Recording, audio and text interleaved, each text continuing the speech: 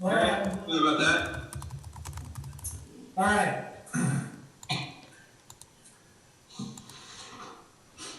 Anytime you want me to start, Crystal, I will.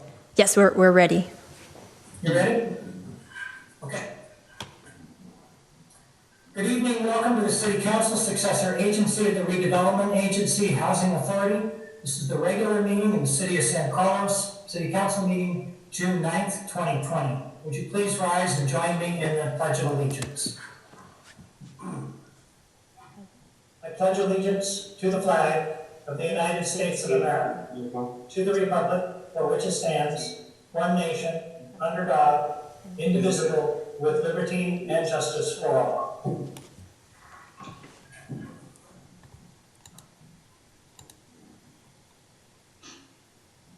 Okay, do we have any changes to the order of the agenda tonight? All right.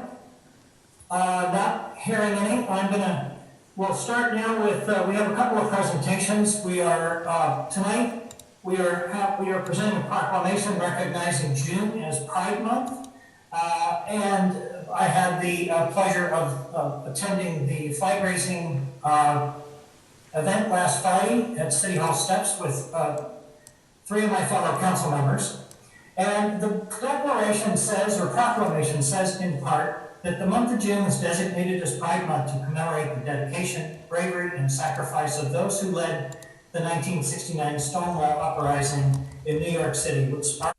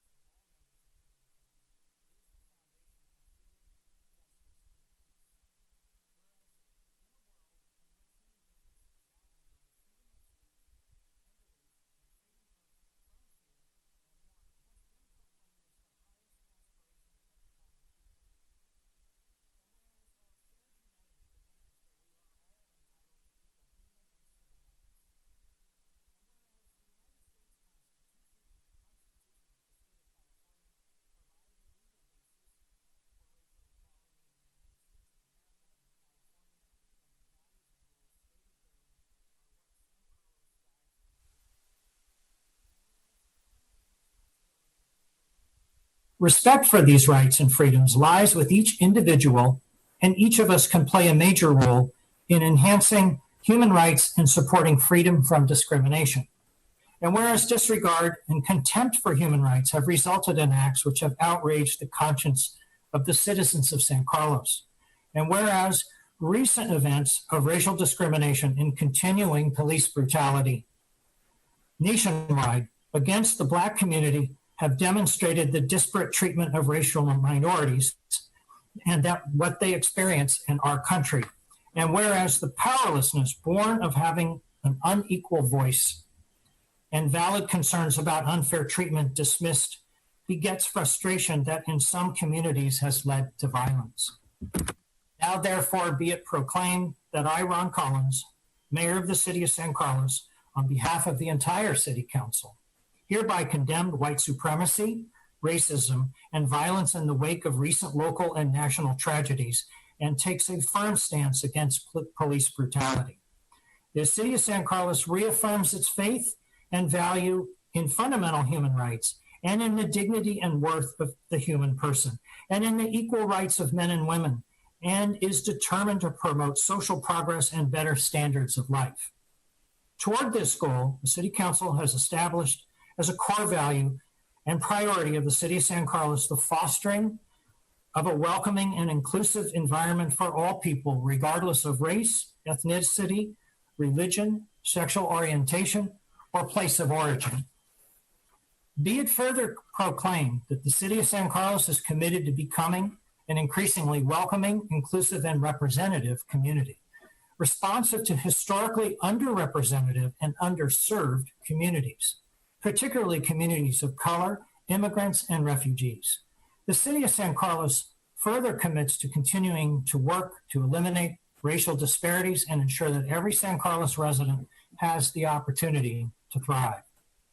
In recognition of the conflicts between Americans of color and some law enforcement officials, the City of San Carlos commits to ensuring that systemic procedures and prevention systems are in place and that all police officers who serve our community never resort to the use of excessive force.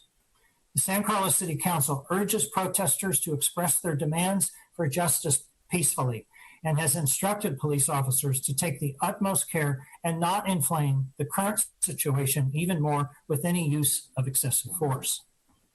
The mission statement of the San Mateo County Sheriff's Office proclaims that law enforcement pledges to promote public trust through fair and impartial policing and will treat all persons with dignity, compassion, and respect.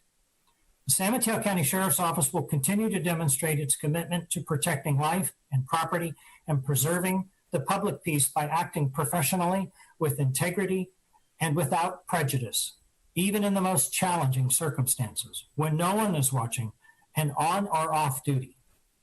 San Mateo County Sheriff's Office provides our community with excellent service by respecting and upholding the rights and freedoms of all people in all interactions, free from bias or stereotype, seeking to understand, to help others by making a difference. The San Mateo County Sheriff's Office will continue to strive to promote an environment that encourages continuous improvement and innovation, be leaders in modern policing, act on input and feedback from our communities and colleagues, constantly implement best practices, and explore alternative solutions to current issues. Leadership and personnel of the San Mateo County Sheriff's Office and the City of San Carlos expect all law enforcement officers to follow current policies, including those found in the San Mateo County Sheriff's Office Operations Policy Manual concerning the use of force, bias-based training, use of tasers and other control devices and techniques, and continue to demonstrate the excellent police work exhibited by our San Carlos Police Bureau.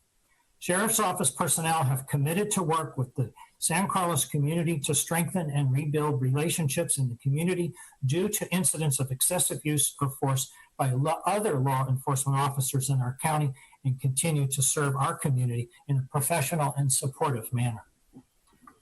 So with that, again, it was a little long, but with everything that's happening in our community today, I think it was vitally important that this city state how it feels about everything that has happened in the last couple of weeks. It has not been pleasant for any of us to watch. All right, we are now going to move on to public comment. Anybody wishing to address the city council? Do you mind? Can we say anything just following your words? I'd like to just make a couple comments about the proclamation. Yes, I apologize. I kind of jumped into the next thing, and yes, if you would like to make a comment, please do so. Thank you, Mayor Collins. And I just want to say, thank you for putting forward the proclamation. I really appreciate it, how it reflects our values as a community, and the first proclamation as well. I think it's important that we recognize both communities and show that we're doing our part to be inclusive and supportive. I just want to say a couple words about the events of the last couple weeks. mean, for me, obviously, and for many of us, the death of George Floyd, Minneapolis was horrifying, disturbing, and just plain wrong. And those involved need to be prosecuted. But this is not sort of a one-time event. This is a systemic problem that we have in our country, and it shouldn't be happening in America today. So we have to change, and I hope that the protest and George Floyd's death will mark a turning point in our relationships with each other. And I've spent a lot of time thinking about this. It's sort of what I can do individually as a person, and as a member of the city council, to better myself and better the community. And I do believe, as you point out, that most law enforcement is working with the community and in the community to make it safe, and doesn't reflect what happened in Minnesota. But I do think I agree that we need to look at the best practices and look at de-escalation and bias training, and understand kind of what we can do to make a difference and how we can enact change. And then secondly, I think this is not just about the relationship between the law enforcement and the Black community. I think it's about race and racism in our society, and it's about our relationship with each other. So while I will bring this up at agenda setting, my wife Allison and her friend Hillary were talking about this topic, and I wanted to share their suggestion because I thought it was a good one, and again, I'll bring it up later. But I would suggest that we create something like a sister city program with a similar sized community that has a large Black population here in the U.S., and that families could volunteer and be partnered with families in that sister city, so that we can start having that conversation about what it's like to be Black in America.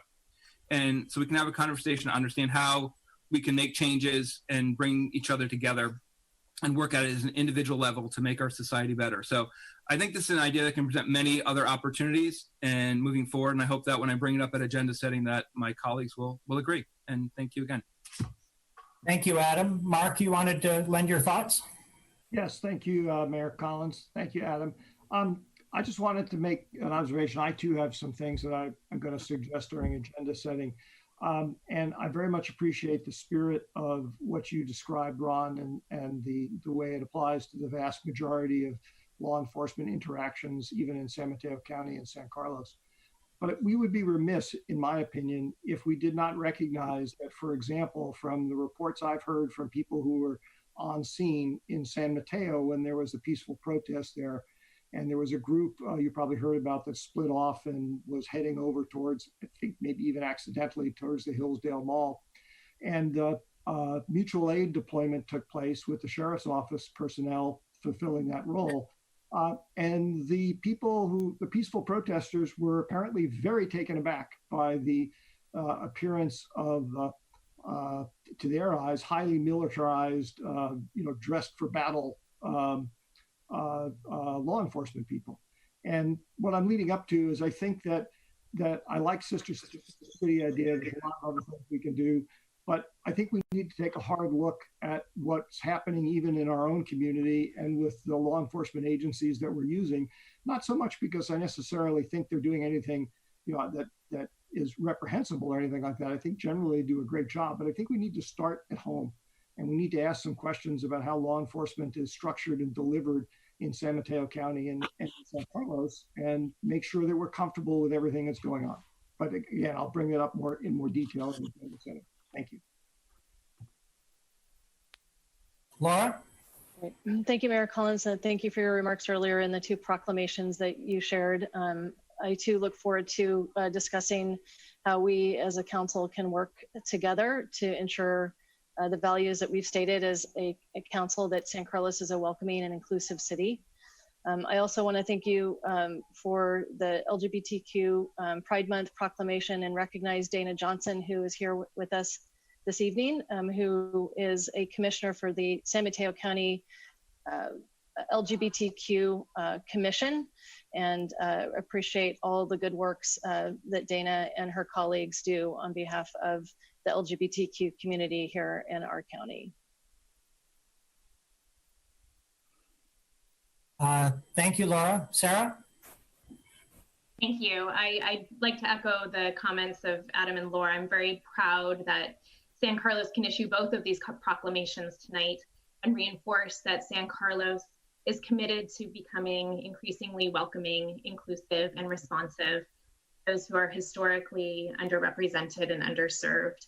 And like my colleagues, I plan to bring up some ideas in the agenda setting portion of ways that we as a local government can take action to listen to our community and then do the work to seek the improvements that may be needed. So thank you.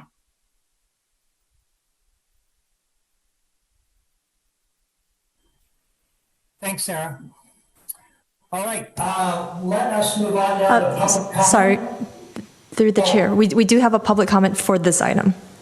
Oh, okay. All right. Okay, I'll go ahead and let them in now.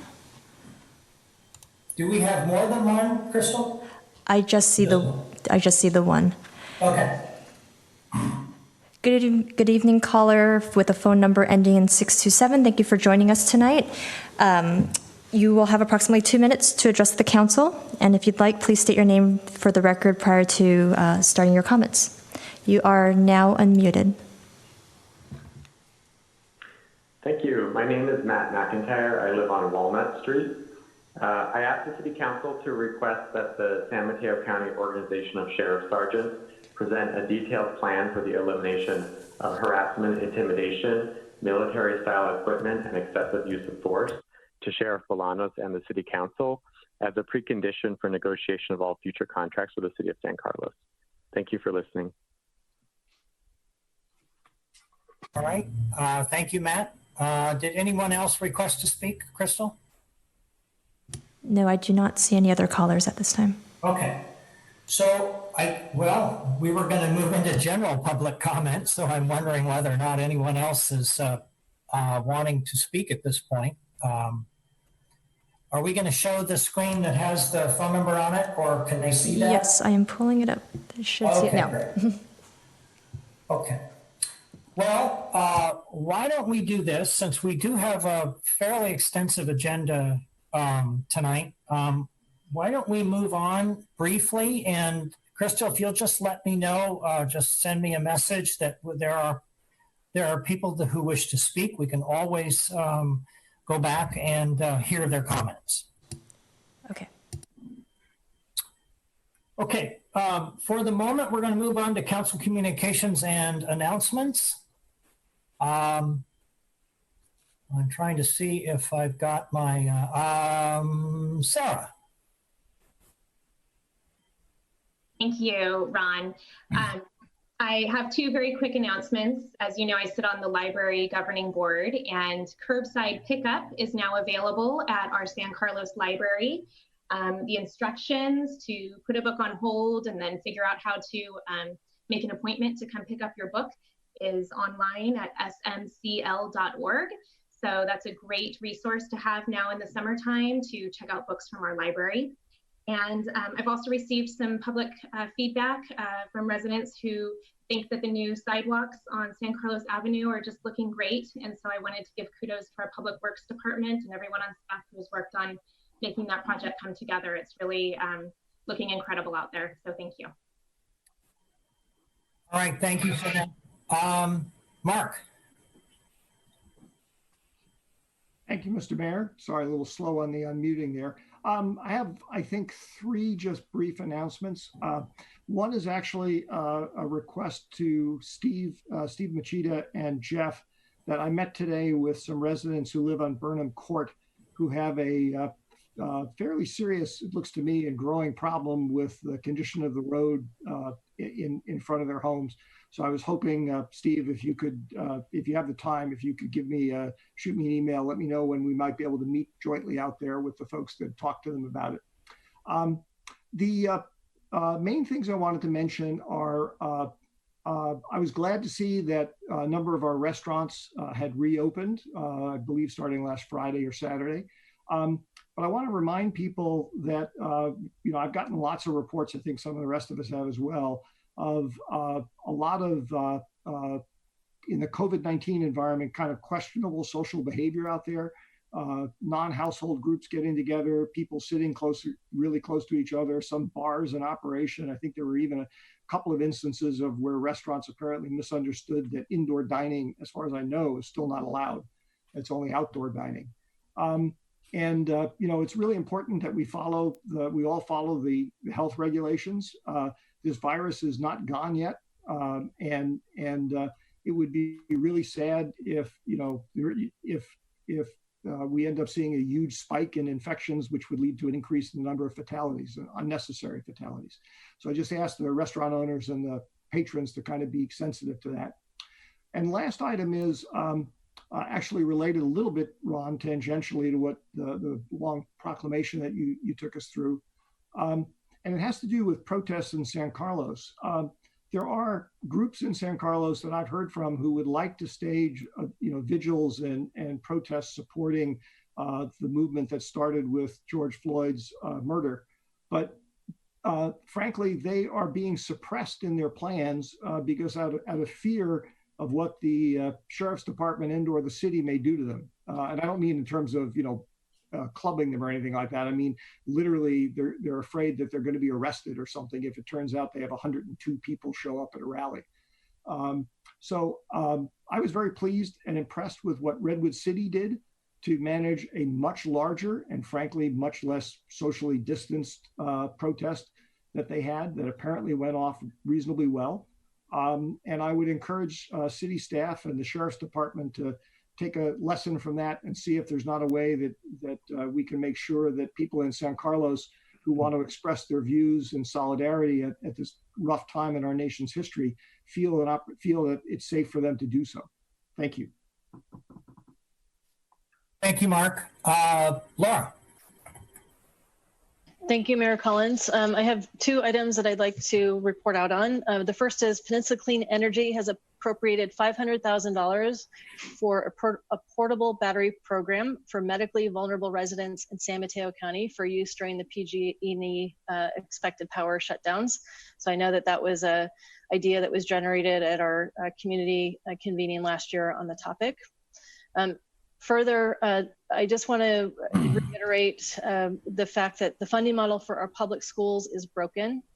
And while San Carlos School District is preparing for the new school year, elaborate safety protocols will also be required to address COVID-19.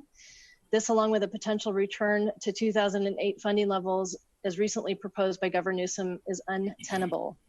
The state legislature recently approved a revised version of the state budget, which rejects the proposed funding cuts for schools, and this will be voted on June 15th. As time is of the essence, I plan to independently send a letter to Governor Newsom, State Senator Jerry Hill, and Speaker pro tempore State Assembly Member Kevin Mullen to lend my support for the revised budget that keeps our school funding whole. Thank you. Thank you, Laura, and I would be happy to sign that letter with you if you allow. So. Yeah, absolutely. Thank you, Mayor Collins. Okay. Adam.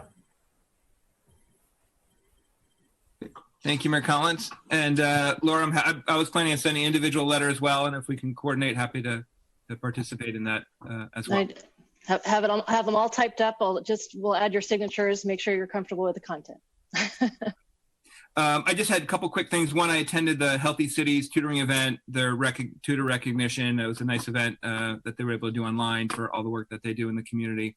And then just want to mention that since I sit on the SBWMA board, we have the transfer station is back open for if you bring trash and bulky collection back open, but the recycling center is still closed. And so if you have recycling or other sort of hazardous materials that the county is accepting the hazardous materials at Tower Road, and you can contact this Recology and they'll help you make an appointment for that. And then for cardboard, you can still, if you put it on the side of the cart, flattened down, they will take it until this recycling center is back open again. They're just doing some improvements to the transfer station, and so they need the space to use all the equipment. But that's it. Thank you, Adam. I just have a couple things. I have the privilege of sitting on both the Caltrain and the Samtrans boards. The Samtrans ridership, as everyone knows, is down quite significantly. Part of it's because of social distancing requirements, and the rest of it is because of shelter in place. But all the rides right now are free. Anyone who wants to take Samtrans can take it without having to pay a fare. And Caltrain also approved a new policy that will give up to 50% discounts to riders who are economically disadvantaged. and that should be starting at the end of the summer or first part of the fall, as soon as Samtran or Caltrain can coordinate with the MTC. Okay, that is all I have. Next, we're going to move on to the consent calendar. These are items that will be approved in one motion unless anybody wants to pull an item. Are there any that want to pull an item or make a comment, Laura? Mayor Collins, I'd like to pull item 7I. 7I, okay. Okay. All right. All right, is there a motion for the rest of the items? I move to approve the consent calendar, items 7A through H, J, and K. All right. I'll second. All right, we have a motion and a second. And Crystal, would you like to call the roll, please? Yes. Councilmember Eck? Yes. Councilmember McDowell? Yes. Councilmember Obert? I vote yes on all the items, except I vote no on item 7D, the $7 million transfer to the unfunded from the unfunded liability reserve. Okay, noted. Vice Mayor Palmer Lohan? Oops, you're muted. Yes. Thank you. And Mayor Collins? Yes. Okay, we're going to move on now to reports to council. Item 8A is we're going to now have an update on the coronavirus, COVID-19. And I believe that is going to be Mr. Maltby.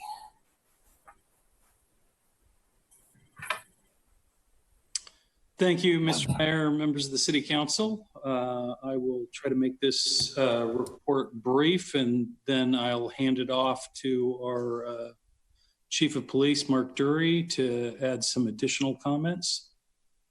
I can figure out how to advance the slides. Mayor Collins, while we're waiting for this to come up, can I make a quick comment? Yes, go right ahead. Yeah, so it just occurred to me that given my proposal on the letter, we probably shouldn't have more than 2 of us sign the letter without council action to the school funding issue. So just wanted to acknowledge that. Okay, all right. Through the chair, I plan on bringing that up during our agenda setting items as an idea. Okay, all right, good idea. All right. Okay, thank you, Mr. Mayor, members of the council. To update you on the San Mateo County health orders, the county continues to update these orders on a about weekly basis. May 29th, the county issued a new health order to allow alignment with state guidelines, and the following were allowed to open with restrictions effective June 1st. Retail stores, houses of worship, now open. June 4th, a new health order was issued that was effective June 6th, and that was the opening of restaurants for outdoor dining that Councilmember Olbert mentioned a little earlier. And I would echo the council members' sentiments and really ask our community, who has really been wonderful in terms of embracing these health orders and really, taking it upon themselves to try to keep the vulnerable in our community and in our families sequestered from this dangerous virus. It's great that restaurants are open for outdoor dining, and as you know, we have an item on the agenda later to discuss that particular issue in greater detail. But it is going to fall to not just the restaurant owners, but also the patrons to make sure that that they're following all the rules as outdoor dining continues and takes place. If we're not successful in this process of reopening things, and we see a big spike in cases, we may be forced by the health officers to go backwards and close things down. And I don't think anybody wants that or wants to give up the progress that we've made. The city staff is working with and sending our code enforcement folks downtown and to all our restaurants and businesses to make sure that folks are understanding the order and are in compliance. And we'll talk a little bit more about that specific to the proposal for downtown closures and on-street dining later this evening. In addition to the restaurants, charter boats can begin service. Indoor funerals can be, I think, held is what that's meant to say. The state, the budget deadline of June 15th, state leaders are very busy developing a budget with the significant decreases in revenue and expenses. Budget reserves will be used to fund the priority areas, including K through 12 schools and unemployment in the state. If the federal government fails to provide relief, funding will be more challenging for the state, but they're committed to making every effort, including deploying a significant use of state reserves to meet these funding challenges. And to expand a little bit on the discussion earlier, as you can see, the budget deadline of June 15th is coming right up. And so in anticipation of that, the city staff have also sent a letter to our state representatives, encouraging them to continue to fund the K through 14 schools at the existing and appropriate levels, and not the larger cuts that have originally been proposed in the governor's budget. The legislature reached consensus to ask that the governor's budget, the May revise, be rescinded with all those cuts, and that is the effort that we're promoting. That it sounds like individual council members will also be sending letters on, and we may have a proposal from a council member later this evening relating to that as well.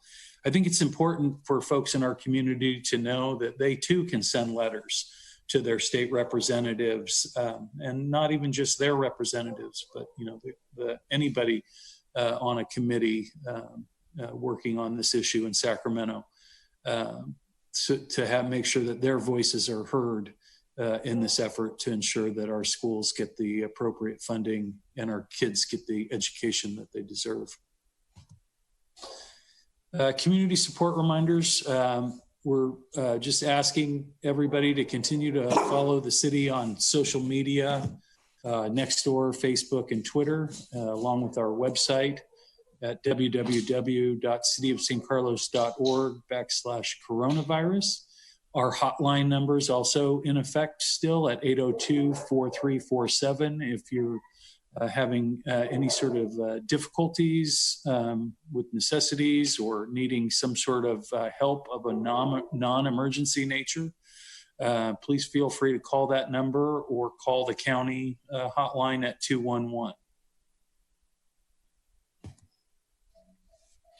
The City Emergency Operations Center is continuing its virtual operation and working for the plan for the slow reopening of city facilities, responding to and communicating changes to the county health orders as they're released, seeking reimbursement of COVID-19 related expenses from the appropriate state and federal government agencies.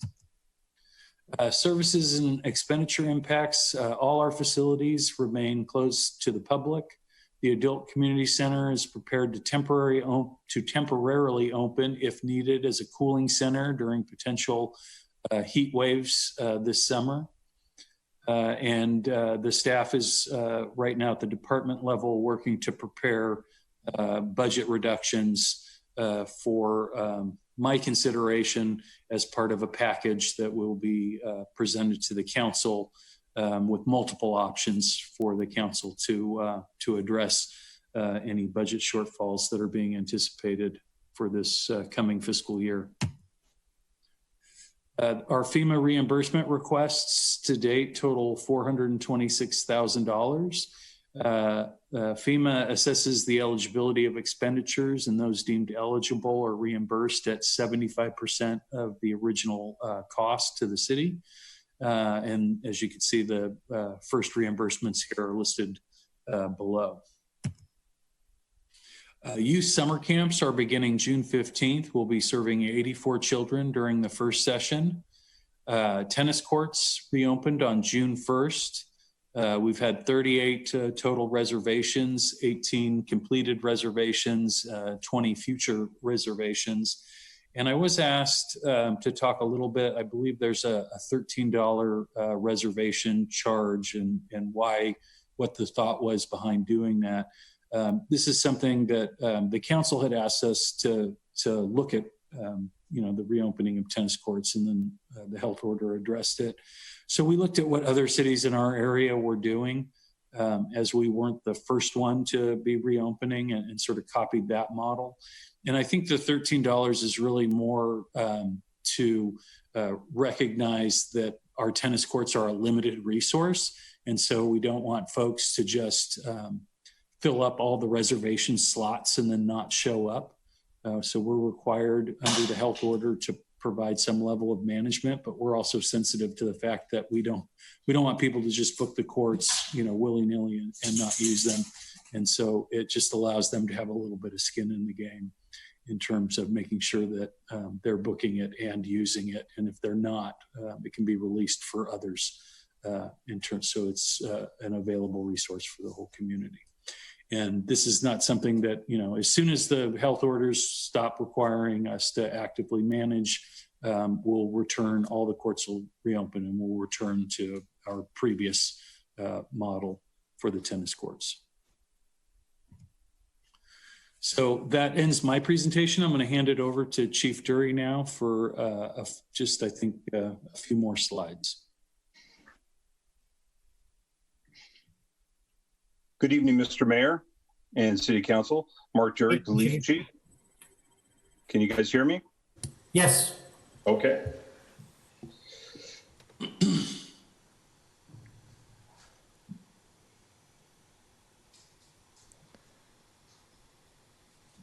I'm just trying to see if I can.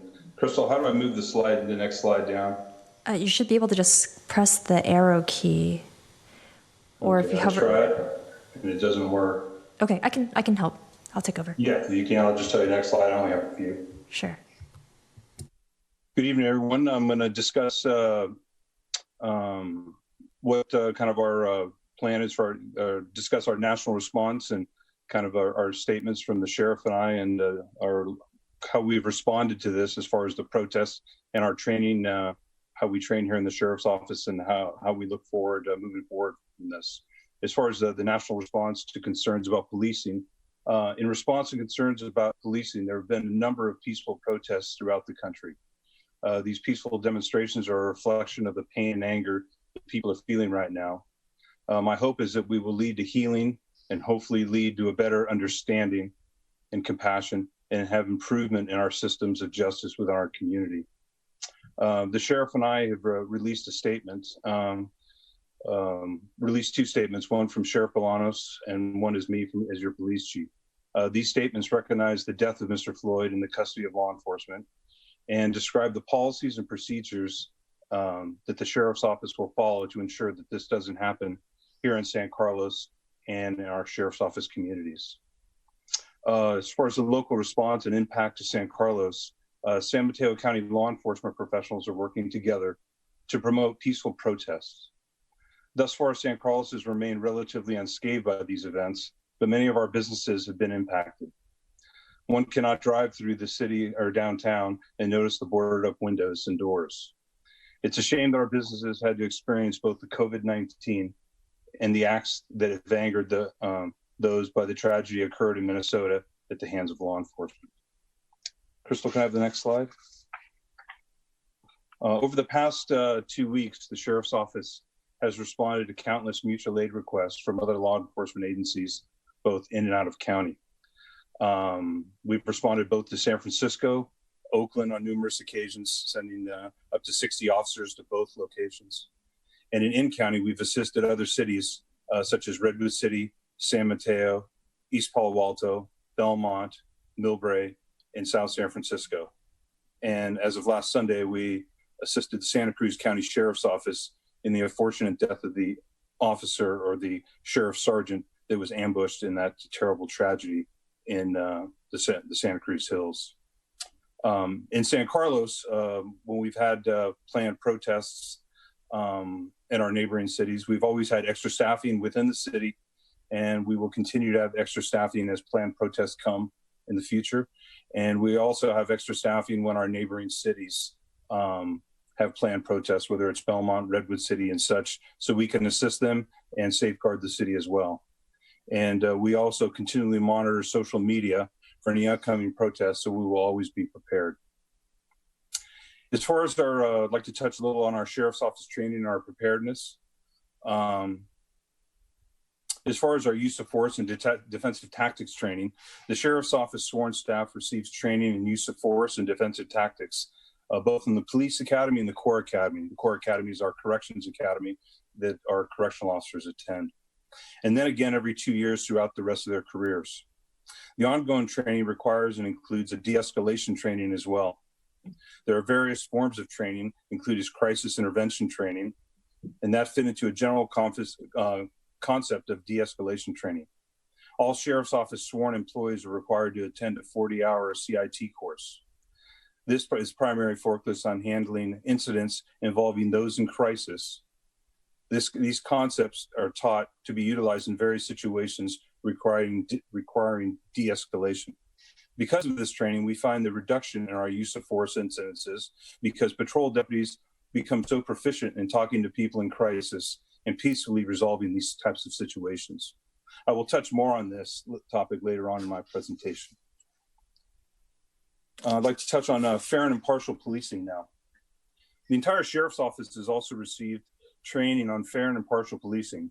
We contracted with the Fair and Impartial Policing LLC to provide the training to our entire organization. Every sworn person from the sheriff on down has attended this training. They've also provided the trainer course, so our personnel can continue to provide the training to new employees and refresher training on this very subject every year. The training provides objective and progressive look at implicit bias and how it affects and impacts our society. We receive positive and organizational feedback from many of our attendees who attend this critical role, and they've had positive feedback, and they enjoy the class. And what they would like to do is hopefully build on what they've learned. As far as a new hire and orientation, during our new hire orientation and throughout the field training and jail training programs, there are sections of training centered around discrimination and bias, policy adherence, and countless other relevant topics. Sheriff's trainees are encouraged to ask questions if anything is unclear. While those one-on-one training programs, the training officers evaluate the trainees on a daily basis, offering suggestions for improvement and opportunities to advance their knowledge and understanding. The Sheriff's Office strongly values diversity and ensures that our hiring reflects the same level of diversity seen in communities we serve. We know that this helps create and reinforce a positive connections and build relationships we already have with our community members. Crystal, I'll take the next slide. Thank you. I'd like to talk a little bit about our policy and procedures. We have our Lexible policy manual that is online, and the mayor indicated in his proclamation. Thank you for that, Mayor Collins. Our Lexible policy manual is our policy and procedure guide. It is a living document and is adjusted and updated as laws evolve. All sworn staff in our organization are required to know and understand the policies and procedures, and are required and understand the policy and procedures as well as the updates. There are daily training bulletins that are distributed office-wide, one every day. That highlights the policy and provides a hypothetical scenario and questions the person has to answer. When there is a new updated policy, it is sent out to personnel via our learning management system. It includes the law, the policy, and an explanation behind it. The user must read and acknowledge, that they have read it, and take and pass the provided testing material. The bottom line with all our policy and procedures is that we hold all employees accountable. Our body-worn cameras, we've had those for the last year, and they pay dividends. All of our sworn staff are assigned body-worn cameras, which are to be worn at all times, as our policy indicates. The body-worn cameras provide us with the following. It provides us with better transparency. First, body-worn cameras may result in a better transparency and thus will improve law enforcement accountability. In many communities, there's a lack of trust and confidence in law enforcement.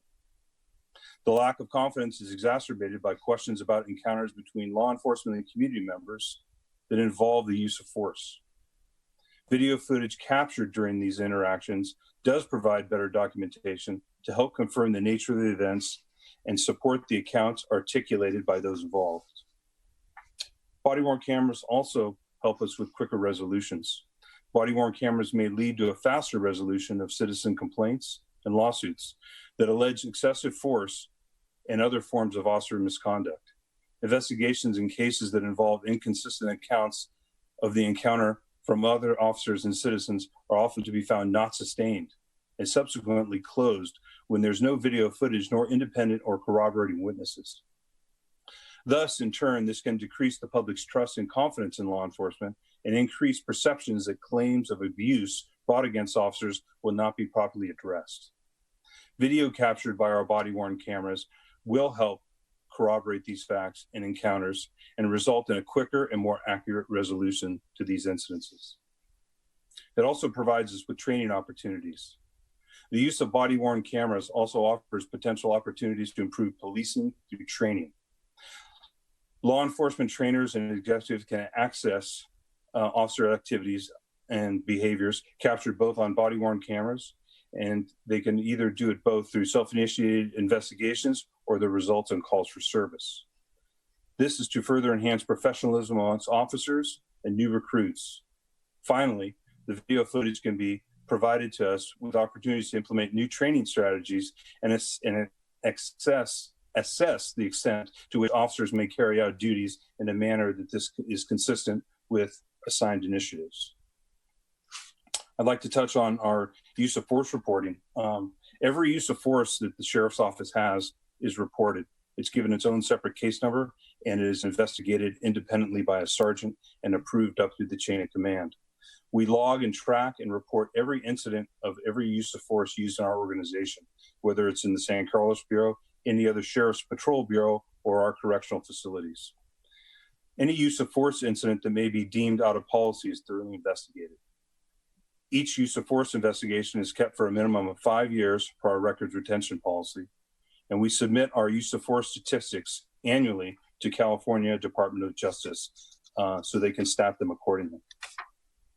As far as our citizen complaints and internal investigations, all citizen complaints are also logged and tracked and investigated thoroughly. Any policy violation will be formally investigated via an internal investigation or inquiry. Any sustained policy violation can result in discipline up to and including termination if the sheriff sees fit. All internal investigations are kept for a minimum of 5 years per our records retention policy, as are the use of forces. And we submit our internal investigation statistics as well to California Department of Justice annually for statistical purposes. Our use of force and internal investigation process is recently automated with a new cloud-based reporting system, which is now state-of-the-art, so the information can be accurately pulled out if needed.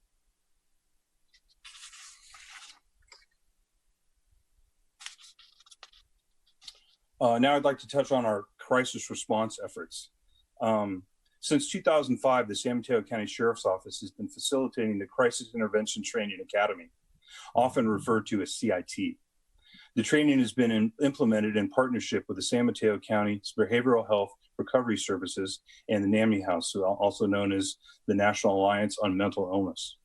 CIT is a mandatory training in service for law enforcement, and it provides education in how to recognize signs where someone may be in crisis due to mental illness or actually and also emotional distress.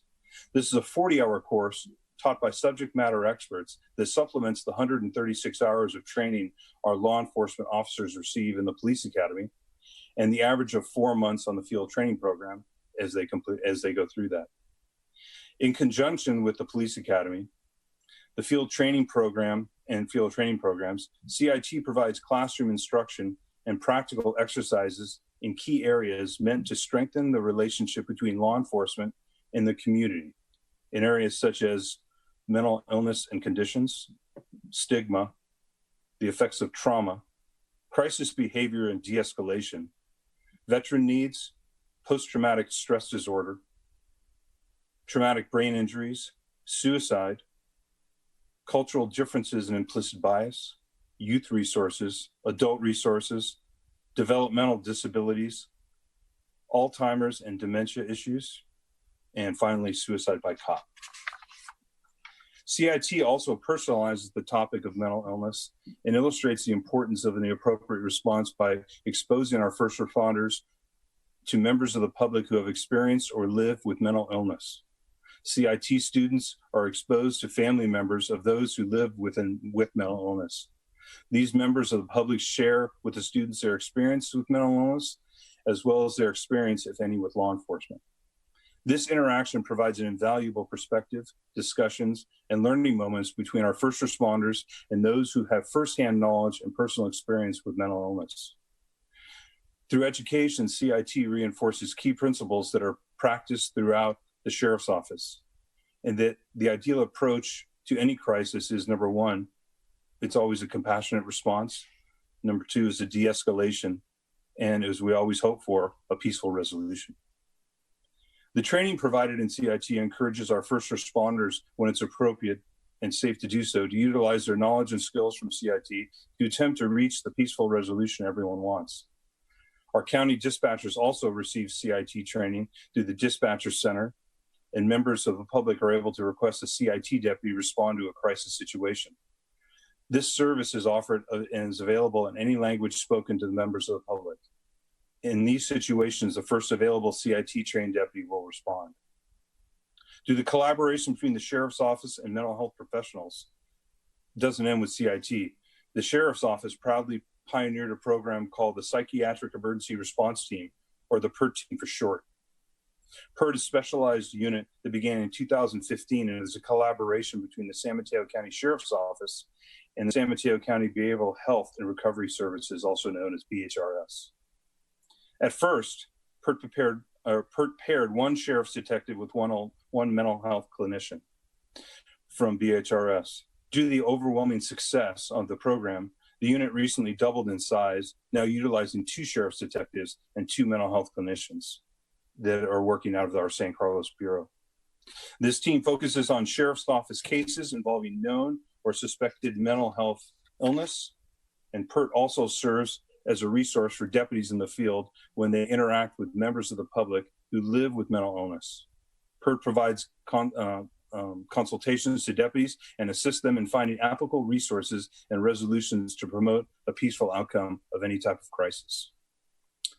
With those parameters, PERT conducts the outreach and provides education and strives to connect people to applicable services, and with the major goals being, first and foremost, to reduce violent interactions and tragic outcomes involving law enforcement and those experiencing any type of crisis, to manage acute crisis, to reduce jail recidivism and those living with mental illness, to reduce emergency hospitalization for psychiatric evaluation by diverting people to other community services and resources. PERT provides a support to members of the public and their families that have never been offered by law enforcement in the greater Bay Area.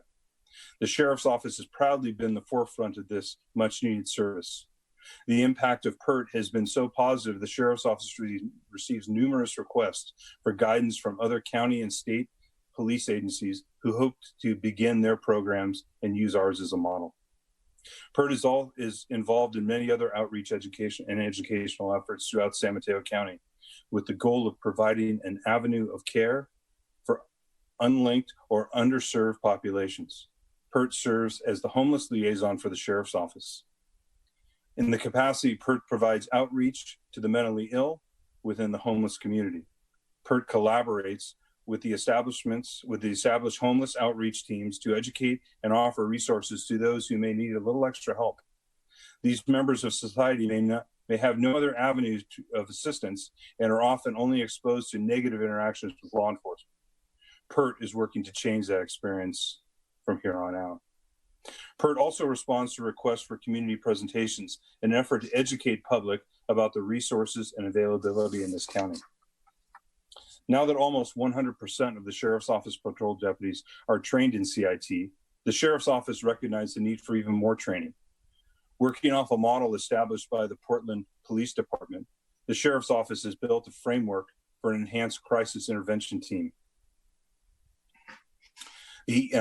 which is Enhanced Crisis Intervention Team, also known as ECIT. ECIT deputies, given even more training in these areas of compassionate and effective crisis response, these deputies will be assigned to patrol and patrol function and work closely with PERT, furthering linking the Sheriff's Office and the mental health professionals. We plan on having a function EIT team out on the streets soon. The Sheriff's Office recognizes the need for constant progress in the areas of crisis and response and fully intends to continue moving forward in that direction. In closing, the San Mateo County Sheriff's Office pledges to promote public trust through fair and impartial policing and will treat all persons with dignity and compassion and respect. The Sheriff's Office will continue to demonstrate its commitment to protecting life and property and preserving the public peace by acting professionally, with integrity, and without prejudice, even in the most challenging situations when no one is watching, both on and off duty. We have been entrusted by the leaders of San Carlos to protect and serve the community, and it is our intent to do so every day. Thank you, and this concludes my presentation. All right, thank you, Chief. That was very thorough. Let's see. I don't see any hands raised from my colleagues. I do have one so far. Mark? Yes, Mr. Mayor, do you want me to ask my question or? Yeah, well, go ahead. I do have a person that wanted to speak that I will have speak when you are done with your comment. We'll go to that guest and then we'll come back to other council comments. I'm happy to wait if you'd like. Okay, yeah, why don't we take her? Dana Johnson, if you can hear me, hopefully we can unmute you, and you had a couple comments you wanted to make about the Pride Day proclamation, I believe. Yes, thank you, Mayor Collins, for having me. Actually, I wanted to give a gratitude of thanks for the proclamation, and we had something set up here that I wrote that I would like to share. Hi, my name is Dana Johnson. My pronouns are they, them, theirs. I identify as gender non-binary, and I'm a co-chair of the San Mateo County LGBTQ Commission. On behalf of the LGBTQ Commission, I would like to thank Mayor Ron Collins, Vice Mayor Laura Palmer Lohan, and the City of San Carlos council members for the proclamation. I would also like to thank City of San Carlos for raising the pride flag on Friday, June 5th. The LGBTQ Commission mission is cultivating San Mateo County as a welcome and safe environment where its LGBTQ plus community members can thrive. The San Mateo County LGBTQ Commission is motivated by promoting justice and equity, ending oppression and current and historical inequities, and ensuring that all voices in the community are represented.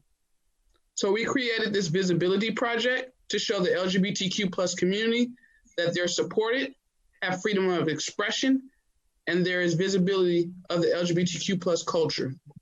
The San Mateo County LGBTQ community is currently celebrating the 8th annual San Mateo County Pride celebration virtually. The celebration kicked off yesterday and will end with a grand finale on Saturday, June 13th. For more details and to register for workshops, check out our website, smcpridecelebration.com. The LGBTQ Commission has 2 commissioner positions open. The deadline to apply is Monday, June 15th. If you're interested in applying, please visit the LGBTQ Commission website, lgbtq.smcgov.org. Happy Pride. In solidarity, we stand. Thank you. Thank you, Thank you, Dana. That was very well said, and it was an honor to have you as our guest on Friday. Okay, we are going to go back now to council questions of Chief Dury, Mark Olbert. Thank you, Mayor Collins. Thank you, Chief, for the report. I would be interested in your comments and perspective on what I had mentioned in my comments earlier today, which I hope you heard. Basically, reports that I've seen from quite a few people that, frankly, they felt terribly intimidated by the appearance and rollout of, I believe it was the sheriff's deputies in the mutual aid pact in San Mateo. I'd just be interested in your perspective on that. Yes, the sheriff's office did respond that night to San Mateo, and that is our standard operating procedure in our outfit when we are responding to our mobile field force. It was the sheriff's office, and it was also other members from law enforcement agencies throughout the county in force. And that is our normal wear when we respond to any type of protest or anything like that, where we think we might take any type of rocks or bottles like we have in Oakland and in San Francisco the last couple of weeks, where we stand on a line to guard an area, and we have to stand there, and we have to unfortunately get hit by those rocks and bottles. And what they were wearing that night was they were wearing their helmets, their protective shields to cover their faces, their bulletproof vests, and they have their normal batons that are issued to them and when they get hired. So that's our normal wear when we respond on a mobile field force. Well, I appreciate the answer. I will just mention in passing, and it relates to what I'm going to ask the council to agendize later. I believe I understand the basis for that. However, I think in the context of that protest and in other protests that I could imagine happening in San Mateo County, to be honest, Chief, I think it's rather out of line, rather excessive. May I comment on that? Not until I'm finished, please. Okay. Again, I understand the rationale for it, but I think that to me is exactly one of the reasons why we need to have a discussion as a society as to how we want law enforcement to operate. I admire the work that you and your colleagues do. You do a great job of protecting us. I want to make sure that continues to happen. But I also want to make sure that normal citizens out exercising their constitutional rights don't feel scared to death by the appearance of the police. Go ahead, Chief. Okay, thank you. Yes, in a mobile field force, when we get called, that's our normal wear. But most of the time we get called to a protest like in the city, and when it's not a mobile field force type of response, we just have our normal patrol wear that we wear, our uniform, our bulletproof vest and such. So that's just in a mobile field force mutual aid type of response. I appreciate the clarification. That, however, the fact that there is an alternative suggests to me that perhaps the policies and protocols about which alternative gets picked under which circumstances need to be revisited. But that's a topic for a later discussion by the council if it's interested. Thank you. All right. Thank you, Mark. Thank you, Chief. Very good presentation. I think we are going to move on now to item 8B, unless there are any other council members that had some questions for the chief. I don't see any hands raised. So at this point, I believe Martin Romo is going to take on the update for the tenant assistance program. Yes, good evening, Mr. Mayor and members of the City Council. Martin Romo, Economic Development and Housing Manager. This evening, I'd like to provide you with an update on the city's tenant assistance program. The tenant assistance program was established via resolution at the April 13th council meeting to help support households that are facing economic difficulties as a result of the ongoing COVID-19 pandemic. At that same meeting, Samaritan House was designated as the program administrator and has been working with the community to disperse funds to qualifying households. The program is structured to provide qualifying households a rent payment grant of up to $5,000. In order to qualify, a household must earn less than 120% of the area median income. Just as an example, for a household of 4 persons, the cap would be set at $208,000. So any household below that limit would qualify for this program. Council funded the program with $100,000 in grant funding, plus some additional funds for administrative costs from the city's housing fund. As of this past Friday, June 5th, a total of 22 applications have been submitted. 7 households have been awarded grants, and there are 15 additional households that have requested grants and whose applications are currently under review. Of the total amount that's been funded for this program, $20,000 has been dispersed, and the $80,000 that remain may be dispersed to the 15 households that are currently waiting to be approved for the program. There is no cutoff date for the program at this time, and members of the community may apply at any time. We are continuing to advertise the program and will continue to work with Samaritan House to disperse the remaining funds. Any households that are interested in applying for assistance may do so online at SamaritanHouseSanMateo.org. And additionally, if there are any questions about this particular program or any other housing related concerns, the community can certainly contact the Housing Division by emailing us at housing@cityofsancarlos.org. So with that, I'm available for any questions that you may have. All right. Thank you, Martin. Adam, questions? Thank you, Mayor Collins. Martin, thanks for the presentation. That's helpful. I'm glad to hear that we've got a number of families that are applying, and not glad to hear that they're applying, but glad that they're applying to get some of this support and aid from the city. And so, can you tell me, like, the 7 did they come in earlier and then the 15 came in later? I'm just curious on timing, whether we're seeing those kind of applications still come in or things have sort of settled down. If you have any sort of thoughts around that.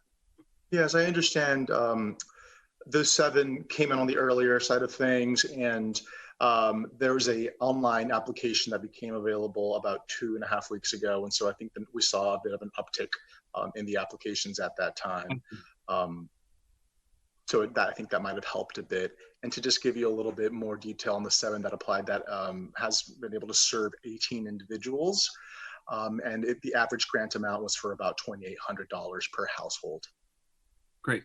And do you know, I mean, are other communities doing this? Do you have any sense from Samaritan House, kind of like what the response has been in other communities, or sort of we sort of in a similar situation, or not?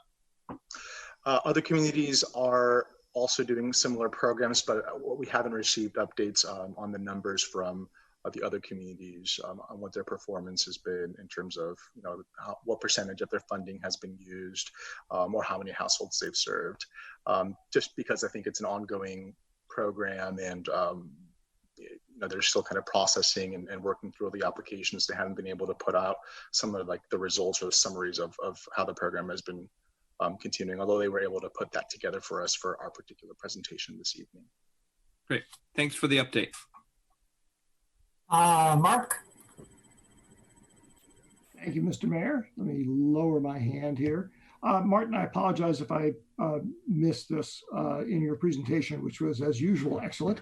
The council had, we've earmarked various funds to help people in need with rental assistance and whatnot over the, recently. Do you have an update on how we stand on that? How the funds are doing? I mean, is Samaritan House running out of money, or what? I'm sorry. In terms of the other funding that we provide to nonprofits such as Samaritan House outside of this particular program, is that the question? Yes. Yes. So we do provide them. The way it works is through a notice of funding availability, where the city puts out a certain amount of funding that is allocated this year. I believe it was about $115,000 in general funds for housing in particular. And the city manager's office also has another nonprofit grant program that I think Samaritan House may also apply to. But for housing funds, I believe we did give Samaritan House I think somewhere around the 20,000 mark that they requested, and they are using those funds. And this is something that they apply for on an annual basis.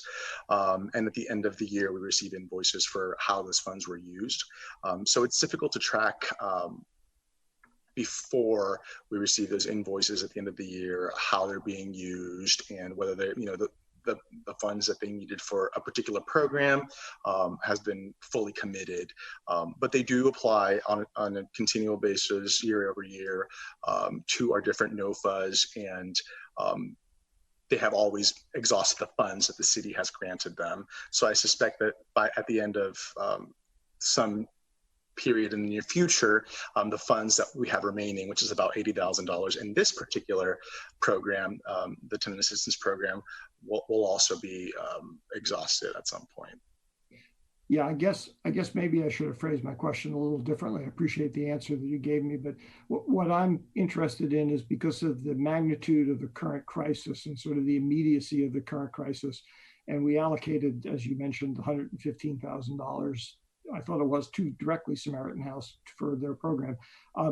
I would really appreciate it if staff could provide us either in writing or in a presentation, whatever works best, an update on how that money is going and to what extent it's potentially in risk of being exhausted while the need may still be there. Because it's not as if we couldn't, if the council decided to, allocate additional funds to it, but we need to know that it's running out to do that. Got it. And just to thank you for clarifying, Councilmember Olbert. So of the $100,000 that we did award in grant funding, we have dispersed $20,000, and there's $80,000 that remains, of which there's 15 households that are requesting grants. So if all 15 households were given the maximum $5,000 grant, we'd have about $5,000 left. But we'd have to kind of go through and make sure that these households get qualified and see what request for their rental, what rent they are requesting be paid in order to understand what the amount remaining is. But we can certainly continue to update you at subsequent meetings, perhaps through writing, as to what the status of those remaining funds are for this particular program. Okay, good. Thank you. All right, next is Sarah. Thank you, Mayor. Martin, great presentation. Thank you for the update. I have two quick questions for you. The first is, you mentioned that the average amount that recipients are being awarded is about $2,800 per household. Is that, is Samaritan House's the goal to cover 1 month's rent? And then is that where the $2,800 is coming from versus receiving the full amount of $5,000? That's right. So a household that approaches Samaritan House with a request for a rent grant will get their, if they qualify for the program, will get their rent payment for a given month, and they are eligible to apply again up to the $5,000 maximum amount. Okay, so they would apply a second time to receive the second month's rent. That's right. Okay. And then my second question, do you know what the turnaround time is for making it through the process, since we are paying administrative fees to Samaritan House? I'm just curious if it's a week or 2 weeks or several weeks. What is their process like with timing? It seems to have taken about 2 weeks to turn around an application from when they receive an application to when the grant goes out. But I think it's really dependent, from what I understand from Samaritan House, is dependent on how quickly they can receive the necessary documentation. The sooner they can collect all the necessary documents, the faster they can process it and then issue the grant. Okay, great. Thank you very much. All right, thanks, Sarah. Martin, I just have one question, and I apologize. I'm sure you answered it, but I had juggling a lot of things tonight. I'm not sure I heard the answer, but how many San Carlos families have requested rental assistance? 22 applications in total to date. 22. Okay, great. All right, thank you. Great presentation. I don't see any other hands raised. So let us move on now to a public hearing. Before I do, I just want to check in with Crystal and find out if we have any other public comment. Any other speakers that no one has speak at this point? No one has called in. Okay, all right. We're going to move on now to a public hearing. This is item 9A. This is consideration of the appeal of the Planning Commission's decision approving the 1626 to 1648 Walnut Street development. And I think we're going to start with Lisa Costa-Sanders. Is that correct? Thank you. Good evening. Lisa Costa-Sanders, Principal Planner. I'll be reviewing the item before you this evening, which is the appeal of the Planning Commission's decision to approve the development at 626 Walnut Street. Yeah, there, I got it. All right, the subject site currently includes 3 lots totaling just over 26,000 square feet. There's 2 existing commercial buildings and 1 8-unit residential building on the site. It's surrounded by 4-story residential and mixed-use buildings. And the current zoning is mixed-use downtown, which allows up to 50 units per acre. Planning Commission at its April 20th meeting voted 5-0 to approve the design review to allow for the new 5-story mixed-use building, a tentative parcel map for the condominium units, a below market rate housing plan to provide affordable units on site, and a transportation demand management plan to reduce the project generated trips by 20%, as well as a use permit for unbundled parking. The project itself includes a 5-story mixed-use development with a 62-foot height to the roof line. It includes 35 condominium units with 4 affordable units, as well as 2,300 square feet of ground floor commercial space that's provided in 2 tenant spaces. And then there's on-site parking of 45 parking spaces, and 62 bicycle spaces will be provided on site. And the applicant qualified for the state density bonus provisions. Just want to walk you through, the below market rate housing plan and state density bonus briefly. As I indicated, 4 units are provided on site. That includes 3 3-bedroom low-income units and 1 4-bedroom moderate income unit. And those are required to be affordable for a term of 45 years. As such, the project is entitled to a state density bonus that gives the development an additional 7 units for a total of 35 units on site. They've also requested a waiver from the building height, floor area requirements, and a concession to reduce on-site parking. The density bonus provisions are by right with no further review authority by the city. I just wanted to show you the design. This is a view that's looking on Walnut Street. You would be looking towards San Carlos Avenue. And you see here they're designed as 2 identical buildings. There's a break in the middle that provides for a central landscape courtyard. And there's a lot of differentiate use of building materials, as well as articulation with the balconies and the window pattern.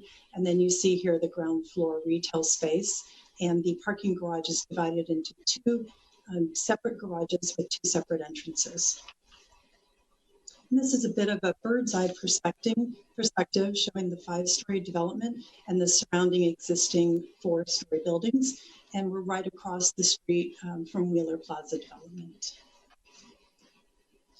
An appeal of the Planning Commission decision was filed by Terrence Wang, representing the residences at 618 Walnut Street. And I'll walk through the points of the appeal. So the first point of the appeal is that the new development will completely block the sunlight and make some of the units at 618 Walnut Street in the dark. They also indicated that according to state density bonus, waivers shall not adversely impact the public. They feel the design has a negative impact. Staff agrees that it's true that a portion of the new building of 626 Walnut Street will be built to the property line, and the amount of light to the south-facing elevation of 618 Walnut Street will be reduced. Based on the building code analysis, it was concluded that there will be sufficient light and ventilation for the 618 Walnut Street building with the new development at 626 Walnut. The waivers under state density bonus law are for an increase in the building height, floor area, and a reduction in parking. No waiver was granted for the 0 setback, which is allowed in this zoning code. Therefore, there is no impact from the granting of the state density bonus on the adjacent building. The other reason for the appeal, they feel that the new development at 626 Walnut Street will jeopardize the safety of many people living at 618 Walnut Street, as it completely blocks their way of egress. It also increases the risk of breaking in and fire spread, as well as privacy leakage. Both buildings are equipped with based on the requirements of the Uniform Building Code and fire codes, emergency escape and rescue openings are required to be located on the same lot on which the building is situated. Use of the adjoining property for emergency escape is not permitted. Therefore, construction of the 626 Walnut Street building does not have an adverse impact on the existing 618 Walnut Street building. Both buildings are equipped with fire sprinklers, which mitigates the risk of fire spread. The windows at the new 626 Walnut Street building are offset from 618 Walnut Street, as well as inward facing with a courtyard and light wells, and they will not impact the privacy. The walls containing windows on each side of the building are 20 feet apart from each other, and I'll show that in a moment with another graphic.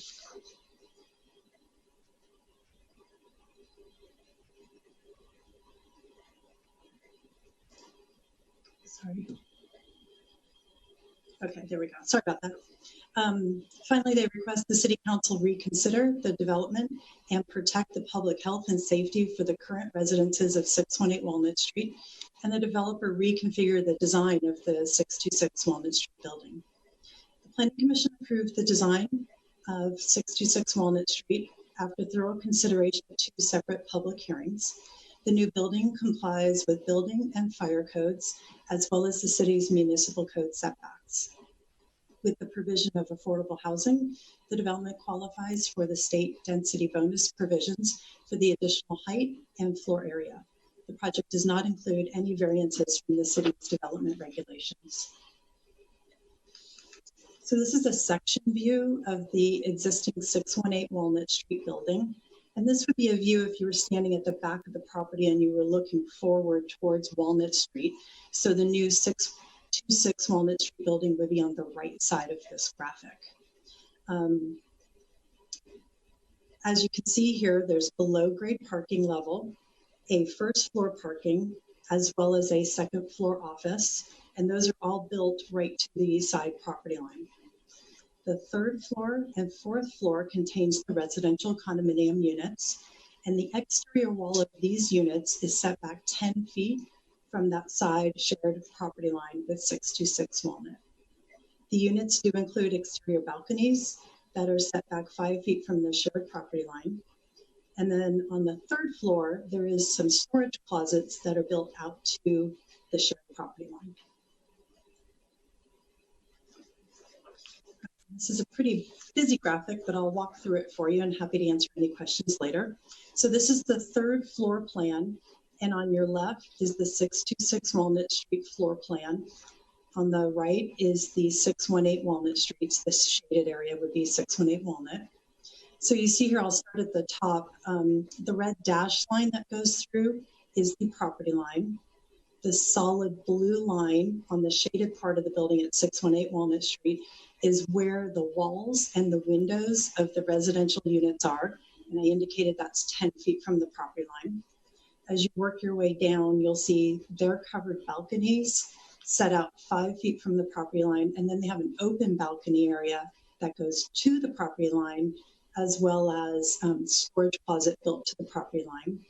And then if you see this light shaded area, those are light wells. So the pattern is, here's the units, there's the open balcony, light well, balcony, storage closets, balcony, light well, balcony, storage closet, balcony, and then it's open beyond.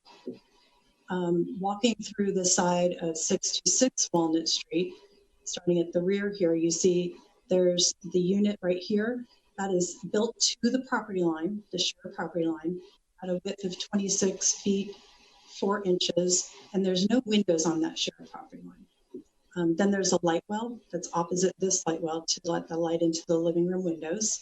And that light well is 10 feet deep by 30 feet long.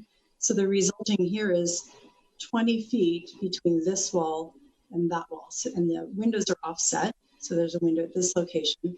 And then windows for this unit faces inward, as well as this unit faces inward with windows. Again, this other unit then, 26 feet, 4 inches, built to that shared property line. Moving on to the fourth floor. The fourth floor at 618 balconies is set back a bit more than the third floor. So those are 5 feet from that property line. And they also have some small storage closets. And again, 10 feet for the wall of the units and their windows. And then this is a similar pattern as the third floor at 626, where this unit is built to the property line at a width of 26 feet. And then the light well, 10 by 30 feet, and then the other unit. And again, no windows on that property line. And then this just shows you the elevation of the 626 Walnut building that would be facing 618 Walnut.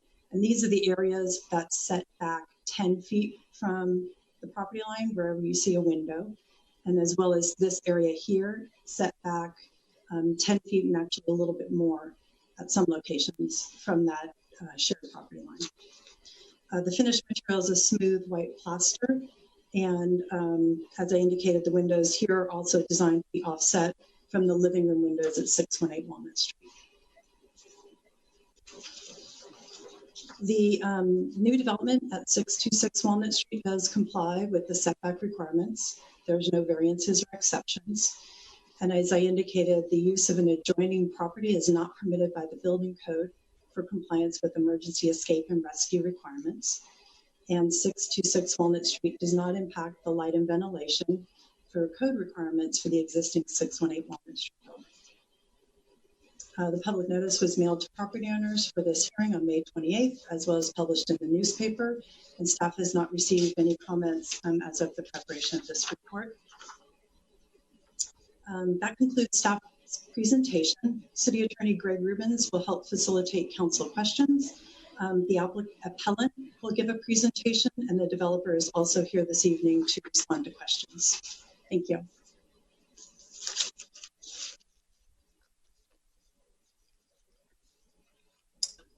Okay, council members, I think the next step in the process is to hear from the appellant. And then and I understand that the developer of the project is here, and then we can answer any questions and we have staff members here, including from the fire department, my office, and planning. Through the chair. Yeah, go ahead, Mark. Thank you. Greg, for those of us who may have had conversations with people about this item since before it became and this is a quasi-judicial proceeding, as I understand it, when should we disclose those? Is it before or after the applicant questions and answers and whatnot, or now? Or whatever?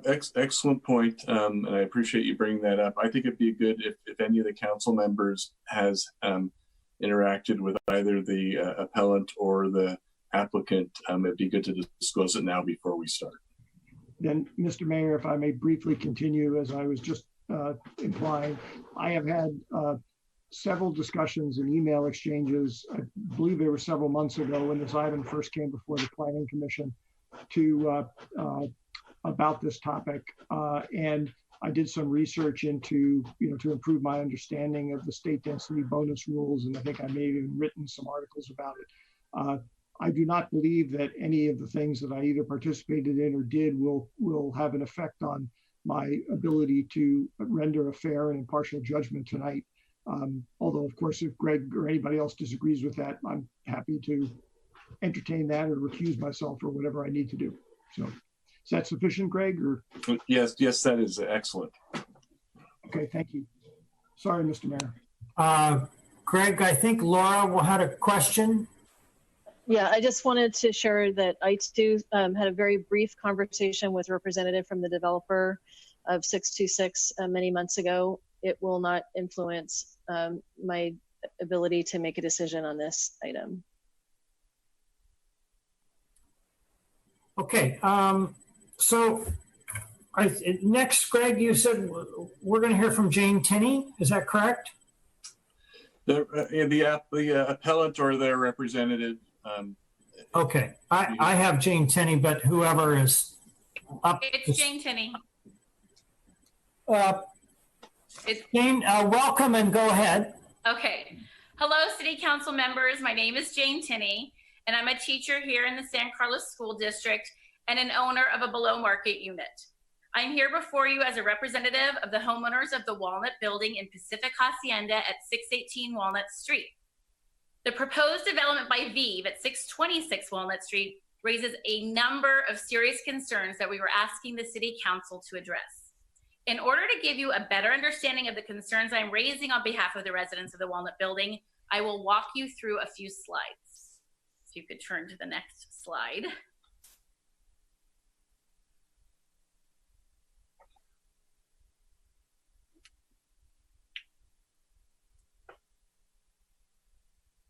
Okay. This is the diagram on the left, shows the new building proposed right beside our building, dashed in red at 618 Walnut Street. Okay, and we're ready for the next slide. This rendering shows the height of the new building as well as the relationship between the proposed building and the existing buildings on its sides. You can clearly see the proposed 5-story building is intentionally designed to build to the property line wall to wall with the neighboring buildings. And then the next slide, please. This is the back. This is the view from the back side. As you can see, there's only one side of the residence. This is the only side the residents of the Walnut Building have for their access to light, air, and egress. These are the units that are affected by the proposed building's wall-to-wall construction. Next slide, please. Sorry, it keeps freezing up on me. I'm gonna have to have it this view. Okay. Terrence, my neighbor, visited the property of the proposed building to take photographs to further contextualize the proposed construction. These are some of the photos. The first photo is the currently existing side gate to the property. When you enter the gate, the second photo shows the alley as it currently stands. The Walnut Building wall marks the Pacific Hacienda property line, construction approved by this city, San Carlos. The proposed luxury housing plans call for building to their property line, creating a wall-to-wall situation. The third photo shows the units affected by this proposal. Pictured are units 307 and 407 above it, as well as units 305 and 405. Not pictured is another set of 4 units just to the right of this photo. In total, there are 8 units that will be significantly negatively impacted by the currently proposed building construction. Please go to slide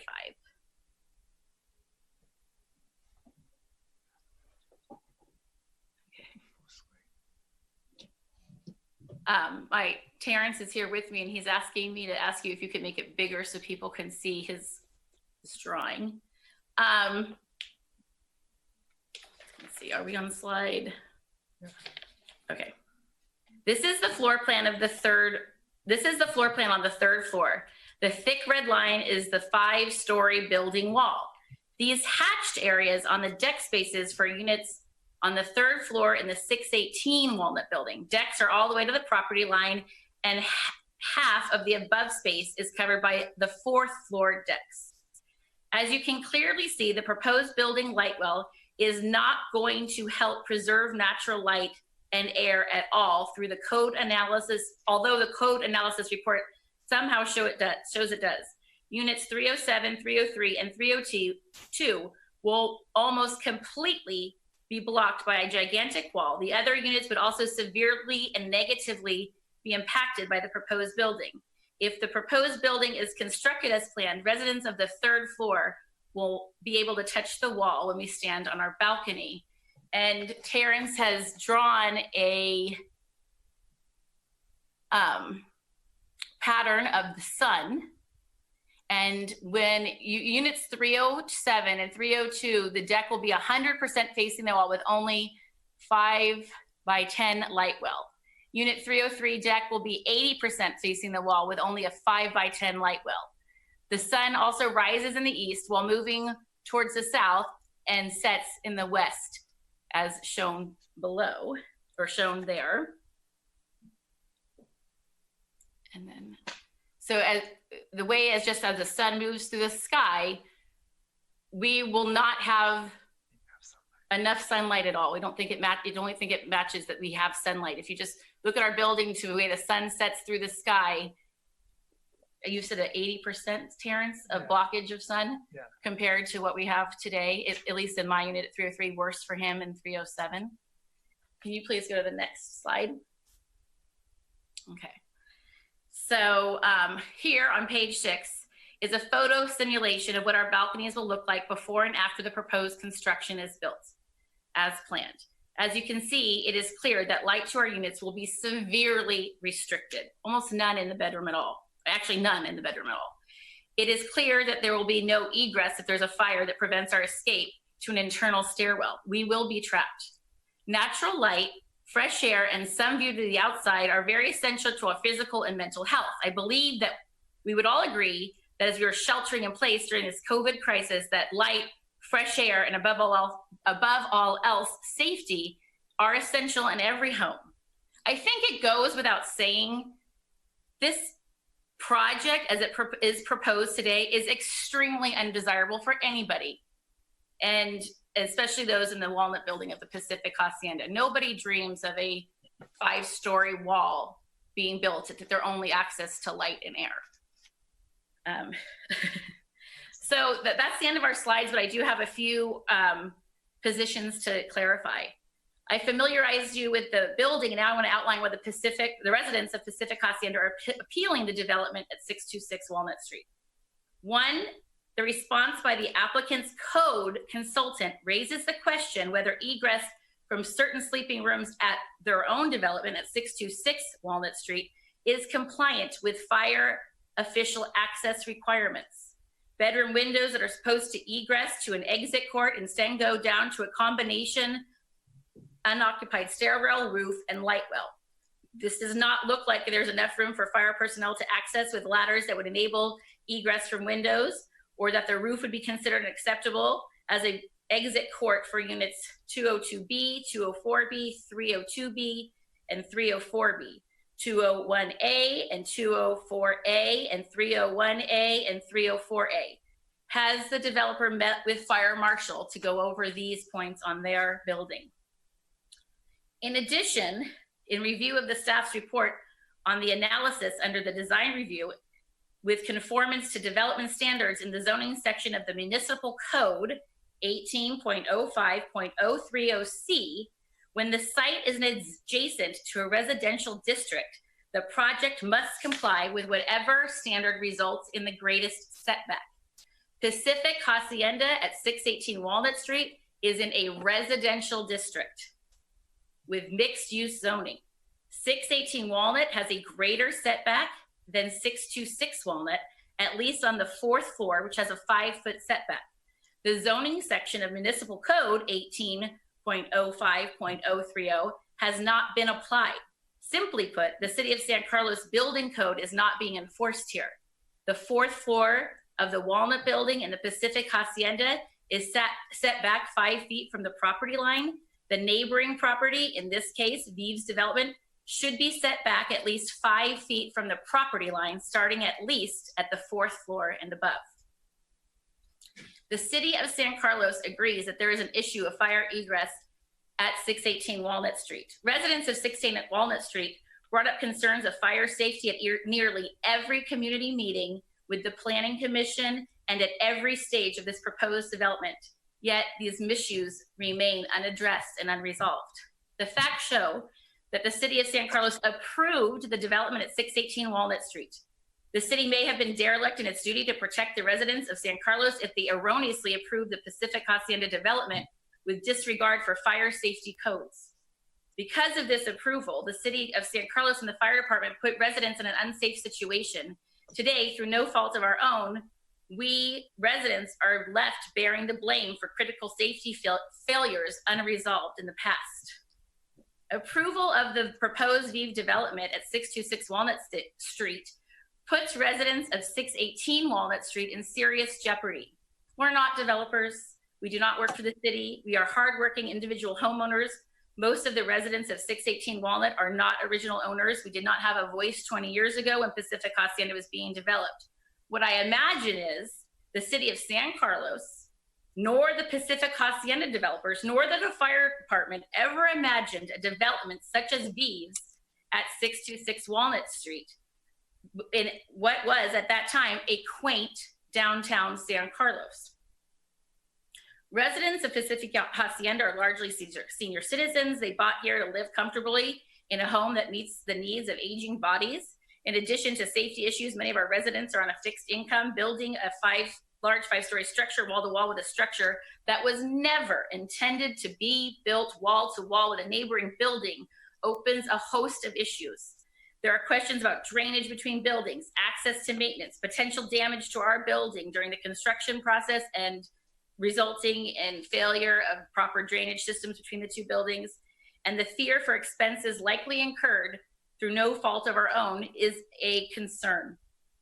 The City of San Carlos reviewed, ordered adjustments, and ultimately approved the development at Pacific Hacienda as it stands. The City of San Carlos took the responsibility to protect the health and safety of the residents of 618 Walnut Street. You're asking us as individual homeowners to pay for the sins committed 20 years ago by the city. We could possibly pay with our lives. Please keep the health and safety of the residents you serve in mind as you review this appeal.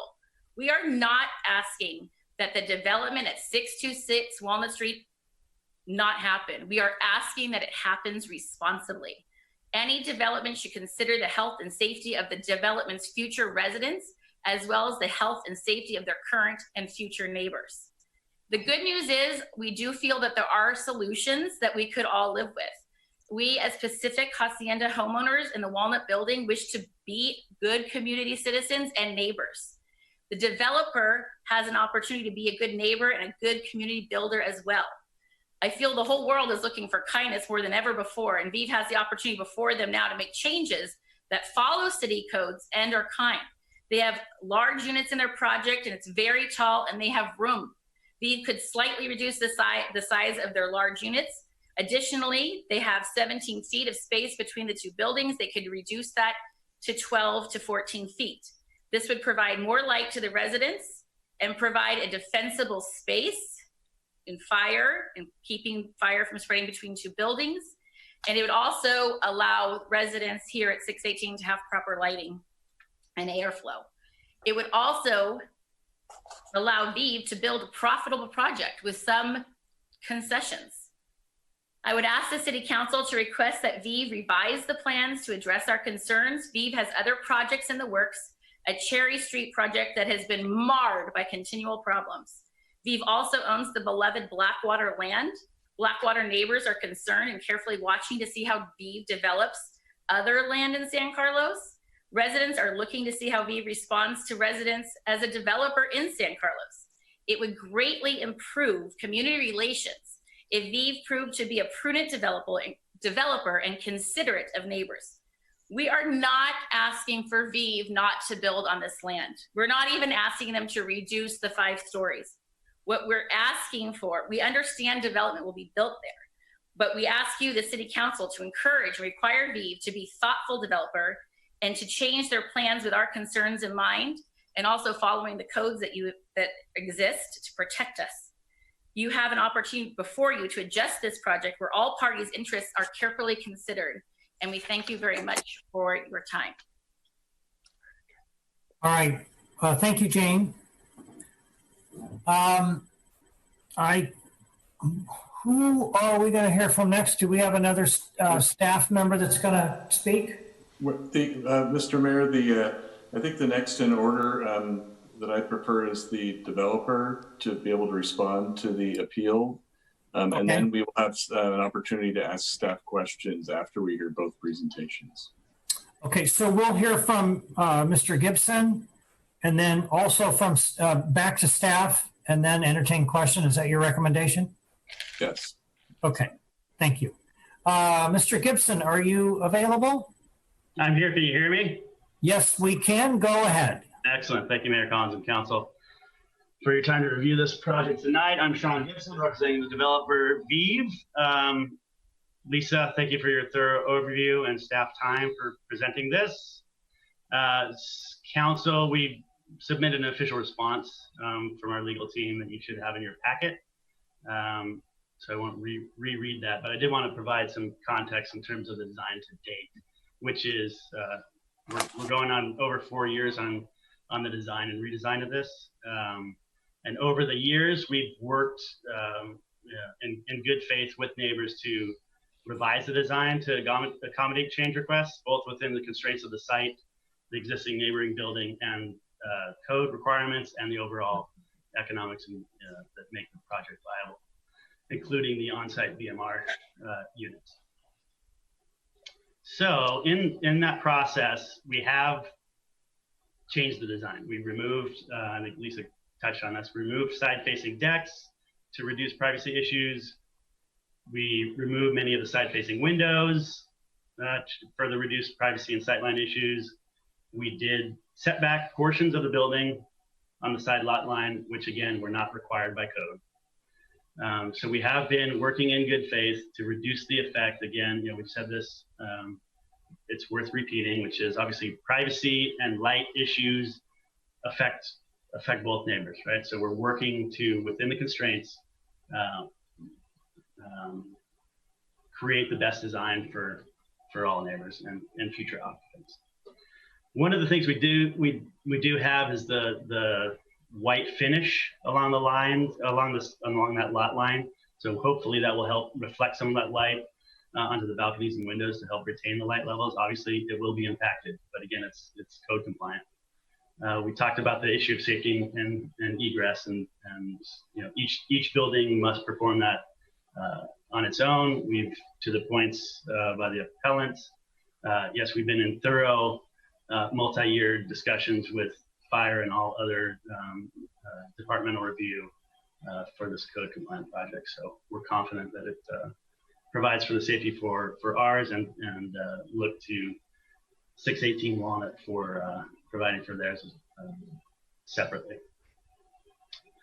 Key note on this is any design changes at this point would make the project economically infeasible.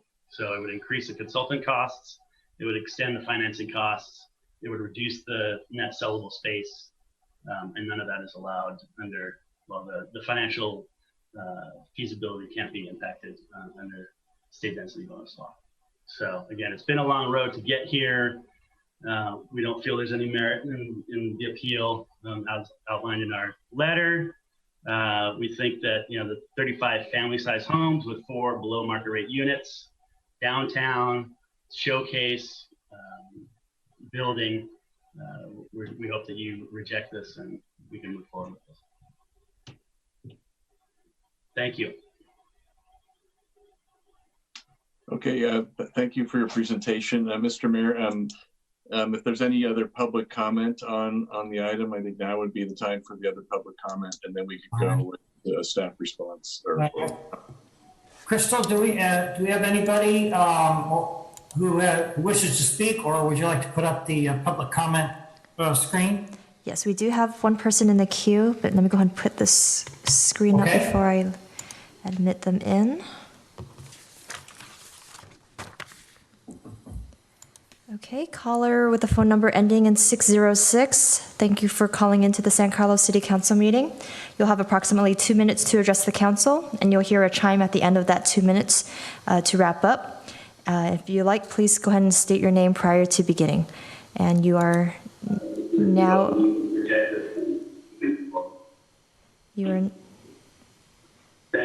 What's the timeline? Can you hear me? Hello? Hello? Yes, hi. Thank you for calling in. Yes. I was just trying to see if I could speak for a moment on the Walnut Street appeal. Yes, please proceed.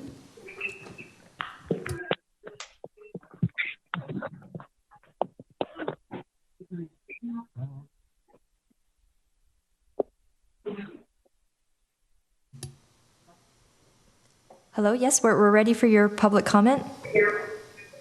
Okay.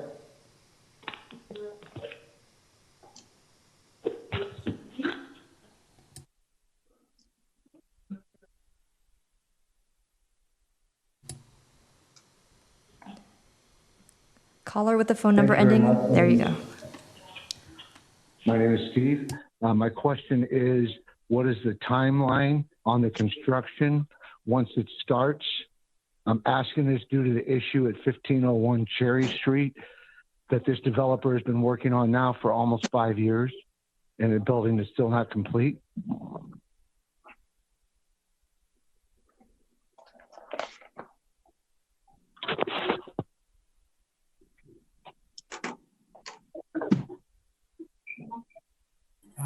Was that your only question, caller? That's correct. Thank you. Okay, thank you. So that's a fairly simple question. I'm just wondering, Mr. Gibson, are you there? Can you respond to that question? I'm here, and yes, we're aware of the concerns around the schedule for Cherry. Cherry is a previous generation of our system, so this will be much faster. I don't have the specific schedule currently, but it will be much quicker. So just so for those of you that aren't aware, VEEV has a panelized building system. So it's a new way of building. We create the bulk of the building in a factory in Union City, and then we'll bring it to site and put it together, assemble it there. We're on a second generation of our wall system, so it'll be much quicker. Okay, thank you. Crystal, do we have any other public speakers? Oh, yes, we just have one more calling in right now. Okay.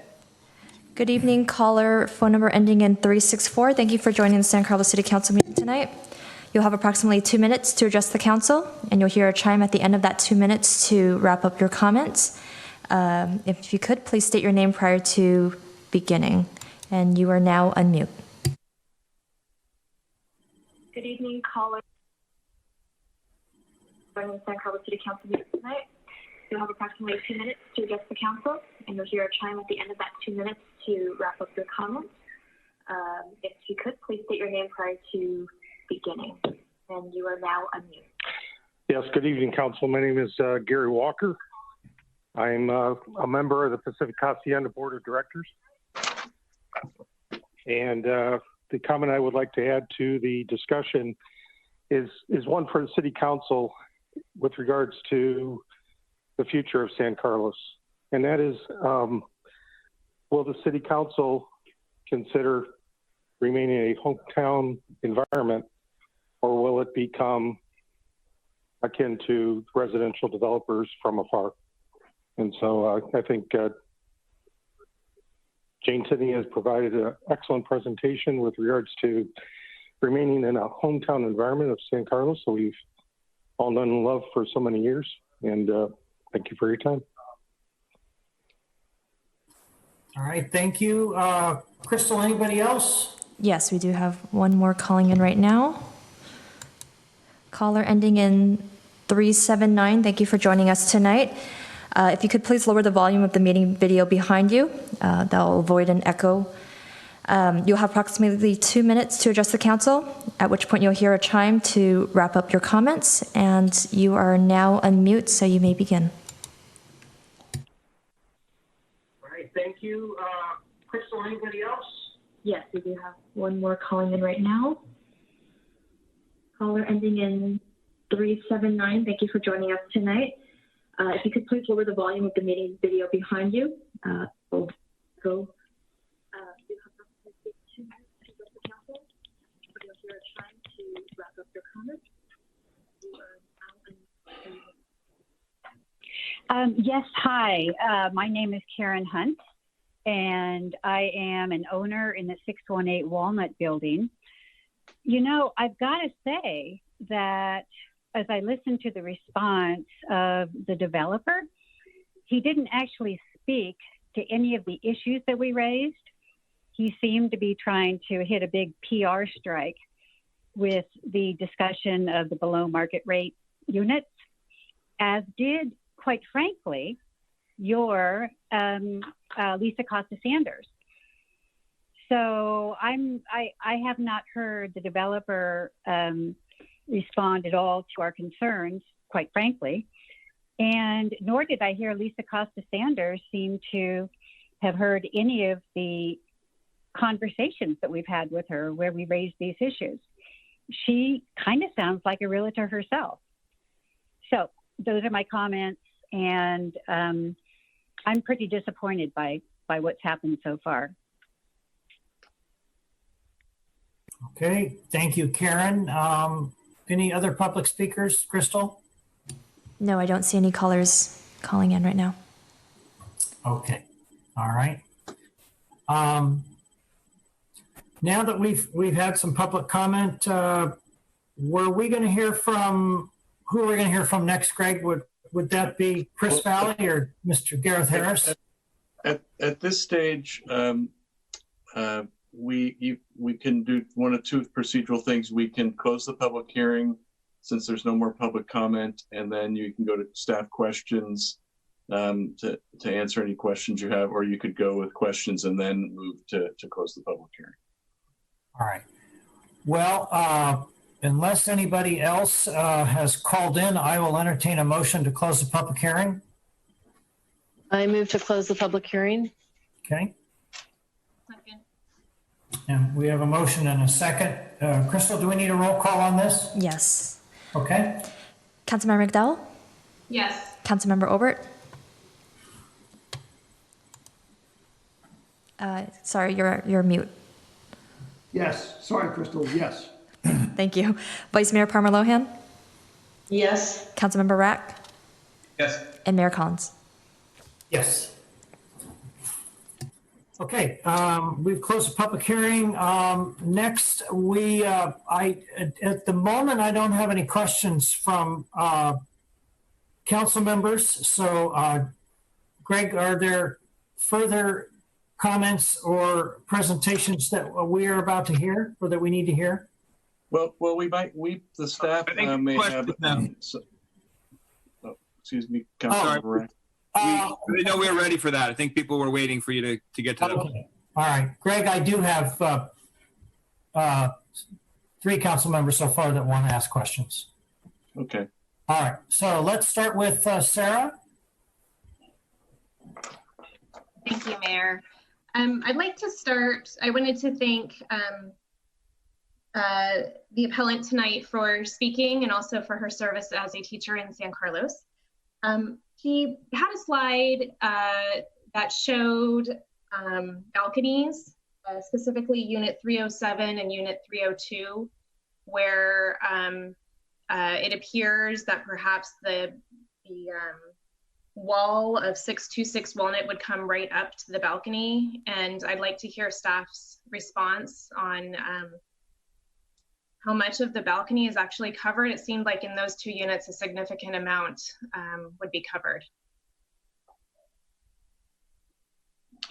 That sounds like Lisa Costa Sanders' question. Yeah, it would be helpful, Crystal, if you can pull up the presentation again, and maybe we can go to the 3rd floor slide so I can show on the floor plan where balconies are in relation to the 626 Walnut Street building. And this is the appellant's presentation? No, staff's presentation. Staff's, okay. Thank you.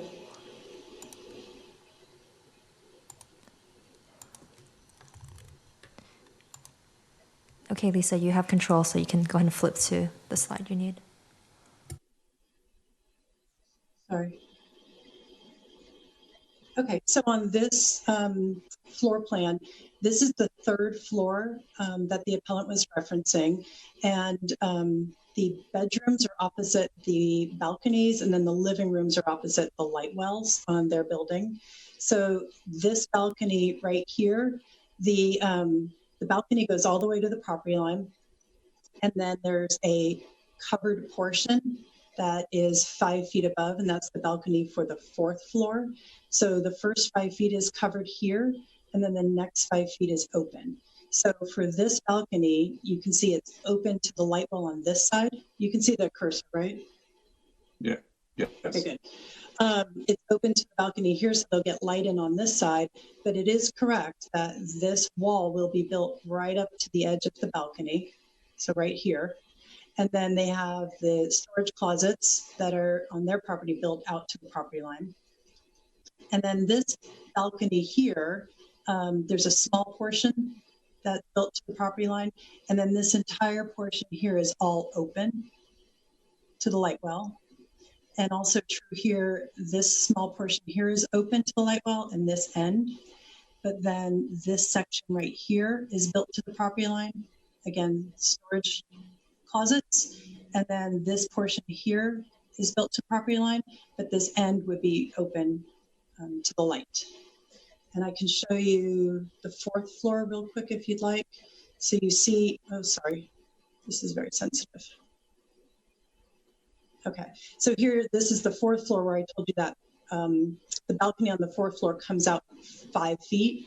So there's a portion of the 3rd balcony that's covered and then a portion here that's open. So this portion here would be open to the light above. And then here's their light well. And then this is also open to light above, that 5 feet there. So this entire area is clear to the sky. If that answers your question? It does. Thank you, Lisa. I wish that the 3rd floor looked a little more like the 4th floor, or that there was some, I think that having a wall right up to most of your balcony is a pretty significant change in the quality of life for those 2 residents in 307 and 302. Did that issue come up in the Planning Commission? The Planning Commission did spend a fair amount of time talking about the design and talking about the setback. And I think what they appreciated was how the building does have the light wells kind of opposite in this area. So that creates a nice area for light and ventilation, how the windows here are facing inward and how these windows are offset from those windows. So they appreciated that. Planning commissioners did note that, you know, it is right to the property line, which is by code, this property owner has the right to do. As the 618 building, part of that is also built to property line. So they did acknowledge it's unfortunate, but it is what's permitted by the code. And there were no exceptions being requested by the applicant. Okay, thank you, Lisa. I'll yield my time for questions from my colleagues. Adam? Okay, thank you. Takes me a second to unmute, lower my hand. So I had just 3 questions right now, and then so can you tell me, maybe Lisa, or where are the fire exits on the 626 and sort of the VIV project? Where are those located? They have. Okay, Lisa, if you can handle that, that'd be great. But if you need to refer to the fire department, whoever's appropriate to answer that. I didn't mean to put you on the spot, Lisa. Yeah, no, I think it's more appropriate for building or fire to answer that question. Thank you.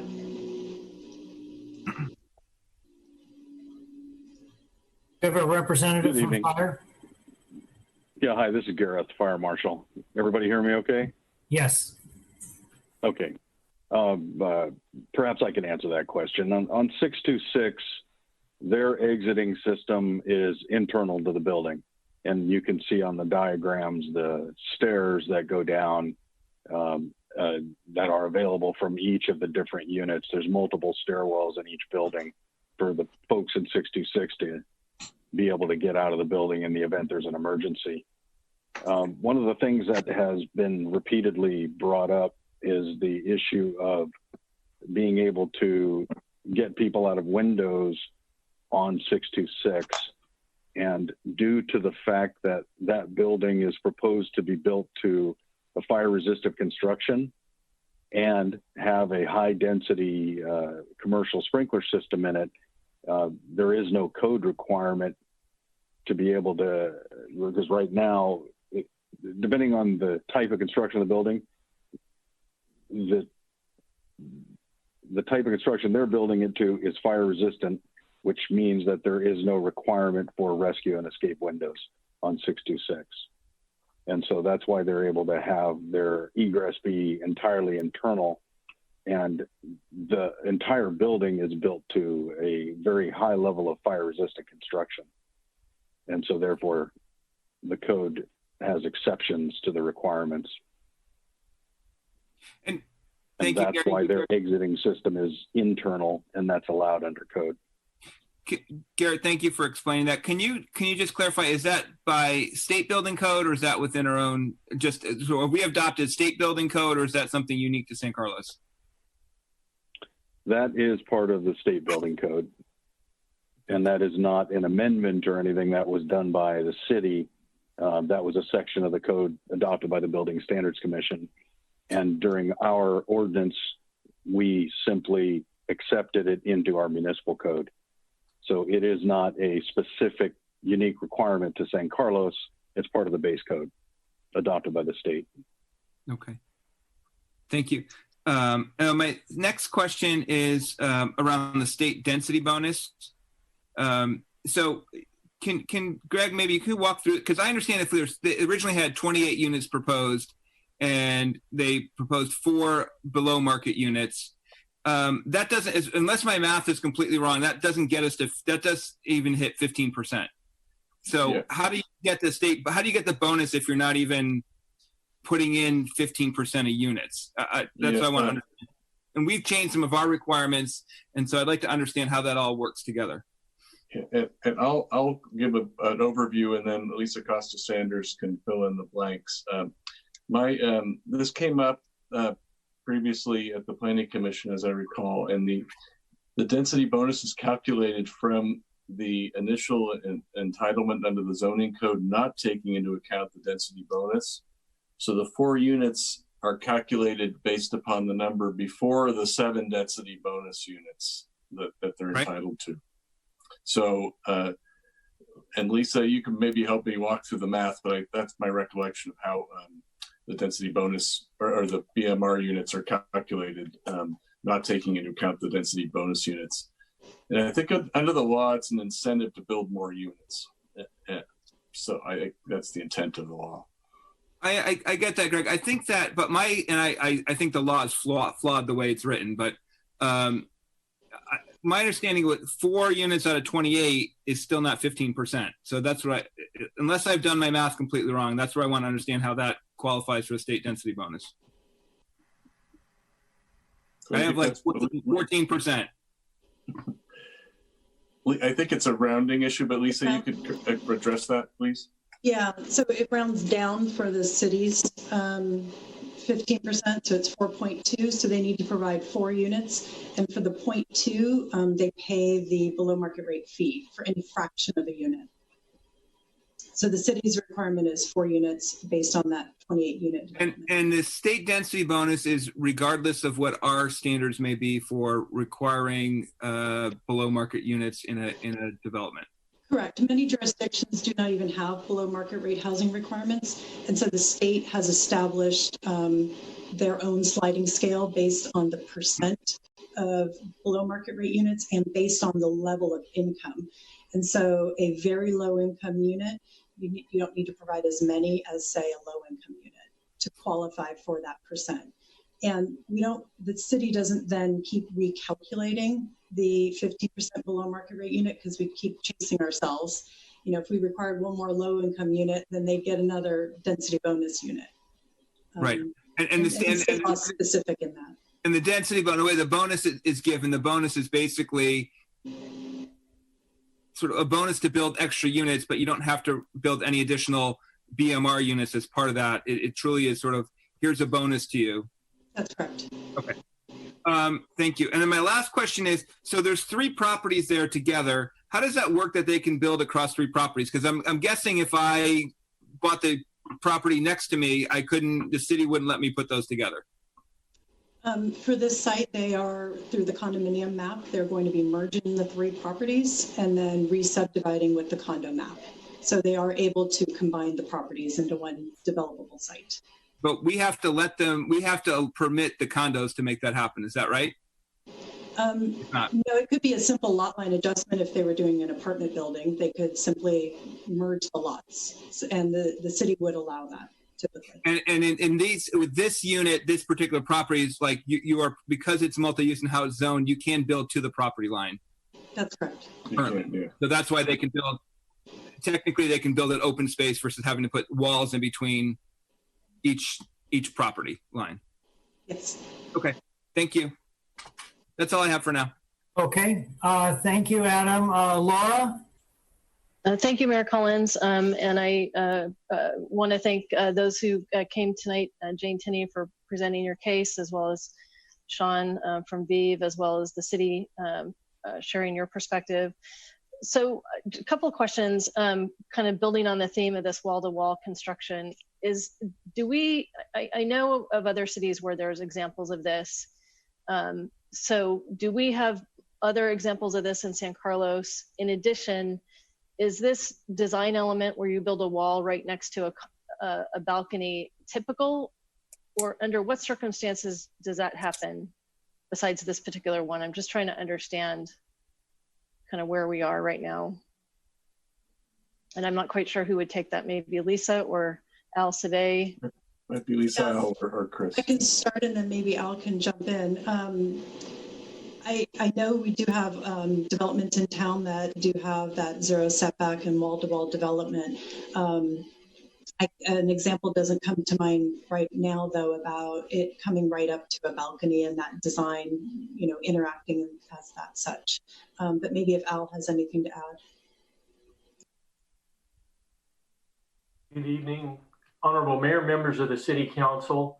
It's really on a case-by-case basis, and there are examples where buildings are built right to the property line and there's no openings. In these cases, it's very difficult, and we've seen this on multiple occasions actually in town. There's another project on Walnut that happened a couple of years ago where it was a very similar situation where most of the existing apartment building had windows facing the building. And in this case, it was discussed at the Planning Commission. And as Lisa noted, there were some adjustments that were made to that side of the building to accommodate some light and air into the balconies and to protect the privacy of the existing apartment building. But this is very common and it's very difficult because these are smaller sites and it's an infill development.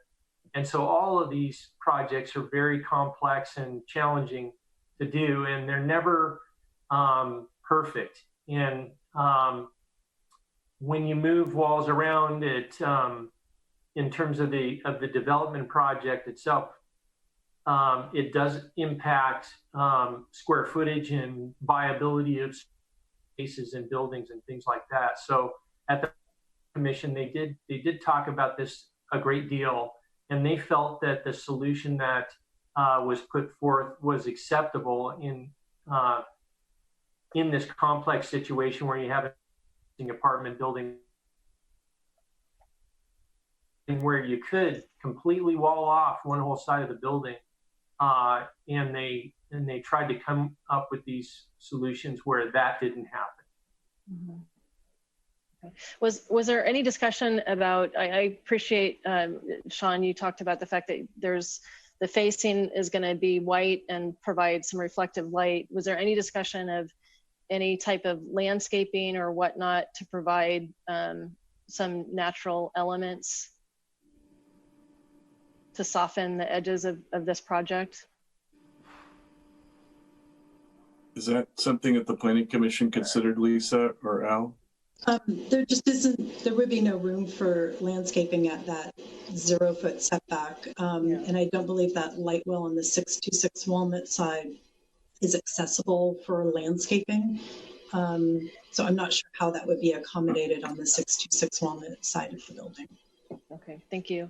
And then the appellant brought up a number of times the risk of fire danger and risk for the tenants of 618. I'm wondering if Fire Marshal Gareth could talk to us about that aspect. So you gave a very cogent and clear explanation of the safety profile of 626. Could you talk to us about the appellant's concerns with respect to fire safety in the 618 building?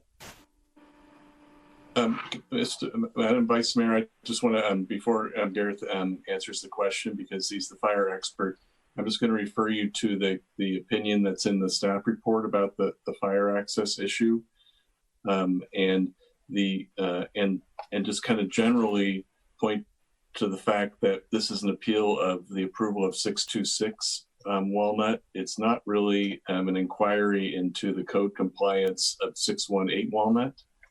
That is something that we haven't. We've done some preliminary review, and I think the fire marshal has looked at some of those issues, and so did the consultant.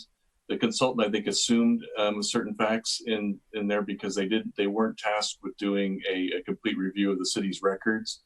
But we would want to do a complete investigation of the 618 and determine one, if it is not in compliance, number one, and number two, what would be the way to bring it into compliance if that turns out to be the case. So with that, I will pass it off to our fire marshal. Well, very well said, Greg. Really is, this was a project that was built long before I worked here, so I'm not that familiar with it, but that is a fully sprinkled building with a fire alarm system and code compliant exiting. We're talking about 618. So it is very important to ensure that all of their life safety systems are well maintained, which we do that as part of our annual inspections of the building. We ensure that everything is in service and up to current codes when it comes to their maintenance at 618. Great, thank you. But we still have some work to do research and go back to the original project plans and any project conditions and everything related to it, which we haven't been able to do yet. I've got a quick question for either you, Gareth, or Greg. Does the investigation you're planning on doing of 618 affect this project in its approval or its timeline or anything or is that just a separate action you're going to take? I think I'll take that, Gareth. That is it's a separate action because what's before you tonight's the appeal of 626 Walnut and the approval and what as has been laid out in the consultant's report and staff report and presentation. The fire code does not allow you to impose a condition on this project in order to provide fire code compliance for a project that for the adjacent property that was built under a completely different fire code. And it's, as I understand, it's the 1997 fire code. And that's why we need to do look at that to assist the build 618 to come into compliance. Because now that it's been brought to our attention through this process, we want to make an inquiry to see what happened and to find out if it isn't in compliance or not in compliance, and if it's not, work with the homeowners association and the owners there to develop a plan to bring it into compliance of that code when it was built. Thank you. Let's move on. Adam, you had raised your hand, but we haven't heard from Mark yet, so I'm going to go to Mark and I'll come back to you. Sure, that sounds great. Go ahead, Mark. Thank you, Mayor Collins. I think my question is for Lisa, but it may be Lisa and Greg or Greg. I have to confess, as I'm sort of listening to all of this and having gone through all the materials from the Planning Commission and the staff report, I'm getting a little lost and confused as to what flexibility we have under the state density bonus regulations to contemplate granting anything or any of the things that are proposed.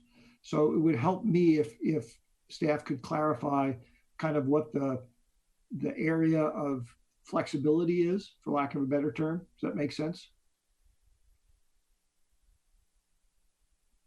I think that's probably a Lisa question on the. I was hoping it was a Greg question. Because it is, you're correct. I think the reason you're having difficulty is that it's very limited. We don't have much discretion relating to state density bonus law, and the state did that, purposefully. I was just trying to go back to the original staff report to see, we did consult with the city, hired an outside attorney to give us some advice in this area, because it is a specialty and the law has changed several times over the years. So we talked to them about what discretion do we have, what areas are we able to, modify the project, and it's extremely limited and based on what they're asking for, right? They're asking for the height, the floor area, and the parking. They're not asking for a setback exception. And so it's important to kind of connect those items as to what's being requested under state density bonus law and what concessions are being granted by the city.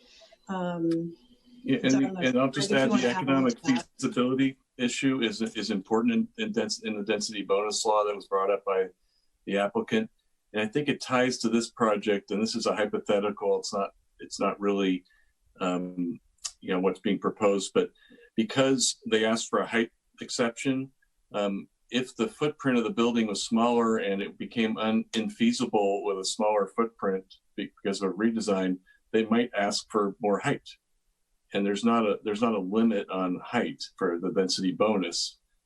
And it's kind of outside our discretion. So what comes about as part of that is that these buildings kind of, because of the concessions asked for and in our zoning code, the staff worked with the applicant to develop a project that fit in with our zoning code, and that the concessions and the waivers weren't so extreme that it would make the building out of place in the location that it sits. That was part of the process. I see. Okay. Well, thank you both for that. So let me just not so much recap, but just ask a final clarifying question about that. So I presume, therefore, that the risk to the city, if we were to try, there is a risk to the city if we were to try and grant or find our way to grant some of these things that are being requested, that we would be successfully sued, or potentially could be successfully sued. Or I know, Greg, you don't like, and I shouldn't be asking you with the successful part, but let me just say that the question is, how likely is it that we could be sued? Well, those are always tough questions, but there are lots of times when developers decide to sue cities, and it is possible. Developers do sometimes sue cities, and sometimes so do interested parties who are affected by the decision that the council makes, and on an appeal like this. So the appeal process is part of exhausting administrative remedies for an appellant. They have to go through this process, and the council has to consider it. The council's the final say on a project, and there's a time limit that applies when after your final approval, excuse me. I'm sorry, I have to interrupt this just for a second. Sure.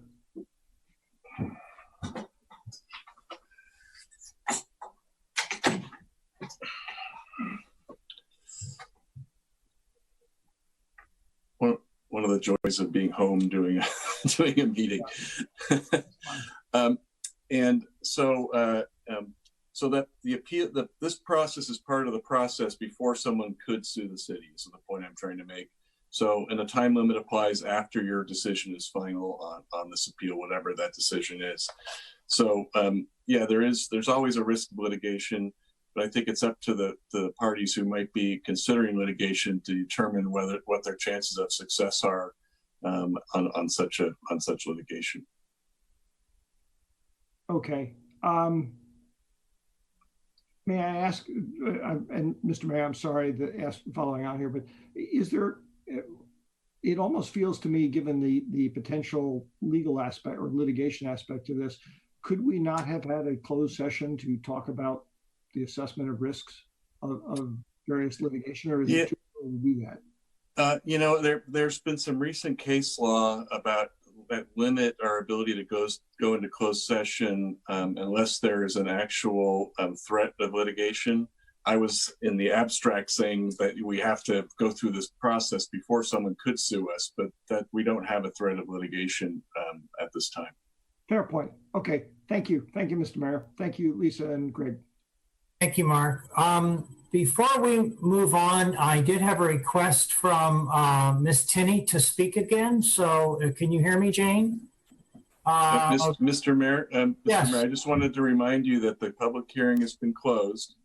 After the public hearing's been closed, there's not an opportunity for the public to continue to rebut or argue the point. But if there's a question that any council member has of Ms. Tinney, they can ask that question and get if they need more information to make a decision, and then obtain a brief response from Ms. Tinney.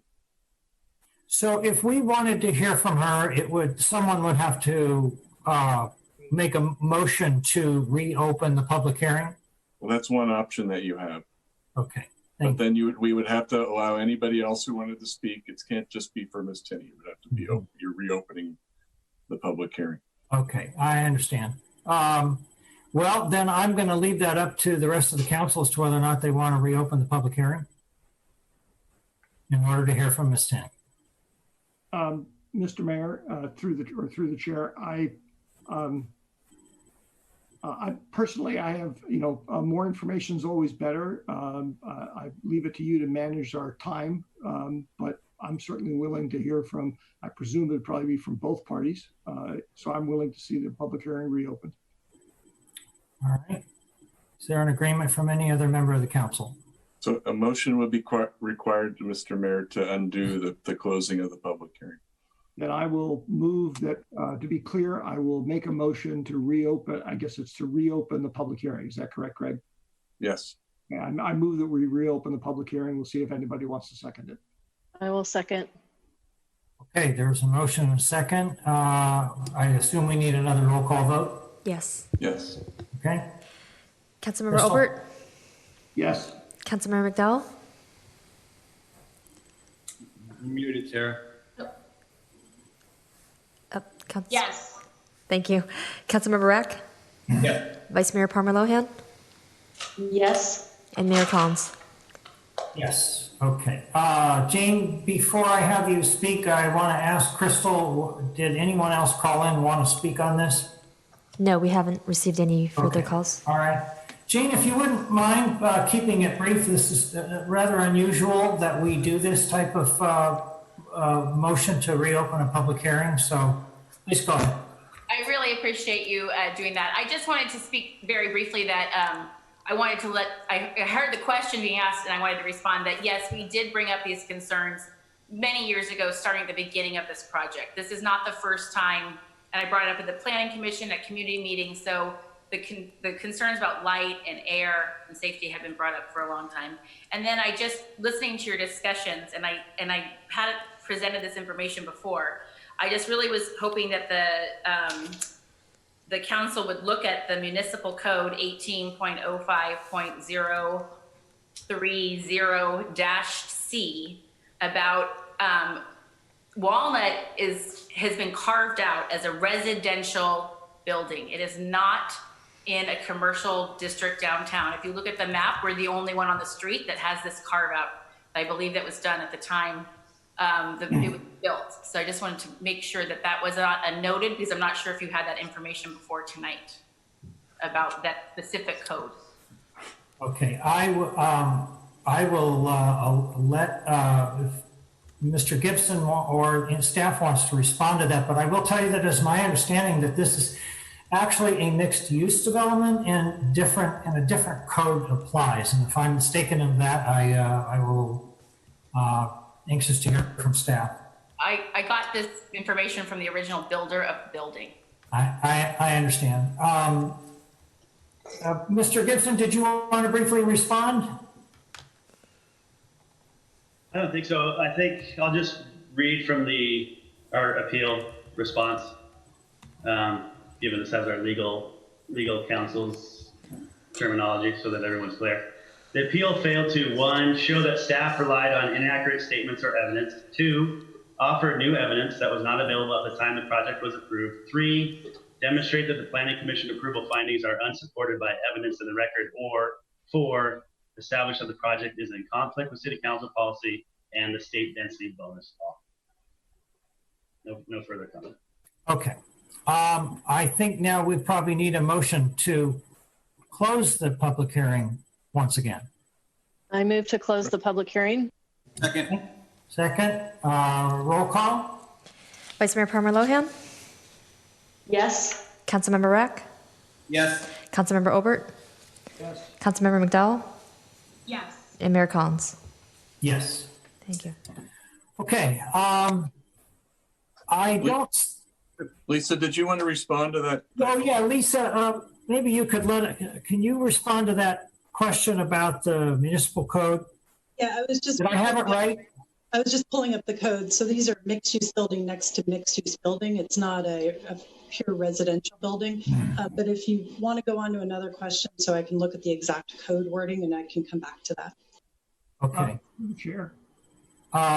Yes, Mark. I'm just wondering solely as Lisa is researching, and for point of clarification, I know that Ms. Tinney said that she had gotten her information from the original builder. And the thought that occurred to me when I heard her say that is the city may have revised its land use regulations in the interim between when the hacienda was originally built and now. I don't know if that might play a role in some of the current difference of opinion here, but I just tossed that out there in case it had a role to play. Maybe Al could help us with that. Al Surveyor, are you there? I am, Mr. Mayor. Frankly, I don't recall that this area was rezoned in our 2009 rezoning. I would note that I think there's office space in 618, if I'm not incorrect, and maybe Lisa could correct me on that, but I think there's it's partly commercial already in 618, so it's not a purely residential building anyway, but the zoning, to my knowledge, has always been a mixed-use zoning or a multifamily zoning there.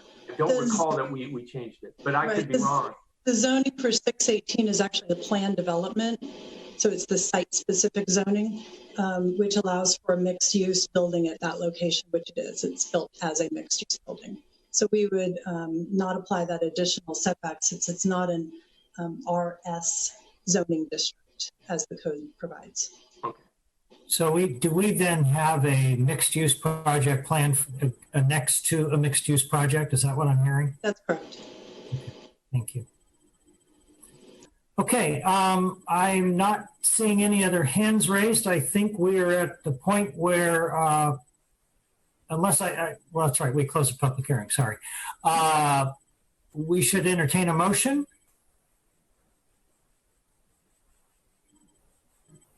So I just have a procedural question. The only thing noted on the council meeting action list was to move to close the public hearing, but there's no additional prompt. So I don't know, Greg or Crystal, if you could guide us here. In the staff report, the decision process that staff's recommending is that you uphold the Planning Commission decision and deny the appeal. That's the recommendation. I understand. Okay, so then I guess I make a motion then to uphold the Planning Commission's decision. Is that how I would state that? And to deny the appeal. And to deny the appeal. Yeah. I think we need a second. Second. Okay, we have a motion and a second. Comments? Laura. Thank you, Mayor Collins. So I really appreciate the work on all parties to bring forward the discussion this evening. This is difficult, I think, on all sides. Al, I appreciate your sharing with me the complexity associated with this type of project. And it reminds me of shortly after I moved to San Carlos and purchased a home. I'm lucky enough to have a mortgage. The building next to me, the house next to me was torn down, and a very large scale building went up in its place. And we shared some of the same concerns that Jane so articulately brought forward tonight with respect to, sunlight and air and light. And, we were very disappointed that project went through. And ultimately, we got used to the fact that we lost views and some sunlight during the day. But what we ended up with in the end was a beautiful friendship with a very lovely family, and are watching them raise their 2 children, and we're a part of that community. And so going back to our previous discussion with Ron's proclamations this evening, it reminds me that this is an opportunity for us to also be a welcoming and inclusive community in this particular case. And given the analysis that was done so diligently by staff and the Planning Commission, I will support the denial of the appeal. And I know that will not be welcome news to the residents of the hacienda, but I hope over time the new neighbors that move in will be welcome friends. Thank you, Laura. Mark? Thank you, Mr. Mayor. Laura said a lot of what I was going to say, so in the interest of time, I won't repeat it. People who may have had opportunities to read many of the things I've written over the years for the community will know that one of the phrases I often come back to is we generally almost always have to make what I call least bad decisions, not good decisions. And this is a classic example of it. I definitely feel for the folks who were appealing the decision. I also feel for the developer. I also feel for the additional affordable housing of a particular kind that's relatively scarce in San Carlos that the developer is proposing to build, which is in fact precisely what the state law was intended to encourage. So again, there are no good choices here, but this is the least bad outcome, but I'm going to support the motion that Laura made. Okay, thank you, Mark. Adam. Thank you, Ms. Collins. And I just want to also thank staff and planning for all the work that went into this, and also thank Jane and the other folks at 618 Walnut for bringing this appeal and articulating their concerns very eloquently. I guess for me, and I appreciate the affordable housing coming in. It's something we do need, as Mark mentioned, but I'm disappointed that a better solution couldn't be found to create more space at this property, but I understand the constraints that the developer is working under. And given that this is all in compliance with code, I'm going to support the motion to deny the appeal. Okay, thank you, Adam. Sarah? Thank you, Mayor. I also want to thank everyone who presented this evening, especially Jane, for making such a nice presentation. And my heart is heavy for the residents who are going to be most impacted by losing light and air from their balconies. And like Adam, I'm a little disappointed that more concessions couldn't have been made for them. But from our discussion tonight with our city attorney, it does sound like the only areas that we have to negotiate are height, floor area, and parking. And unfortunately, setbacks weren't something that we could really drive a hard bargain for. So I too will vote to deny the appeal, but it is with a heavy heart tonight. Thank you. Thank you, Sarah. Before I make my concluding remarks, I was informed that there was someone who did want to speak, but unfortunately public comment on this item is closed. Yeah, I'll just say that these are really never easy decisions. When you live in a town and you live in an area that is such as the Walnut Street area is, it's apartment buildings. It's been zoned that way for decades and decades.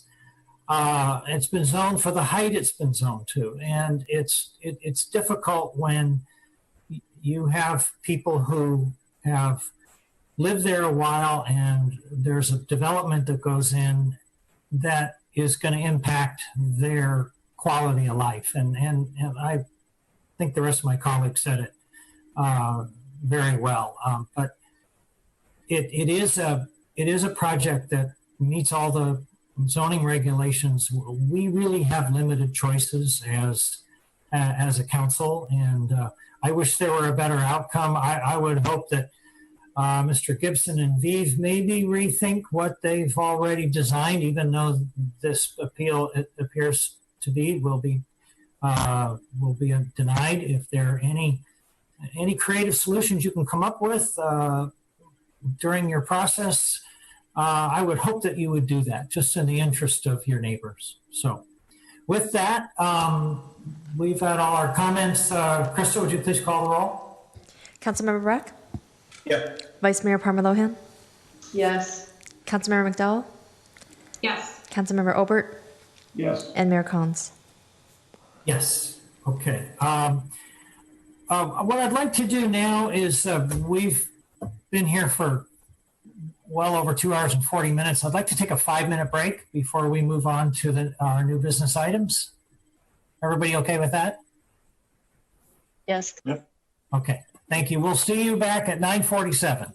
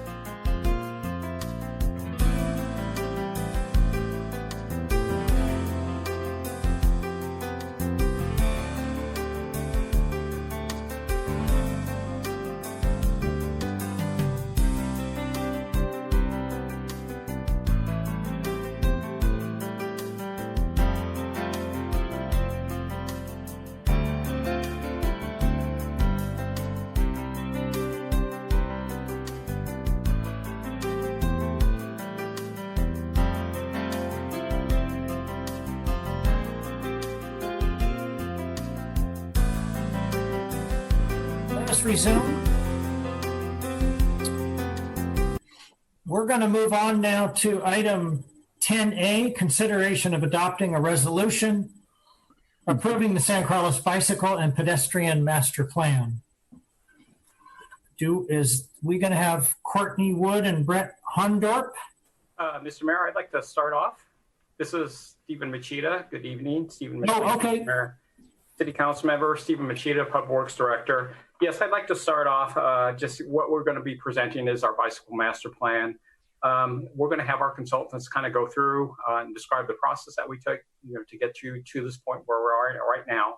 And then ultimately, we'd like to request that the council adopt a resolution approving the San Carlos Bicycle and Ped Master Plan. So to start off, basically the goal of the master plan is to promote walking, bicycling through creation of safe, comfortable, and connected networks. These connected networks will encourage alternatives to single occupancy car trips, thereby increasing mobility and decreasing congestion. The master plan recommends building approximately 30 miles of bikeways, 1 mile of new and improved sidewalks, and 39 pedestrian safety improvements. The plan is also recommending the city to adopt certain policies and programs such as wayfinding signs, bicycle parking, shared micromobility, and school zone speed limits. So tonight I have Brett Hondorp and Courtney Wood from Alta Planning and Design, our consultants who will take you through the master plan process. I also have Grace Lee, the city engineer, and she serves as our project manager, who is also available to answer any questions. So now I will turn it over to Brett and Courtney. Thank you, Stephen, and hello, members of council. I'm Brett Hondorp with Alta Planning and Design. We're the consultant who assisted the city on the bike and pedestrian master plan.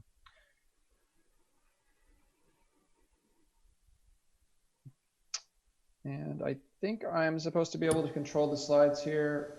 Crystal. Yes, you do have control of it now. There you go. Oh, there we go. Okay, so I'm going to run through a fairly brief presentation, just providing an overview of the plan purpose, talking about our community engagement efforts, and to sort of what your bicycle and pedestrian network is like today, and then our recommendations and implementation strategies.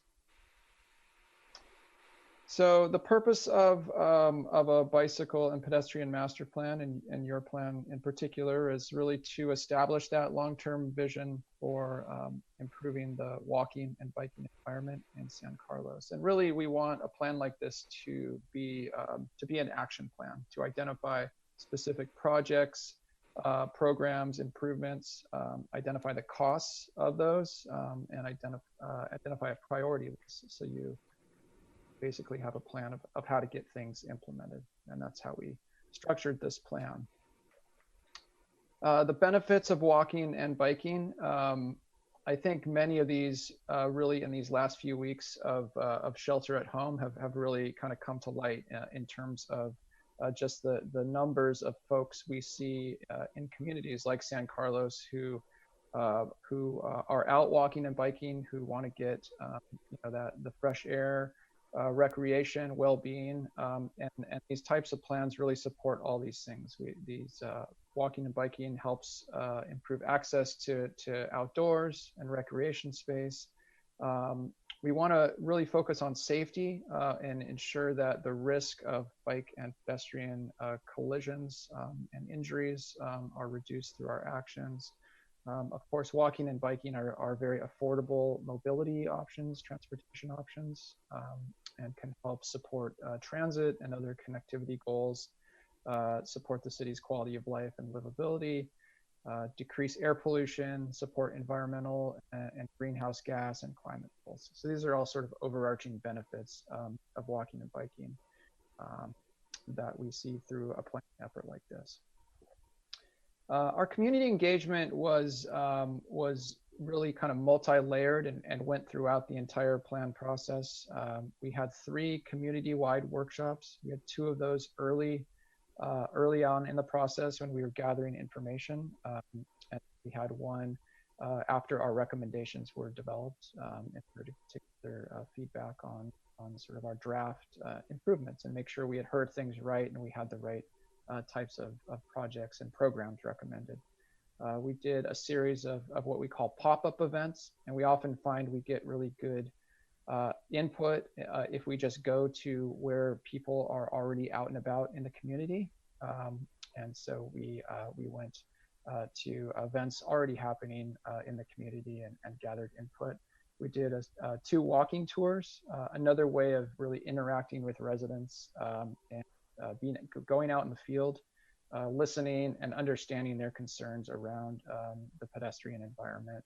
We had an online presence, that's very important. So we had a survey and an interactive community input map where folks could either on their computer or their mobile device directly provide input on specific locations, challenges, places that they traveled by foot or by bike, and improvements they wanted to see made. We were updated the Transportation and Circulation Commission along the way, as well as the Economic Development Advisory Commission. So a very kind of comprehensive and multi-layered public engagement process. This just provides an overview of the different components of the plan, fairly standard for really any kind of master plan, but starting with the vision goals and policies, moving into existing conditions, what we called San Carlos today, which then led to our recommendations and our implementation plan. And then we had a number of appendices that really help you as the city support that implementation, some design guidelines, which provide a bit of detail on the different tools, infrastructure tools that you might be implementing, whether those are bikeways or more pedestrian kind of enhancements, a list of funding sources, a complete list of our community engagement notes and the events that we attended. And then the prioritization, which just helps, again, align projects with a timeline for getting those implemented. Starting with the vision, goals, and objectives, as well as the policies, we had an overarching vision for this plan that San Carlos, again, working with staff and the community to develop this, that San Carlos would be a community where people of all ages and abilities can comfortably, conveniently walk or ride a bicycle. And I think, that all ages and abilities is a really important aspect of sort of setting that vision, because it really, that really sets the framework for the types of projects that you are going to develop. You want to make sure that in whatever bikeway or pedestrian or trail project that comes out of this plan is something that could be used comfortably by somebody, no matter what their age. That means what we say is 8 to 80. So folks with their families and through seniors.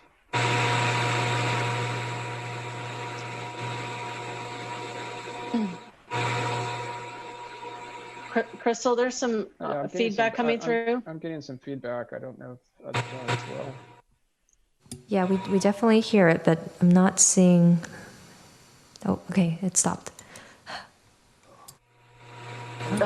Stephen Mashida's mic is still open. Maybe if we try that.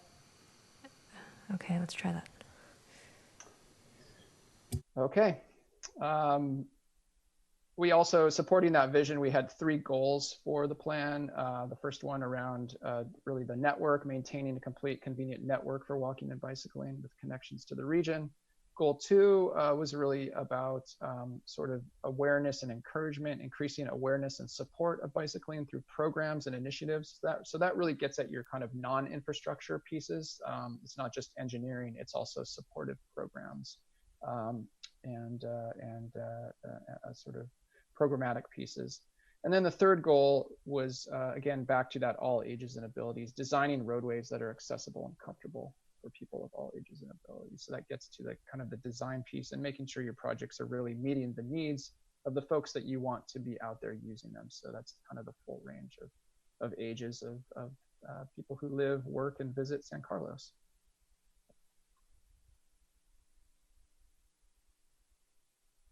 Sorry, a little slow on the. There we go. So San Carlos today, so this is really the existing conditions for your bicycle and pedestrian network. So You have about 7 miles of what we call bike routes and bike boulevards. And I'm going to have another slide that gets into a little more detail on defining these facilities. But those are basically kind of shared streets, roadways that don't have a defined space for bikes, but where bikes share that road with the motor vehicle traffic. You have close to 15 miles of bike lanes. So those are striped facilities on the street, as well as shared use paths. So bike paths or things like the Bay Trail. And then about 85 miles of sidewalks. So that represents sort of where you're at in terms of your baseline. And then in terms of what we are recommending for the bikeway network, our plan recommends a total of 33 miles of bikeways. And I'm sure that's a bit hard to see, but in the plan we have a series of maps, and you can see the dashed lines there are the proposed facilities, solid lines are existing facilities. So really looking to create kind of a complete network that connects to all the different places of San Carlos, from the communities more up in the hills area all the way down into downtown along El Camino Real, and then connecting out to the bayfront. It's a real complete, comprehensive system. And with those recommendations, we've expanded the mileage. So you would have 5 miles of shared use paths. So those are the separated bike paths that can be used by bicyclists, as well as walkers and joggers and folks on wheeled devices. You have about 5 miles of striped bike lanes. So those are just kind of your traditional 5-foot wide painted facility on the road. 4.5 miles of buffered bike lanes. And the difference in the buffered bike lane is there's an extra bit of paint, as you can see, that creates a little extra kind of safety space between the bicyclist and traffic. So it's a bit of a wider facility and provides a bit more comfort to the user. About 3 miles of those shared bike routes. And then close to 9 miles of bike boulevards. And bike boulevards are really intended as sort of a neighborhood street that has a bicycle priority to it, where you might implement some traffic calming to slow the vehicle speeds down, make sure your traffic volumes are compatible with the bicyclists, and really to kind of show bikes that this is a priority route for them. It's going to be a real comfortable, low stress facility. And again, it's something that really somebody of all ages abilities can use. And then finally, about 6 miles of separated bikeways. And so these are actually physically separated. There's either sort of a concrete barrier or maybe a post, bollard type of post that separates the bike area from either adjacent traffic or from the adjacent parking. And that provides a real kind of a real physical sense of separated space from the moving vehicle traffic. So that's kind of the sum of the different types of facilities that we would have under the recommended bike system. Just going to go through a few slides showing some cross sections of different locations within the community. And again, this is not comprehensive, but these are just some kind of sample areas that we selected to show how the bikeways would be implemented from existing conditions, which is on the top, to proposed on the bottom. So this is showing El Camino Real. The existing condition, we have travel lanes and parking, to adding a separated bike lane on each side of that, and that would require some reconfiguration of that roadway space. And this is just sort of a concept to show how that could be developed. We have a number of sections of Old County Road, which was a very sort of priority facility from the community in our conversations, with its just its north-south connection as an alternative route to El Camino Real, kind of looking at the different north-south routes through San Carlos. That was one of the kind of important directional facility pieces we needed to look at through this process. And so we're looking at El Camino as one of those options, looking at Old County as another one.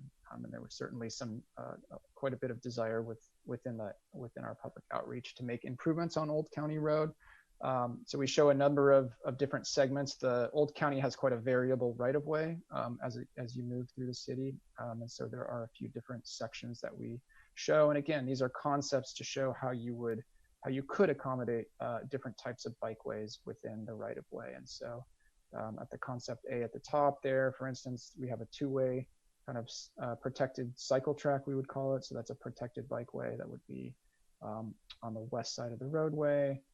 We have a concept that would allow us to put bike lanes in, traditional bike lanes in, and then another separated cycle track roadway. And each of these has some trade-offs in terms of, do you need to lose parking? Do you need to make some other reconfigurations to that road? And what we're just showing here, different concepts and how you could accommodate a different bikeway.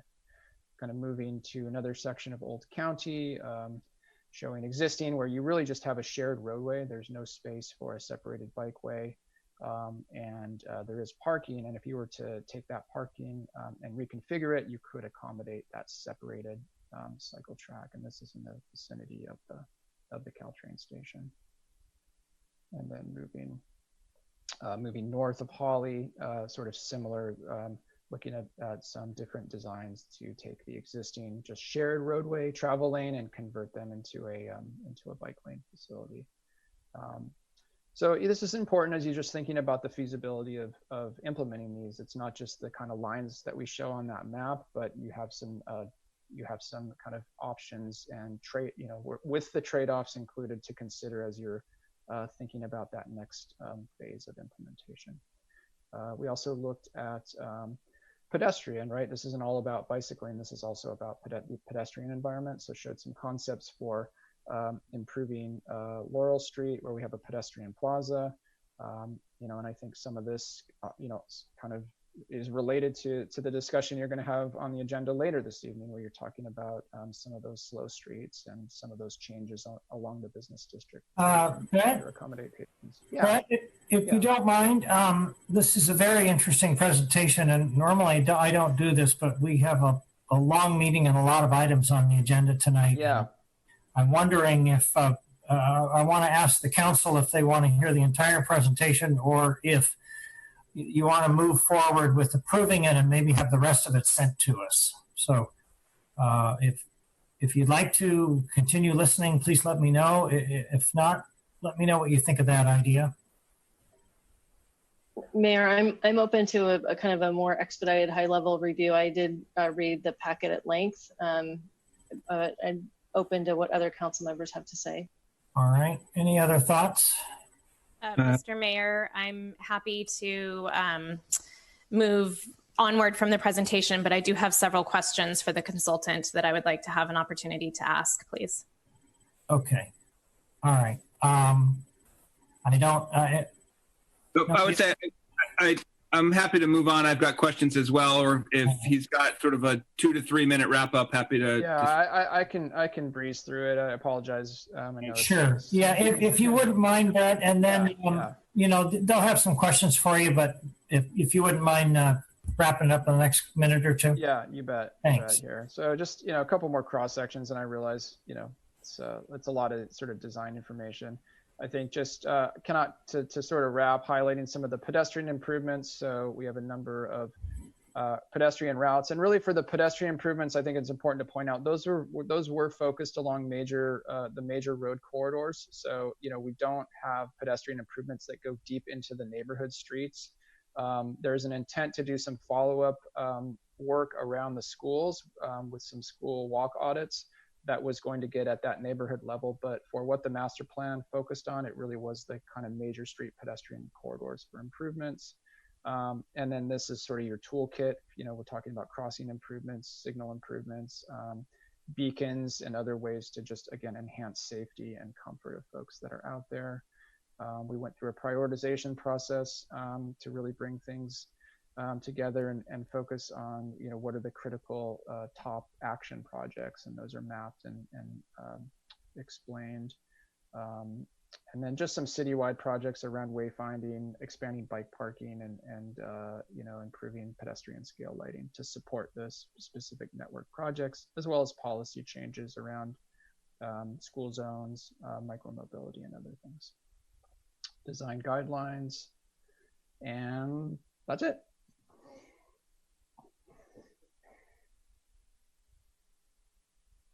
You're muted, Ron.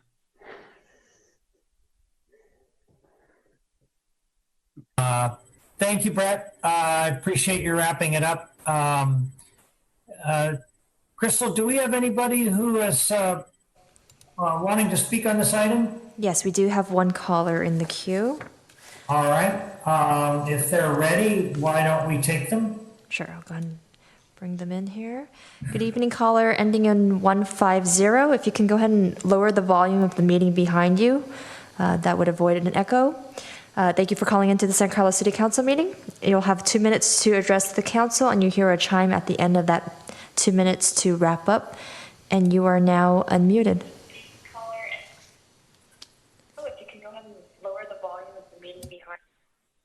Hi, can everybody hear me? Yes, we can. Great. Hi, everybody. My name is Kendra Campbell, and I just want to give a couple of quick points about the San Carlos Bicycle and Pedestrian Plan. First of all, I think it's a great plan, but in no way do I think this can be considered a master plan. As a consultant mentioned, it is not comprehensive, especially when it comes to pedestrian walking, and it really leaves out half of the town. The Arundel and Heather Elementary School Districts that all feed into Terra Linda and Mariposa are not included in some of these improvements. In April, the PTA at Arundel had planned a walkabout with the consultants and members from the city to advocate for consistent sidewalks, stop signs, crosswalks, and other safe paths to our school. And because we weren't able to do that because of COVID-19, I really would implore the council not to approve the plan as is. It's a great beginning, but before, considering this a master plan and signing it off is done, please just pause until we can have those Arundel and Heather districts looked into. Thank you very much. Thank you, Kendra. Were there any other callers? Yes, there's one more in the queue at this time. Good evening, caller ending in 040. Thank you for calling the San Carlos City Council meeting. If you can lower the volume of the meeting behind you, you'll have approximately 2 minutes to address the council, and you'll hear a chime at the end of the 2 minutes to wrap up your comments. And you are now unmuted, so you can begin. Hi, or sound check. Can you hear me? Yes. This is Mark Bauhaus, 26-year resident, and I live in the Devonshire area. And hello, everybody. I want to thank you in advance for the next couple of related agenda items regarding the pedestrian downtown and slow streets. I think they're really part of getting this master plan implemented around bicycles and walking in our town and making our town a livable town. And I think we're going to learn a lot and want to expand those pilots and hope that they are 24/7 because the virus behavior, COVID behavior is 24/7, not just weekends, but looking forward to the pilot and learning from that and expanding it. As it relates to the master plan, there's really 3 things that I think are game changers that make the implementation of the plan essential. I didn't really care about previous master plans in this regard, but we're now faced in the city with densification that came up earlier with 10,000 or more new workers and residents. It's a staggering number adding up all the new campuses and apartments and condominiums. And it's fine. It's what we need to do as a community. But 10,000 new cars would be a real problem downtown for people coming into town, trying to move around if they all were driving. So this walking and biking is going to become essential for us to have a livable town as we densify, and that's a huge change. Second, e-bikes are a real game changer, and I would encourage everybody on the council, if you haven't already, to try an electric bike or scooter if you like that. Better. It totally changes the game in terms of who can comfortably move around with a bicycle instead of a car, and it gives us much more room on streets for more people to be able to move, and will, I think, allow behaviors to shift dramatically, which wasn't possible 5 or 10 years ago. And third, the third big game changer, I think, is climate change and the climate crisis. We have to reduce emissions. We have to find a way for us to move around comfortably and safely, quickly, and do it without automobiles. So I think for those 3 reasons, the implementation, the intentional, thoughtful, urgent, kind of vigorous implementation is important. And especially since we're rushed tonight, I would recommend further workshops and real energy in the next couple of years, not 10 years, to implement this plan vigorously. Otherwise, we're going to have complete gridlock in our town and even worse climate issues than we're already facing. So again, busy night, but please, really, the implementation of this is the most important thing, and we need a lot more engagement going forward on that part. So thanks. Appreciate your taking the comments. Thank you, Mark. Crystal, do we have any other callers? Yes, one more in the queue. Good evening, caller with a phone number ending in 879. Thank you for joining us tonight. If you can lower the volume of the meeting behind you, you'll have approximately 2 minutes to address the council, and you'll hear a chime at the end of the 2 minutes to wrap up. And I'll go ahead and unmute you so you may begin now.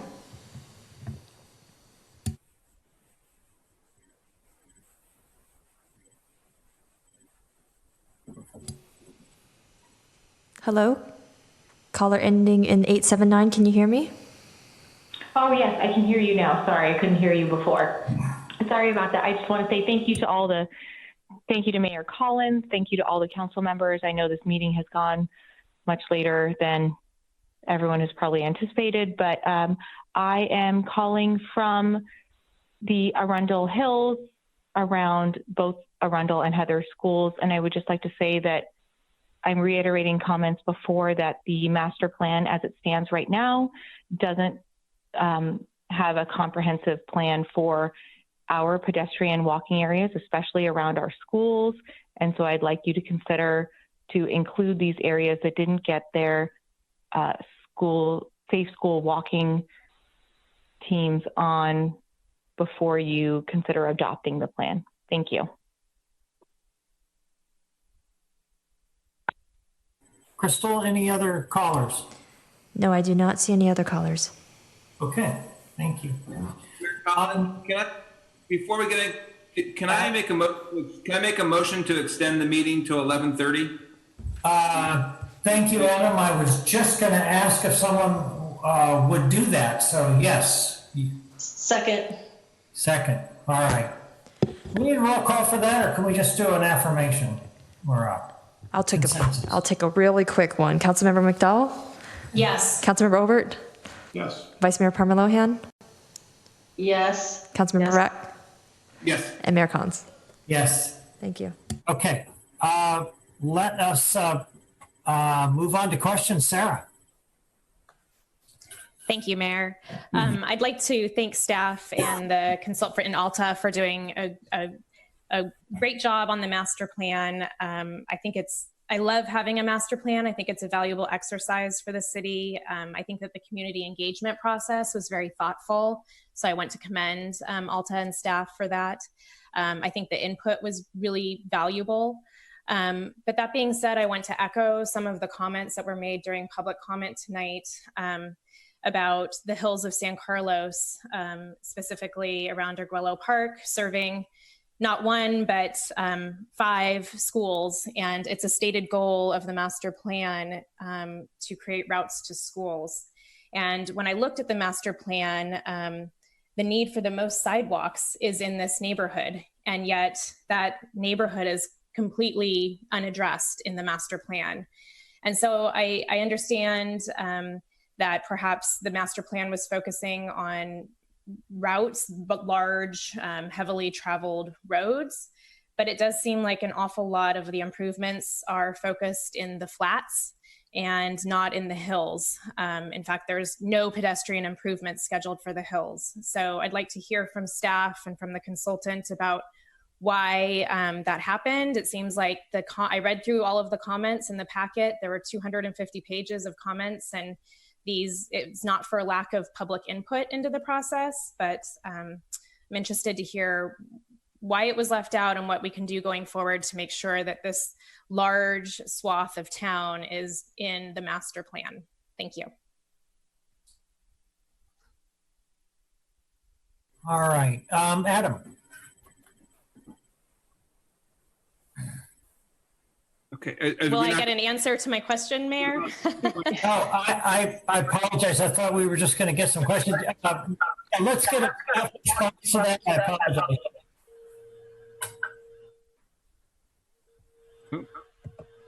Brett, do you want to? Grace? Good evening, Mayor, Council members, Grace Lee, City Engineer. In terms of the master plan, the goal was to create a backbone network so that it would lead to not only schools, but parks and destinations. So it was to create a main backbone that we can build off of, that we can expand from. So a lot of the hill areas, we hear the residents and their comments about wanting their streets to feed into this backbone network. That was the intent of the school audits, was to create these routes to the schools.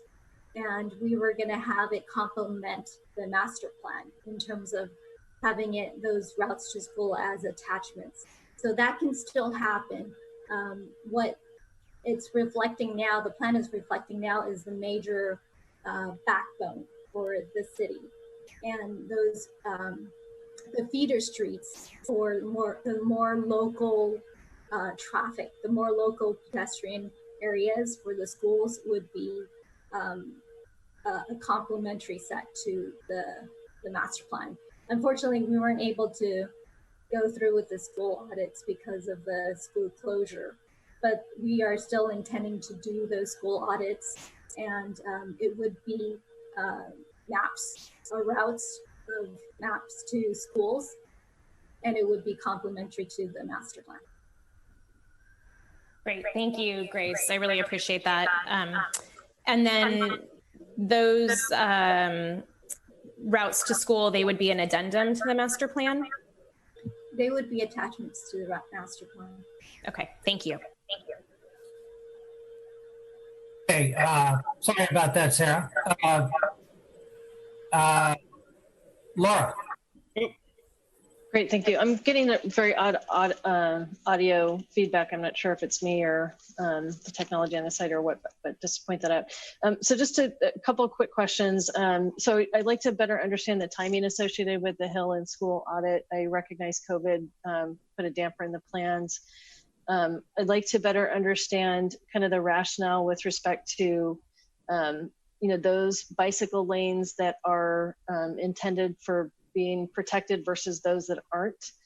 And then with the number of major pedestrian improvements, I'd like to get a little bit more color on what is the intention there. It seemed a little bit light in the document. And then finally, if you could kind of, I know that there's grant funding out there and available, and I just want to understand the timing of that aspect. So in terms of our need to apply for funds.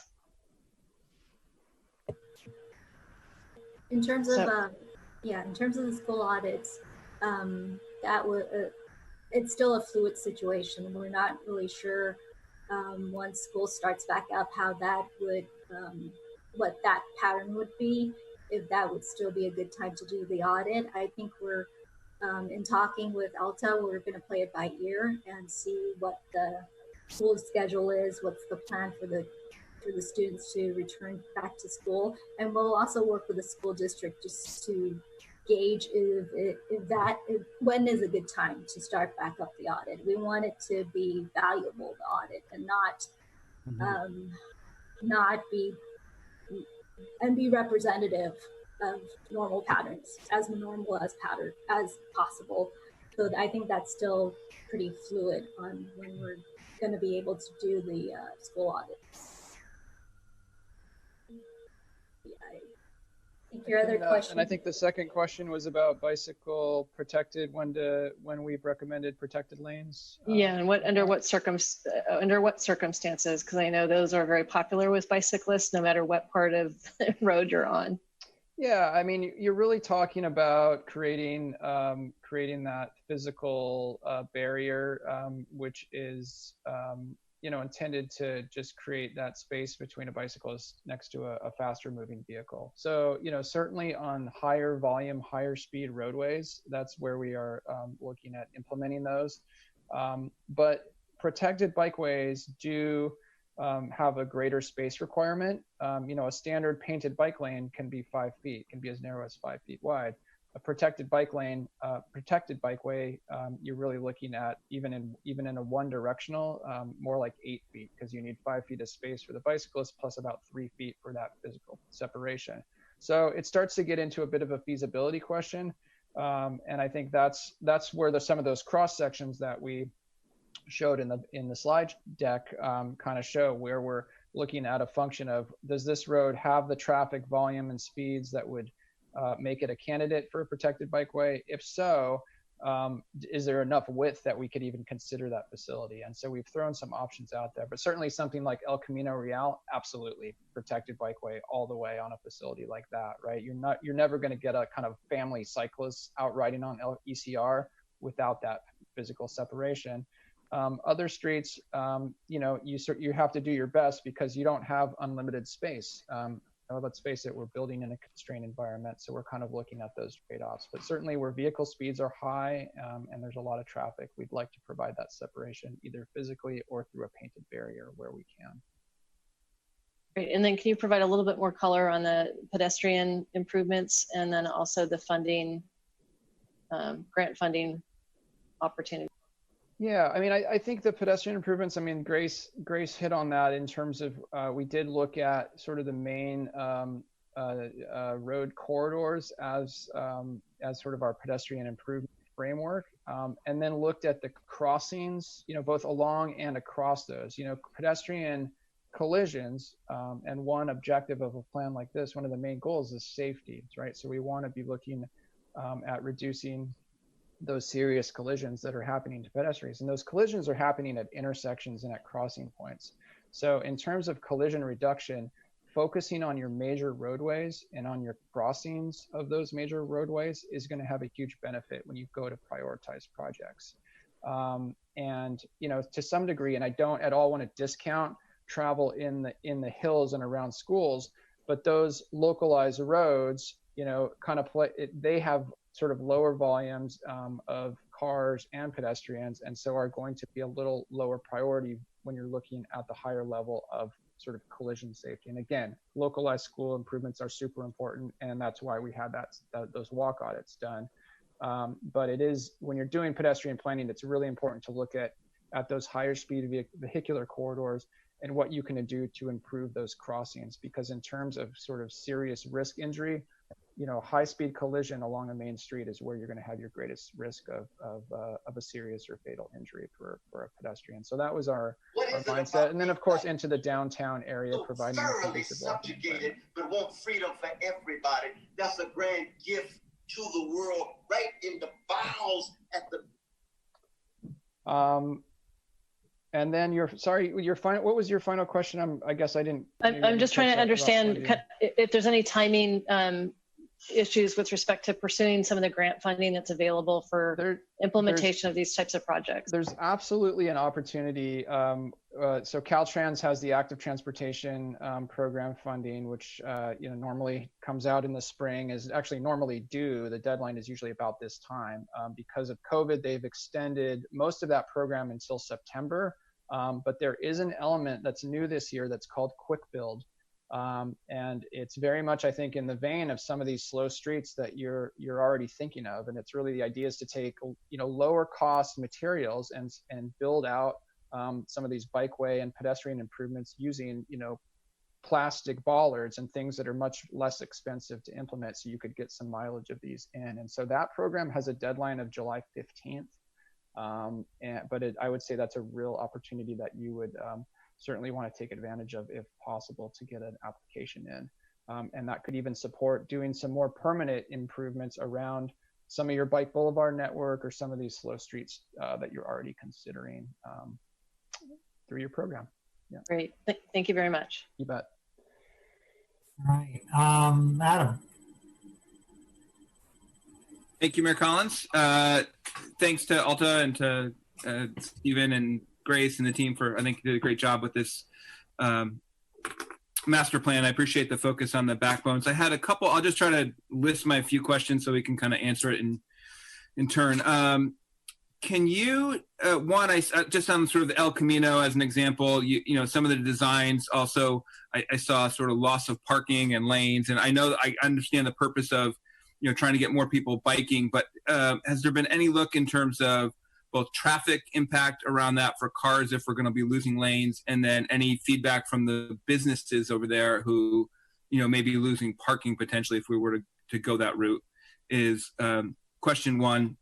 I certainly appreciate the timing on the schools, but I know, Grace, you mentioned about sort of access to parks and stuff. And so I didn't see this in here, and maybe I missed it because it was such a huge report, but, and I think I'd raised this one intersection with Stephen, but Baytree and Woodland, and then sort of along Woodland and Baytree, you've got access to Burton Park. There's no sidewalks there. There's sort of funky intersections and things. And so I know you haven't done walk audits everywhere, but I think they were done somewhere. And can you just sort of talk about that area a little bit, given that it does meet your goal of sort of connecting to parks?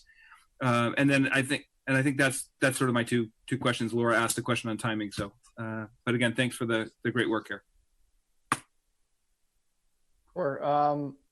We did not do traffic like operational analysis as part of this. So I think, what we're showing are conceptual ideas, and certainly to implement anything, especially on El Camino Real, would require looking at parking, doing a lot of data collection and operational analysis of whether and how you could accommodate that. I think El Camino Real, even though we showed it first, I mean, it's the most challenging corridor, in your city in a lot of ways, right? And it's a regional corridor.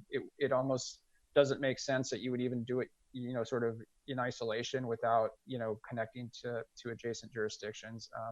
And obviously there's, things like the Grand Boulevard Initiative that have happened. So I see that as a longer term project. And what we just wanted to convey with this is that there is space out there, and there are ways to repurpose that space. And we need to look at the trade-offs in that. And of course, you'd have to work with the business community. You'd have to understand, who's using that parking.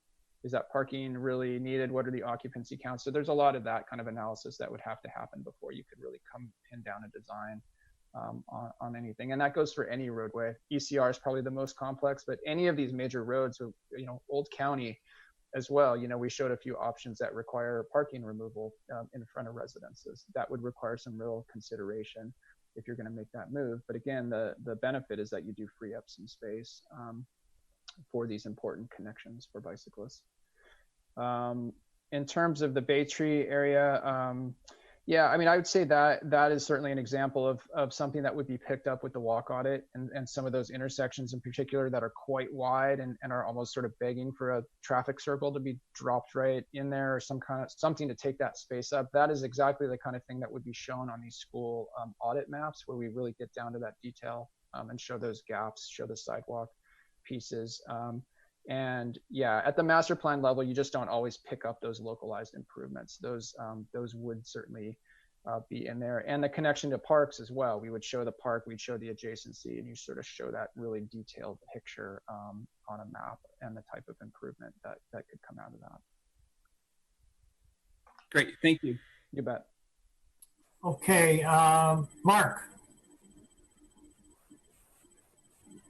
Thank you, Ron. Thank you, Brett and Courtney. I appreciate and staff. I appreciate the excellent presentation, and the material is actually quite a bit of fun to read through it. The question I have, which I'll get to in a second, may be sufficiently long. You may need sufficient time to answer it, that perhaps we should address it offline. But it's kind of a conceptual question that over the years, as I've wrestled with ideas that various people have suggested to me about trying to improve the bike lane capacity in San Carlos, the bike route capacity in San Carlos, I have this sort of uncertainty as to what's kind of the minimum width of a street that you could repurpose to be able to safely put vehicles and bicyclists on it.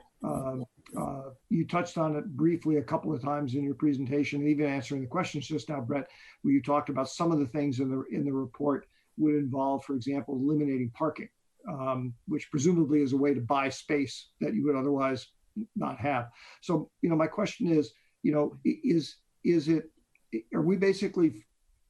basically impossible for us to try and put a bike route on anything narrower than, say, like a collector road or something like that? Anyway, be interested in your thoughts on it. And again, if you think it's going to take a longer discussion, I'm happy to talk to you offline. When you say a bike route, are you mean a bike lane, a striped bike lane? Yeah. Yeah, I mean, it's hard to say by type, you know, because just roadway collector roads vary in width. And I mean, some communities where we work in, the arterial roads have no space, right? They're just sort of old, where you have, you know, barely enough for a 10-foot lane and parking. So it really comes down to that space that's out there. You need a minimum of 5 feet for a bike lane. Okay. You know, you need about 10 feet minimum would be for a traffic lane.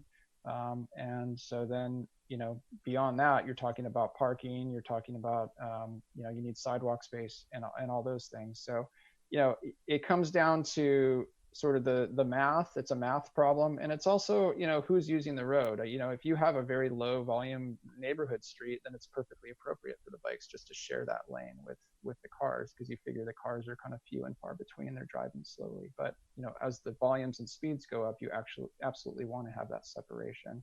And in that case, I think you're looking at 10 feet for the car lane, plus your 5 foot minimum for a bike lane. And that's minimum for the bike lane. Obviously, if the speeds of the cars are greater, you want to expand that. You want to start to get into that buffer area. Yeah, and the public works people would know this better than me, but my gut, for some reason, from things I've heard over the years, 10 feet for a car lane sounds pretty narrow. I don't mean that it's not workable, but it's just that I think we try to do more than that. That's helpful. Yeah, if there's transit, if there's freight, you know, heavy trucks, you know, you may need to consider going wider, but 10 feet, you'd be surprised. You'd be surprised as how many cities actually have 10-foot arterials that carry a lot of traffic and do make it work, just because they don't have any other option, especially older cities. But yeah, it's all, you kind of need to consider the vehicle mix as you that. So, Councilmember Olber, yeah, typically we use 10 feet as kind of the minimum design width.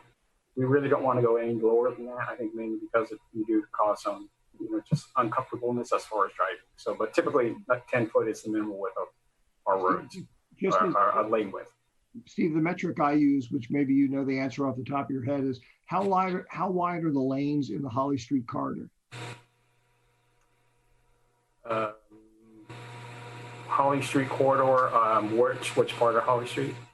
Sorry, between Old County and Industrial. I think that's probably approaching pretty close to 10 feet, maybe a little bit wider, but it's pretty close to 10 feet for each travel lane. Okay, then that confirms what I had suspected. Brett, I accept what you're saying, that it can be made to work, but I will just say in passing, at least with that road, which does have a few curves in it, the lane widths there are, they're tight. It's very tight. Let me shift to a different question that was sparked by something you said. One of the other things that we've been wrestling with, and many other communities have been wrestling with, is, and it involves how vehicles are flowing, is the existence of Waze and various other kind of apps, so that we get a lot more cut-through traffic than we ever did before. So to what extent have you seen that become an issue in designing and laying out bike routes? And the answer may be that it's not an issue. That's fine. I'm just curious, because it does mean that the cars and vehicles are going places and taking routes that they typically would not have taken. No, it certainly is an issue. We've been working with City of Emeryville for the last couple of years, and they have a bike boulevard network that, due to Waze, one of the routes was basically turning into the cut through on Waze. And so, they had to respond to that. And so we worked with them to implement some traffic calming features, and just to, slow folks down along that. So it's a real thing. And it definitely, makes, I think, highlights the importance of good traffic calming on these facilities, that if you're really going to do a bike boulevard system, sometimes the routes we pick for bicycles, we pick them because they have good crossing points along the way of the arterial of the major streets, and those then become the logical streets that Waze is diverting people to, because cars can kind of use them as cut throughs. And so you've created an issue there where you actually have to really think about, how do you discourage that vehicular traffic while encouraging the aspects of the street that make it really nice for bicycling. So it's something that you have to keep an eye on. You know, technology is always changing. It's something that you know, we as transportation professionals are chasing a little bit, but it's, you know, good design of the facility, making sure that the speeds and volumes are compatible for the bicyclists that we want to use it is really important. That's very helpful. Thank you. And I appreciate your comment about the, you sort of have to design the things together, because you know, by doing one thing, you may actually attract vehicles, and you need to make sure that you offset that somehow. Mr. Mayor, that's all I had. Thank you. All right, thank you, Mark. I understand we do have one speaker. Crystal, is she still there? Oh, through yes. the chair. Before we do that, yes. You saying speaker reminded me. I meant to tell you, I have been contacted by text message by some of the people who had worked with me on this bicycle master plan thing, and they just wanted to pass along that a number of them have been having problems getting through. I don't know what the nature of the problems are. I don't know if there's anything we can do about it, but I just wanted to pass that on to make sure you're aware of it. Okay. Okay. Good to know. Good to know. Crystal, is the speaker still there? Yes, she is. Let me go ahead And do we have any others in addition to her at the moment? We do not, but I'll go ahead and let the public know that if they do have a public comment that they'd like to make, to go ahead and call in now so that they can queue up. They don't have to wait for the public speaker to finish speaking before they call. Okay. All right. So, okay, so let me go and let her in. Good evening, caller ending in 632. Thank you for joining us tonight. You'll have approximately 2 minutes, and you'll hear a chime at the end of those 2 minutes. And I'll go ahead and admit you in, so you should be able to speak now. Hi, thanks for taking my call on this master plan. I really appreciate all the work everybody did for it, and all the, especially openness to public comment throughout the last couple of years.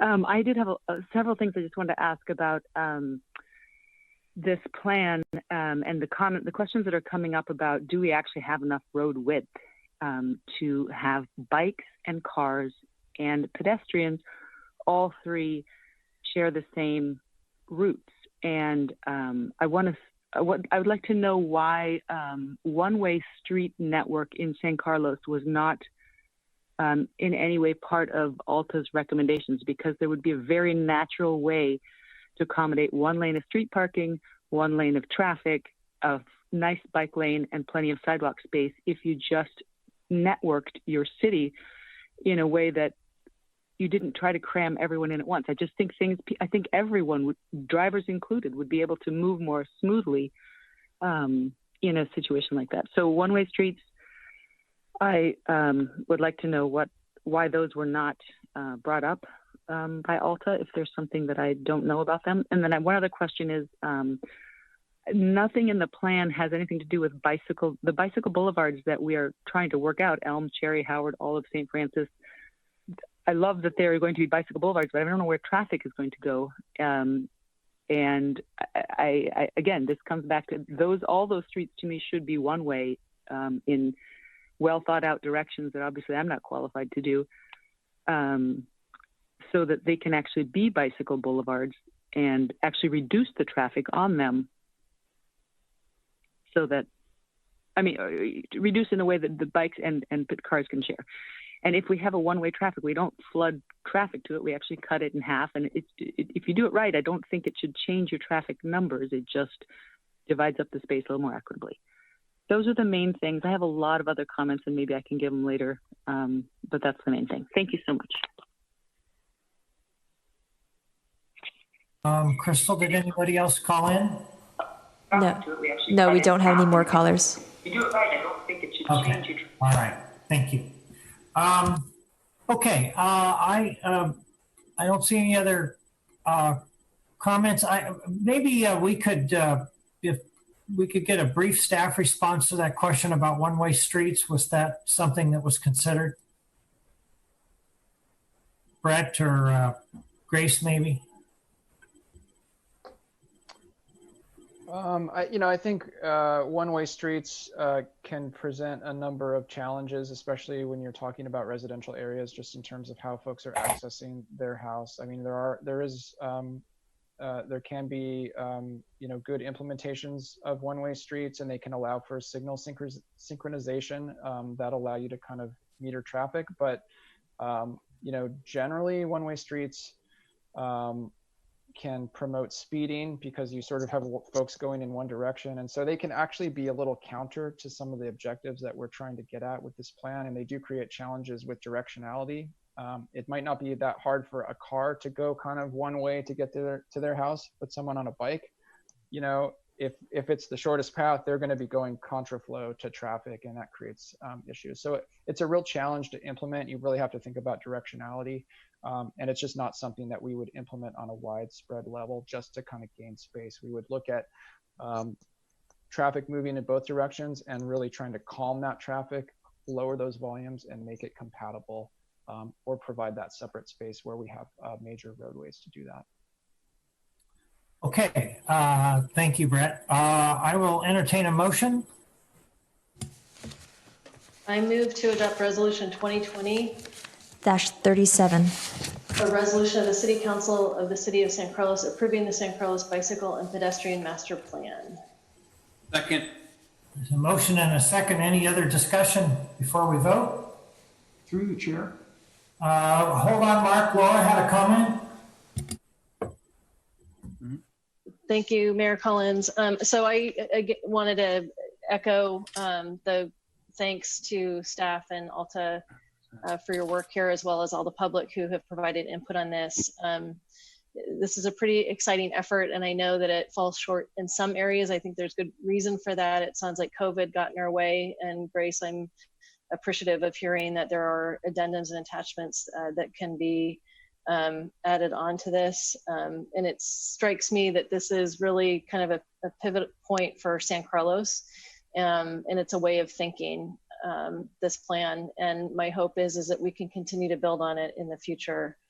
I recognize it's not going to meet everybody's needs straight out the gate, but I think it's an excellent step in a really positive direction for our community, for all of the reasons that were discussed above. So thank you for your time and effort on this. Thank you, Laura. I don't see anybody else. Mark, you had started to make a comment. Did you want to say something?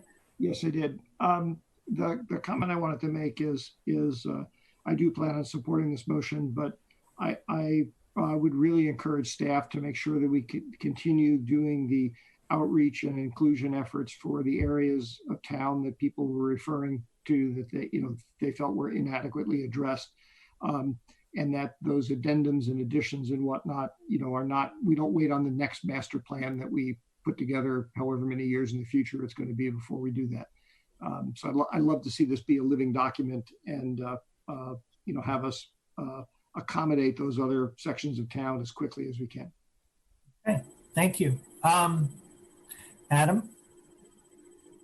Thank you. I just want to, I'm going to plan to support the plan. I appreciate all the work that was done on this. And I want to echo Council Member Olbert's comments that this is a living document and that we keep working on some of those next sections and it doesn't, we don't lose sight of that. But okay, thank you. Sarah.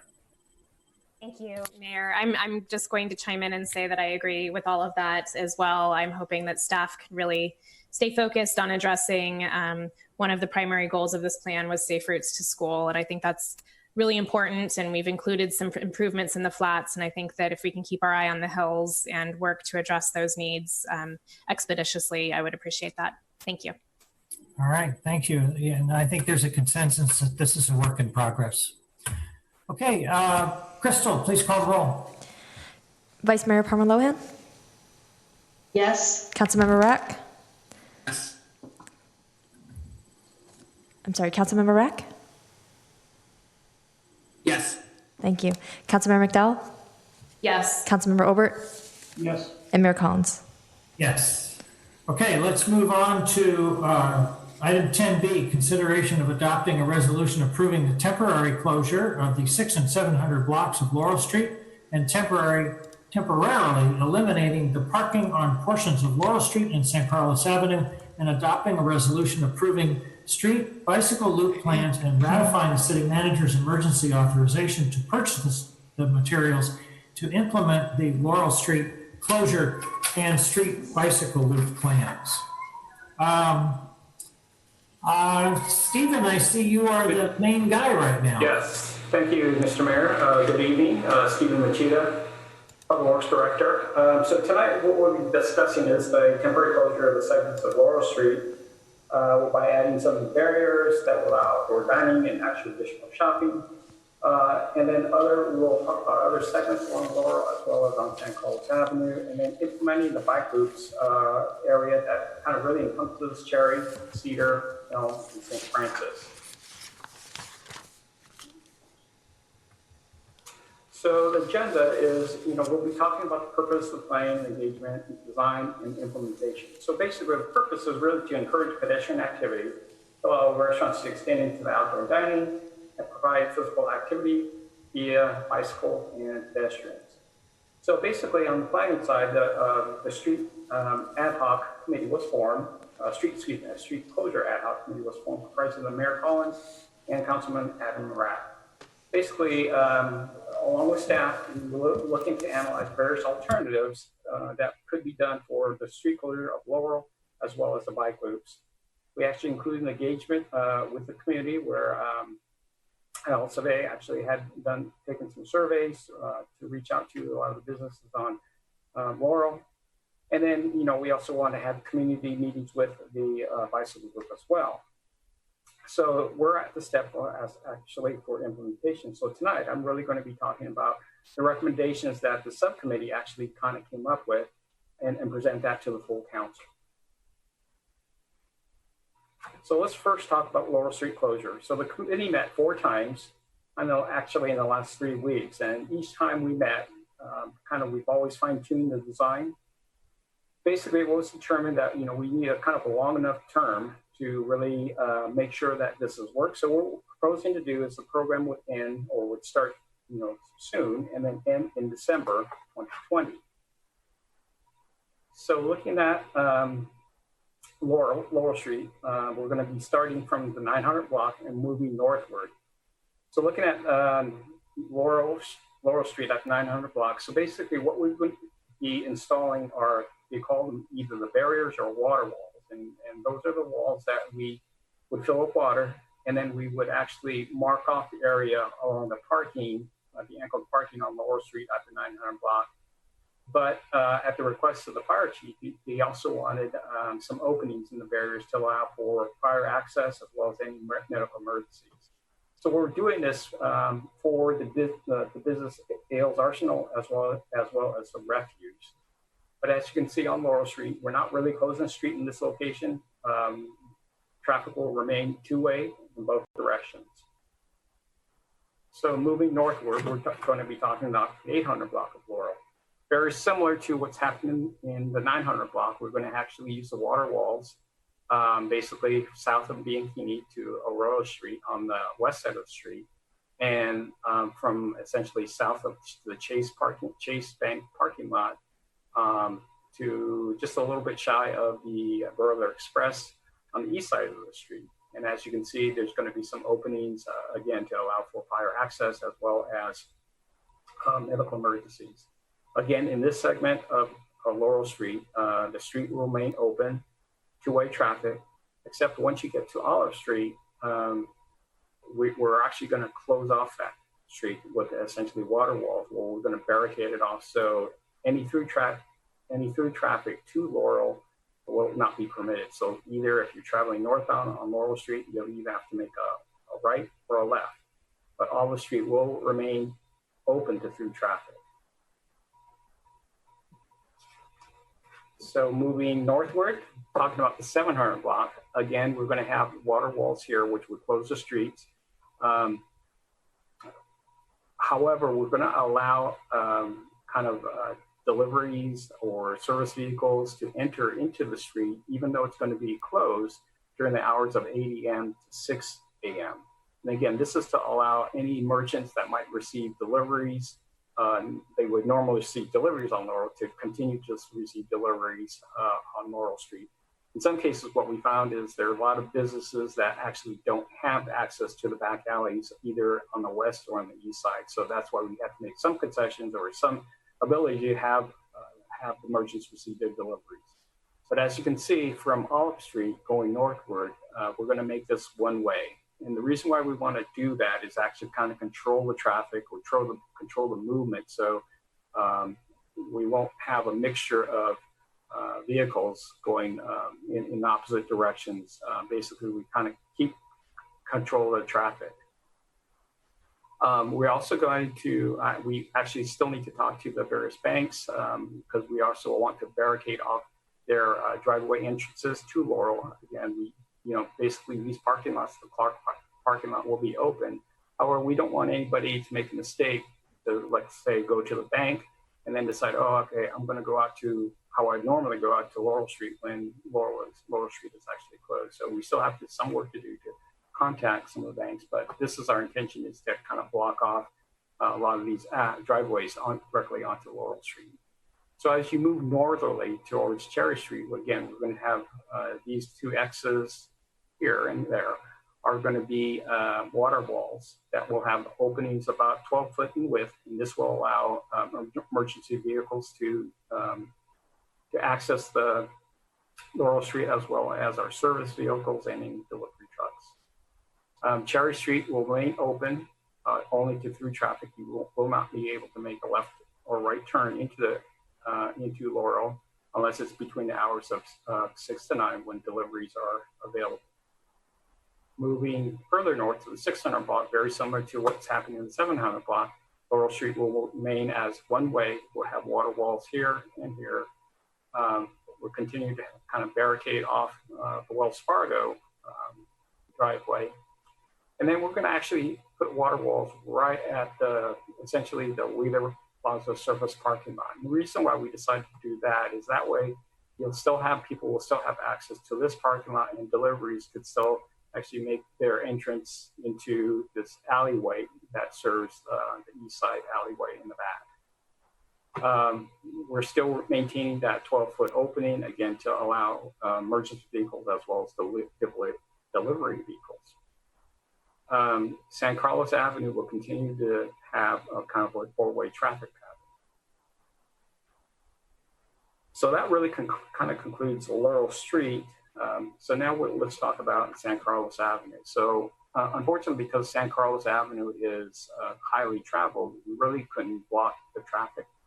So similar to the 800 block, we're actually going to use water walls, and we're going to kind of barricade off the angled parking stalls, starting from essentially the corner of Laurel and San Carlos and extend it all the way down to that transition where you get towards the dedicated right turn lane from San Carlos to El Camino. Again, we're still going to maintain those openings that the fire chief had requested. And this would be on the south side of San Carlos. And then on the north side of San Carlos, we'll use the water walls essentially from the driveway between Tutti Frutti and Coldwell Banker. And we'll continue all the way up to the essentially intersection of Laurel and San Carlos. Again, maintaining the two openings in the water walls. And then again, this is the intent is to allow kind of the dining and any merchants that may wish to use the street for additional shopping or for dining tables. It'll allow them to use the street. So one of the things that we also determine is if we are going to close, let me go back to the slides. If we go back on the 700 and the 600 block, we're actually going to be eliminating a lot of 4 on-street parking, accessible parking stalls. Excuse me, sorry. And so what we decided to do was we're going to add 9 new accessible parking stalls in 4 of our city plazas. So we currently, as you can see in this table, we have 2 in Clark Plaza, 1 in Wheeler Plaza for a total of 3. So now we're going to add 2 additional in Clark, 2 additional in Wheeler, 3 in Williams, and 2 additional in South Plaza. So we're actually going to add 9 new ones for a total of 12 within our parking plaza. So here's kind of a photo. We just recently completed these. Here's some photos that we just took. I believe it was just last week. So here's the one existing in Wheeler, and then the 2 additional ones that we just installed, and then in William Plaza lot, we have 3 brand new ones. So the next thing I wanted to kind of let council know is actually I was able to attend a webinar just last week, and this is a really hot topic of a lot of the transportation engineers. But basically, the National Association of City Transportation Officials, or NATCO, they just published this guide, Streets for Pandemic Response and Recovery. And as you can see, it was dated May 21st, 2020. Some of the key outlines, key tasks that they outline in the report are planning, engagement, design, and implementation, and then monitoring. Well, interesting enough, this just happened last week. What I really determined, or looking at their plan, is the subcommittee and the staff actually created exactly what the NATCO design guidelines are suggesting. So what that really tells me is, within the 3 weeks that the subcommittee met, we actually had essentially did what the NATCO did. Probably took them about 3 months to do. So again, once again, San Carlos is kind of a leader in trying to moving forward on a lot of the different things. But I just wanted to give you an example of what they were planning to do, what NATCO guidelines. And here's their example for outdoor dining. And as you can see, they're using the protected spaces. In this case, they're using the little traffic barrels that you might see. And then it looks like they cordoned off with some type of rope or some type of other barriers. We're going to have something that's a little bit more stouter, basically, where you're going to actually have barriers that are probably 3 foot high. And so, it offers a little bit more protection to the diners and shoppers. So this is, but I really found it very interesting that, we actually came to the same conclusion as this kind of a professional group had come up with.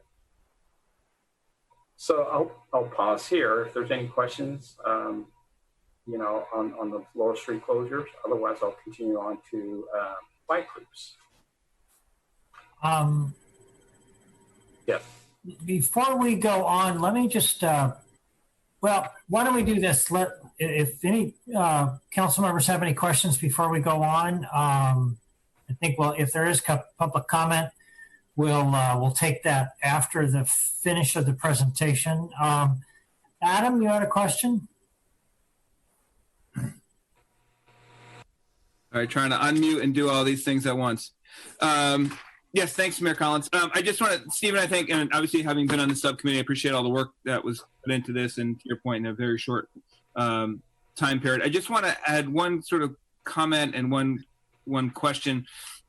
On the comment, I think it gets confusing sometimes when you sort of have the one-way sign up there and you talk about things. So I think we want to reiterate that we are talking about closing that 700 and 600 block. I think it sort of gets confusing. So I just want to confirm that to the public. And then second, can you talk to me about the 12-foot openings? I understand for delivery trucks and other things. I mean, what other deterrents do you have planned so that other cars don't just say, oh, there's an opening here big enough for me to go? So I apologize. I probably didn't explain that thoroughly. So we actually have a 12-foot opening. However, during the regular closure of the road itself, it will actually have probably more likely the A-frames kind of stationed within that 12-foot gap. That kind of, with road close signage, meaning that basically the road is closed. I think during the early morning hours, those signs those barricades will still be there, except when delivery trucks, and we'll probably need to open them up probably at 6 o'clock, and we'll have that available or open for the delivery trucks or our service vehicles or any other vehicles that might need to access, say, for instance, sheriff office need to access that, maybe not for emergency, but just generally just for patrol. We'll have that open and available. And then at 9 o'clock, we would actually return those A-frame barricades to that within that 12-foot space. Great, thank you. That's helpful. So, Mr. Mayor, I did forget one thing, and I know Al had some presentation on the loops, or excuse me, on his item. So I'd probably like to turn that over to Al. Stephen, before we do that, there were a couple other questions for you on this. Okay. I apologize. Yeah, first Mark and then Laura. Thank you, Ron. Thank you, Steve. Let me try and go through these quickly. Given that that first area of Laurel that you were describing, I think is near where Refuge is, and that's the water wall kind of arrangement. Again, I want to bring up the issue of why aren't we considering doing something exactly like that down the south end of Laurel Street? There are some other restaurants down there who I presume are in the same kind of economic situation, who would benefit from the same kind of thing. And it looks to me like the approach that you're using on the slide you just put up would be adaptable to literally any stretch of Laurel Street you can imagine. So you're correct. I mean, the water walls are available and they could. However, in discussions with the subcommittee, we really feel that this still is a pilot. And so we actually have to have some cutoff or some period where we can't do everywhere. So I think it was decided that we would probably just take it down to the 900 block. If in fact that council wants to continue to move further south. I'm going to ask you, because I've got a few other questions to get through. I will just briefly mention, we can discuss this later. We are doing so much of the restaurant sections of Laurel Street to leave out the other people, I think is politically very problematic, but that may just be me. Second question is on that same area with Refuge. I was surprised that there was a requirement to put an emergency access path, the opening, the double yellow lines. I mean, that's only got to be what, like 40 feet, something like that? I mean, is the fire department really that sensitive that it needs, that's necessary? Well, I think, I actually installed it. I mean, I think we'll have more discussions with the fire chief. If in fact he feels that it's not necessary, we'll actually just close it. It's just a matter of moving the water walls around. Yeah, that's fine. Yeah, I can see that. So it could be a design thing done at the last second.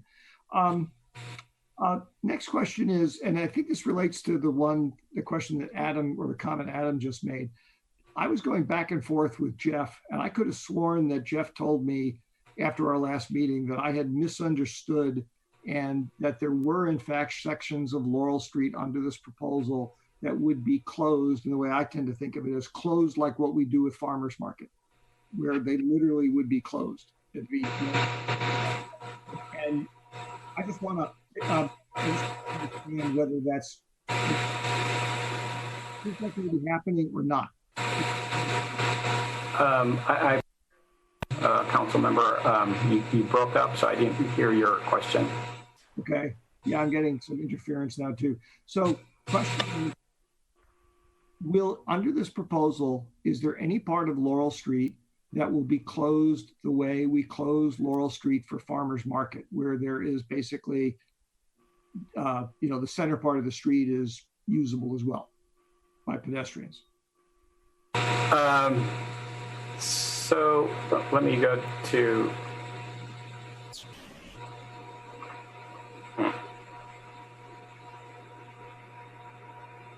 I'm having trouble advancing the slides, but basically the intent is the dining and shopping would remain within the angled parking stalls of Laurel Street itself on the 700 and 600 block. Essentially the travel lanes in Laurel, there would not be any, let's say, street furniture, dining tables and things like that. However, and that's to allow the emergency vehicles to access down Laurel. However, that area would be available for pedestrians to kind of walk and gain some physical activity if they want. So it would be available, and that's the reason why we want to close Laurel Street down at 9, and then from 9 o'clock on, pedestrians would be allowed to walk the entire Laurel Street. Okay, that's fine. That's fine. So great. And last question, which maybe is going to be addressed in some other part of the presentation. So if it is, just defer it to then, please. As several of us mentioned, I know I did early on in this meeting, there is an issue of compliance with health regulations. In other words, of ensuring that restaurants that are being given this benefit and other businesses, but I'm thinking mostly of restaurants, are actually complying with health regulations. Because we have some reports of some most restaurants are complying, but some restaurants are not. And I would not want to see the restaurants that are following the law to be at a disadvantage, basically, with some of their peers who may be skirting the rules a little bit. So was there any thought to enforcing the health regulations in this proposal, or is that up for discussion? So yes, that discussion did come up, in fact, in our management meeting, as far as ensuring that the health order about social distancing is complied or obeyed. And I know that we had talked about perhaps having our code enforcement actually do some of that effort, as well as perhaps working with the sheriff's department. But for the most part, it'd probably be under our code enforcement. Stephen, there's one other issue we added to the resolution on this. Is there's an encroachment permit requirement, and so we intend to add to the encroachment permit some of these requirements, so that if there's a lack of compliance, we would have another tool to remedy the situation by revoking their permit. I see. Okay. Thank you. I think I will probably want to discuss that in more detail when we get to discussion, but that's my questions. Thank you, Mr. Mayor. Okay, Mark, thank you. Laura? Thank you, Mayor Collins. So a comment and a couple questions. So I did raise at the last council meeting my interest in wanting to see the program extended down South Laurel. So I just want to remind the team that I did share that sentiment. So I'd be in favor of making the program equitable. Question on when I look at the proposed parking constraints on the 700 and 600 blocks, what I'm wondering about is on the perpendicular Cherry and Olive, would there be any consideration given to creating short-term parking along that? My thinking would be that people are likely going to loop around and try to, run a quick errand. And right now, lots of those curbs are, 2 hour in duration. So that's something that I think would be valuable for us to consider, maybe not right at the moment, but as we kind of move into this. And then the second thing is timing. So again, I heard some of the same sentiments that were shared earlier today about kind of the reopening and people trying to get back to business and not necessarily doing it and maybe the way that was intended. So the sooner that we can get this program up on its feet, I think the better chance we have of ensuring that our restaurateurs can do this in a safe way. Regards to kind of the parking addition on Cherry Street, so that's something that we probably would be interested in looking at. I would suggest, kind of as you stated, it might be something that we kind of take a look at. We kind of roll the program out and see what type of utilization we get, and then if we do need to make adjustments as far as the parking, we can do so. I think sometimes trying to predict something ahead of time, sometimes that doesn't always work very well. And so my recommendation is to let's roll the program out, and then we can make adjustments as we go along. And thank you for actually asking the question as far as when do we think we could roll this out? So actually, as the resolution had stated, the city manager had made an authorization to actually purchase all the water wells. Because it was time of the essence, and actually we're competing with many other cities who are kind of doing the same thing. So we are actually scheduled from the shipper. We're actually scheduled to receive the water walls by the end of this week, so by the 12th. I talked to my superintendent. He anticipates, or what he wishes to do, assuming we receive the shipment, is he'll have this plan kind of set up by the end of the day, or probably towards the later portion of that day on Friday, so that basically this could be rolled out at least by the 13th or this coming Saturday. Now, one of the concerns that we do have, and we've seen it with COVID, is a lot of times our shipments, they get delayed for whatever reason. So as a backup plan, we may not be able to do the whole plan as shown or as described tonight. However, we will be able to close down the 700 and 600 block and close down that street and kind of until that shipment arrives, the water walls will arrive. And we would anticipate it would be here no later than the 15th if there were a problem. But again, I'm trying to project on something that, what the shipper has told me is the walls are scheduled to arrive here in San Carlos by the 12th. So that's this Friday. So I guess the good news is we're trying to get this thing up and running by the 13th if the city council approves our plan. Thank you. Okay, Sarah. Thank you, Mayor. Laura asked my question, so I just wanted to ask if you need a motion to extend the meeting until 12:30. I think we do. Okay, I will move to extend the meeting until 12:30. Second. All right. Crystal? Through the chair. Mark, did you have a question?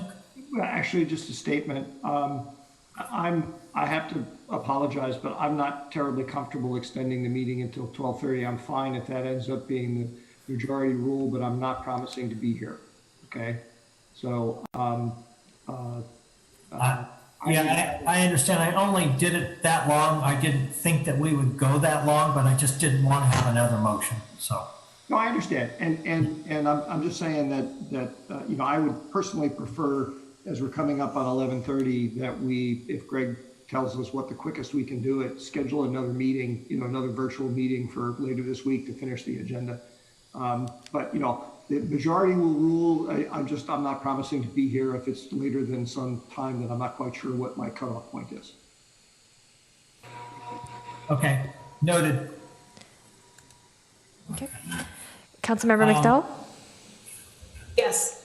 Councilmember Obert? No. Vice Mayor Parmalohan? Yes. Councilmember Rack? Yes. And Mayor Obert? Mayor, I'm sorry, Mayor Collins. I'm tired. Mayor Collins. We had temporarily pulled him back into the job. Yes. Thank you. Okay.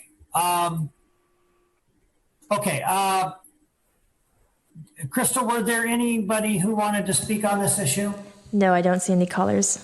Okay, great. All right. Well, I guess we could probably entertain a motion unless there are any more questions.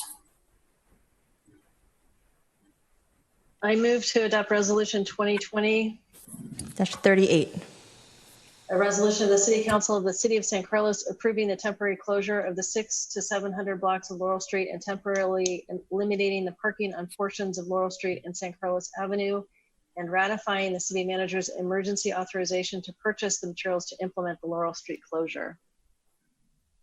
Mr. Mayor, yes. The resolution calls for a date to be inserted when the temporary closure would end. We intentionally didn't know how long you wanted the temporary closure to go, so we left that blank. We did provide, though, that the city manager could extend it without coming back to the council for an additional 90 days after your expiration, if after assessing the situation and the whatever the current health orders are going to be, whether that's necessary or not. Okay, it was my impression that we were going to do this for 6 months. Yeah, I heard it stated through the end of this year, but I could have misheard. And if that's the date you want to put in, we'll just insert December 31st. I just wanted to make sure it was part of your motion, Councilmember Parmalohan. Okay. Second. Okay. Any other discussion? Yes, through the chair. Yes. Actually, two questions. One is a quick one. When I'm looking at maybe I've got an old agenda. I'm looking at an agenda here. It seems to imply that what we'd be voting on is actually including not only Laurel Street, but also the bicycle loop plan. There's a second resolution. Oh, I see. Separate resolution. Got it. Okay, fine. I personally would like, before we vote on this, I'd like to have a little bit more color from staff on what they were thinking as regards ensuring that participants in the program, beneficiaries of the program, are following the county health regulations.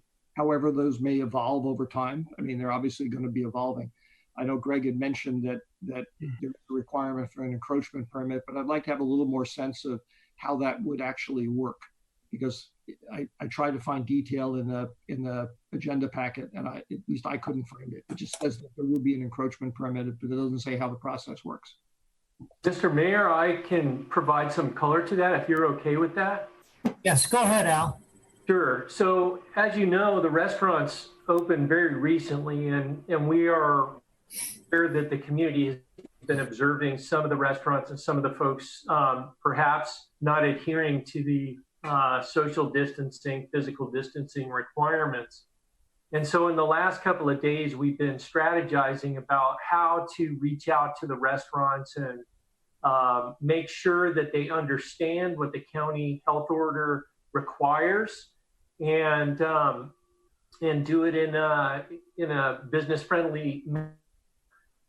So we've been looking at the county health order and making sure that we understand it. And we have prepared a letter and an email that would go out to all the restaurants and retail establishments on Laurel Street and remind them as to what the county health order says, how they're supposed to put their tables, how the folks are, how many people are supposed to be at a table, and et cetera.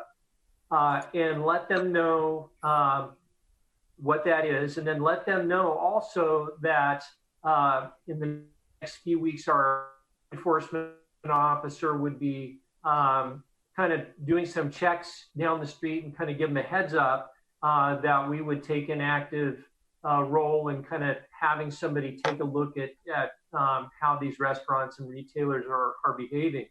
We've also talked to the county health department, and they intend to do some spot checks on restaurants in the county as well at the end of June. So we'll be kind of sharing those responsibilities and looking out along Laurel Street and in the downtown to see that the restaurants understand what the requirements are, and to make sure that they're operating in conformance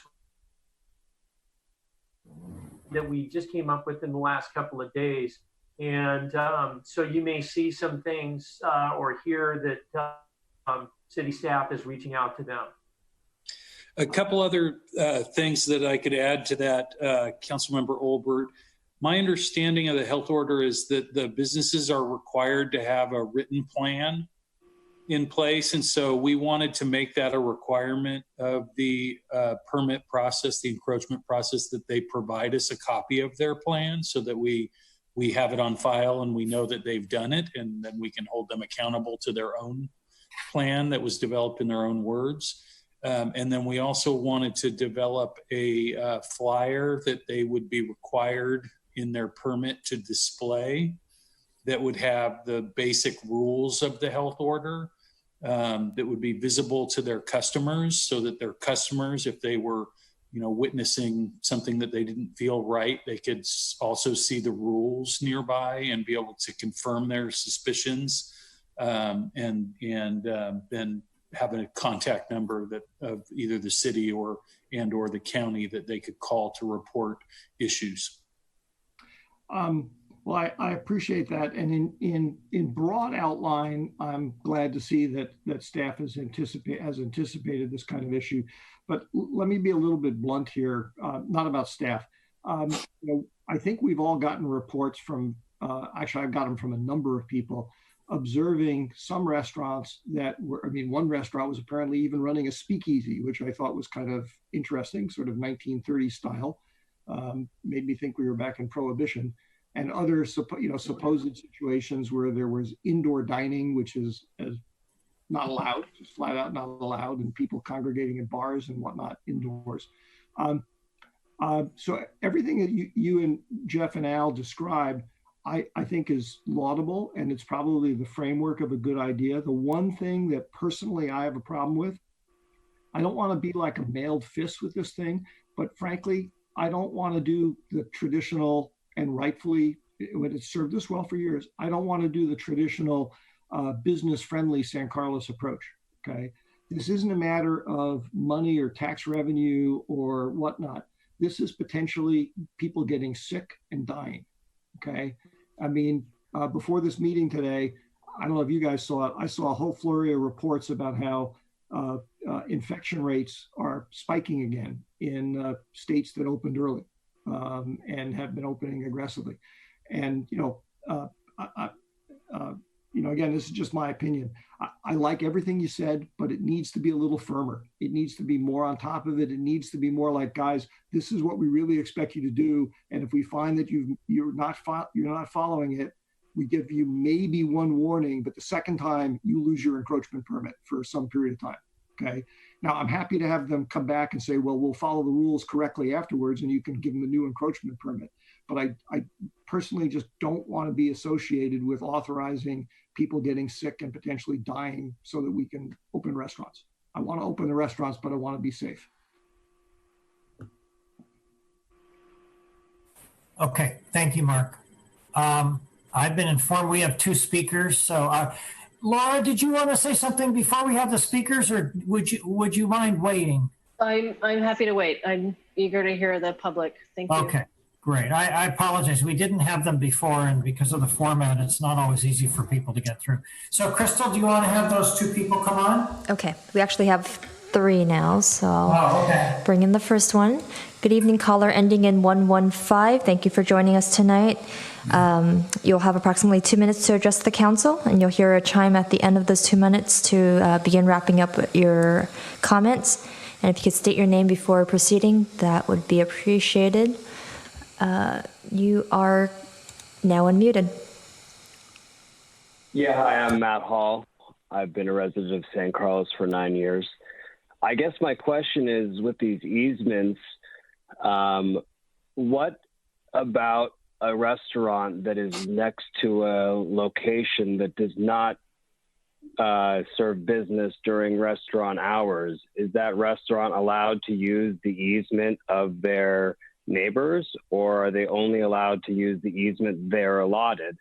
And how are those easements allotted is, I guess, what my question is.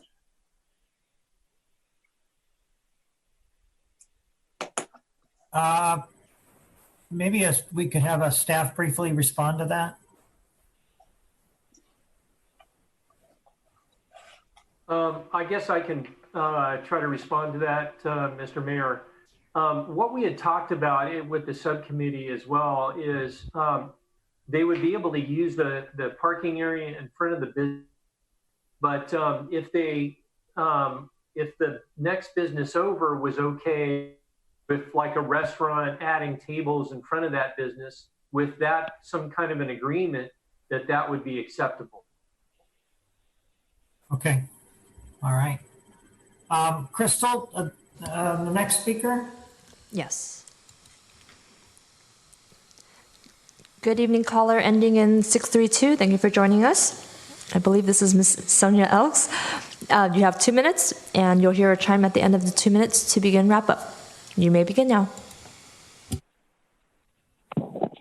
Hi, this is Sonia Elks. I just wanted to comment on the downtown Laurel. I love it. I'm excited about it. It's something to look forward to in San Carlos this summer. Thank you.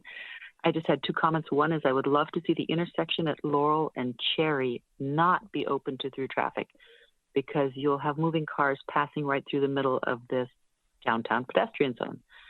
And especially since Laurel brought up the idea of parking, you actually, if you did close that intersection, Cherry and Laurel, you would end up with 2 kind of dead zones where you could put street parking on Cherry between El Camino and Cherry, or wherever the alley is, and then in the other direction as well. So if you close off that intersection, you might end up with 2 little extra parking spaces. then the other thing I wanted to say is regarding downtown. I would love for City Council to consider the possibility of making more handicap, a nice big lot for just handicap parking, if that's even feasible for where people need to park. But we just have such a large lower mobility population, elderly in San Carlos. And I want to make sure that with the downtown parking being reduced, they still have plenty of parking within as close as possible. And people who are more able-bodied can park then a block or two away. I would love to see the plaza net between south of Blue Line Pizza made into a parking area for handicapped only. I think that would be a great drop-off zone for Lyft and Uber and people picking up and dropping people off, and then handicap parking exclusively there, just to make sure that people who aren't super mobile can park easily downtown. Thank you. Okay, another speaker. Yes, our last speaker, it looks like, is caller ending in number 282. Thank you for joining us tonight. You have approximately 2 minutes to address the council, and you'll hear a chime at the end of the 2 minutes to begin wrap up. And you are now unmuted. Speaker, it looks like. Thank you for joining.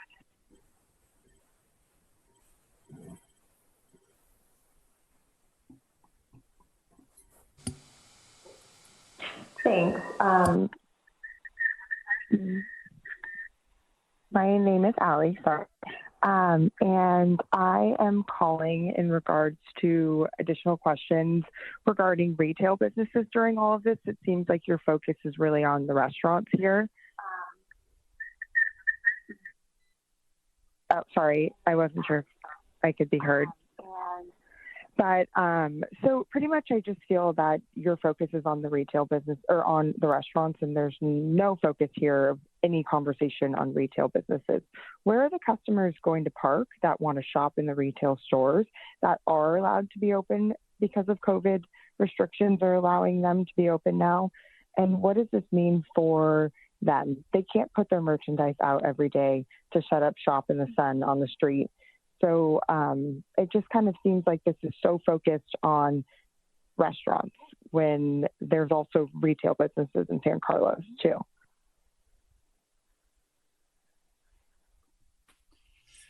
Thank you. Al, can you just briefly respond to that? I think there was some accommodation for non-restaurant businesses, was there not? Yes, that's correct, Mr. Mayor. So the intent of the program is to allow retail businesses to also use the parking area in front of their businesses. So that is possible, and it may be better to those businesses as well. There's parking in the surrounding areas. The city's our residents and customers are gonna have to use the parking that we have in Williams Plaza, South Plaza, Clark Plaza, and Wheeler Plaza. And we're looking at leasing the upper floor of the Samtrans building as well for employees that use downtown. And those spaces are already available for employees of the town. Okay, thank you, Al. Now, back to Laura. All right, thank you, Mayor Collins, I appreciate that. So I'm enthusiastic about this program. I think what we've heard tonight is that there's a real struggle with applying some of these physical distancing requirements in the current configuration. I know, just from my professional experience outside of City Council and the work that I do, trying to bring my company into compliance with this, it's, while the statements of requirements for physical distancing are fairly simple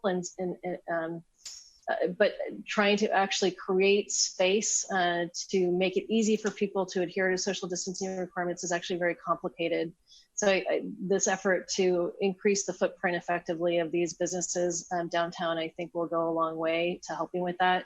And I'm appreciative of staff's approach towards trying to educate and help these small businesses try to understand how to apply these principles. Because again, I work for a fairly large company, and it's a large team of people working on it, and even then it's complicated for us to think through. So I think whatever we can do to help them understand how to apply it and help the public understand what their role is and responsibility, all of us taking personal responsibility to minimize the risk, I think is an important one. But I want to commend staff and the subcommittee for pulling this together so quickly. And I'm hopeful that you will continue to work with the businesses downtown to optimize this over time. Thank you. Okay, thank you, Laura. Adam? Thank you, Mayor Collins. I just want to also say I'm looking forward to planning to support this, and I'm excited about this opportunity and what it presents for our community and our businesses. And I would say that I would guess maybe hundreds of emails I've received have all, I will say almost entirely positive about this idea. I did want to make just two quick clarifications on comments that were made tonight by one. I did hear from at least 3 downtown retail businesses who were all in favor of closing the street, and one who also was excited about putting their product out on the sidewalk as well. And then secondly, just on to Vice Mayor Palmer-Lohan and Councilmember Olbert's comments about sort of further south on Laurel. We did discuss that within the subcommittee, and we had heard from the refuge, and so that was part of the reason to move down there. But if other businesses and other restaurants are interested in that, I think there's the flexibility to try and add more parklets further south, and that's something that staff is contemplated and that we talked about at the subcommittee. Mr. Mayor, as part of the presentation and as part of the subcommittee direction, we did survey all the restaurants in the downtown. And because of the lateness of the hour, I didn't present that information to you, but we do have it available. I could briefly tell you what we found out from our survey of all the restaurants on Laurel Street from San Carlos to Eaton, if you're interested. But again, I know it's a late hour. Well, can you do it in 30 seconds? I can. Okay. Crystal, if you can get me to the Laurel Street Parklet survey summary slide. It's a few slides ahead. Am I going the right direction? Yes, I think so. Here you go, good. Keep going. After the bike loops? Yes, keep going. Right there. Okay, so you can back up one. One more? Well, okay, okay, that's fine. Okay, so we did. As directed by the council subcommittee, we surveyed all 55 restaurants on Laurel Street, and we had a really good response rate. 18 businesses have stated that they have an interest in creating a parklet. 12 of them are located in the 6, 7, 800 blocks, and 6 are located south of Arroyo. And one more slide, please. Crystal, and these are the restaurants that we heard from. And as you can see, some of those restaurants are in the 900, 1100, 1600 block. And I'm sure you recognize many of those names for some other folks that are interested in it. So that concludes my presentation. Thank you, Al. And finally, Mark. Thank you, Mr. Mayor. Yeah, I just have a quick question. So since we're moving towards voting, so I know which way to vote, which is, I made that sort of comment before about what concerned me about, I want to make sure that we're not using the traditional business-friendly or purely business-friendly approach in this particular situation. I didn't hear any response or comments from other council members, and I would be interested in knowing what other people's views on that are, because that's just me speaking, and obviously staff's not going to and shouldn't design the encroachment process to simply meet my concerns. So I'd appreciate my colleagues weighing in however they want to on that particular topic. I'll jump in. I think that the plan that's laid out is a good one. I think it's the enforcement piece, Mark, that you talked about that we're following up. And I don't know that I agree with you. I don't want to get in a situation where we go backwards. And so I think it's important that we enforce and make sure that those businesses are following the rules and that we do what we can on enforcement.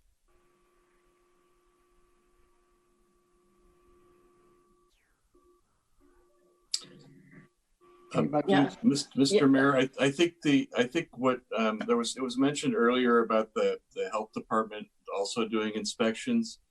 I think that's good news for me as the city's chief enforcement officer, because they really are responsible for health inspections of restaurants anyway. So, and it is their order after all.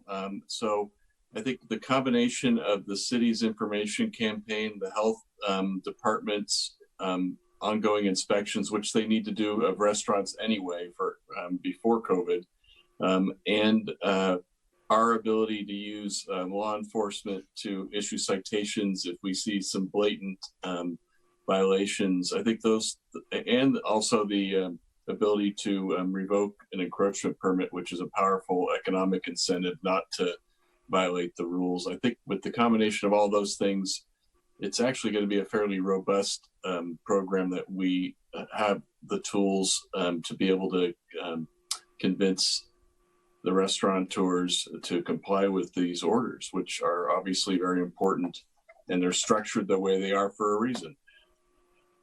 Thank you, Greg. That's very good to hear. Sarah, I apologize. We've been stepping all over your opportunity to talk. That's okay. I was very happy to hear from my colleagues. It sounds to me like, from what I hear from Greg, that the tools are available that can be used to enforce, compliance with the health order. So I'm comfortable with that.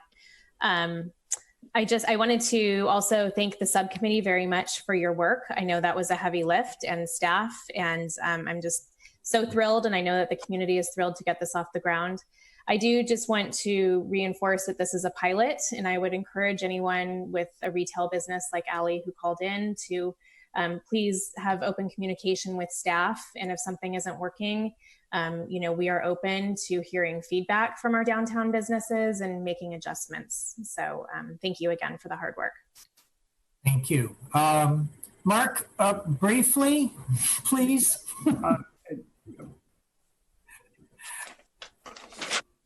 Go ahead. You're muted, Mark. You need to unmute yourself. There you go.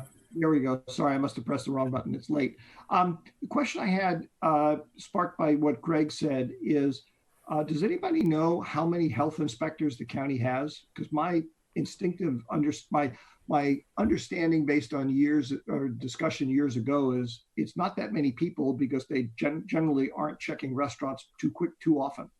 But does anybody know how many they have? Any idea, Greg? I don't know. There's two different types of inspections that they do. One is the annual inspections of restaurants that get their letter grade or their approval that they're operating in a proper manner for regular health rules, and then there's their special event program that I've had experience with, where they come out to the Art and Wine Fair and they or hometown days, and they look at the food vendors that are out there.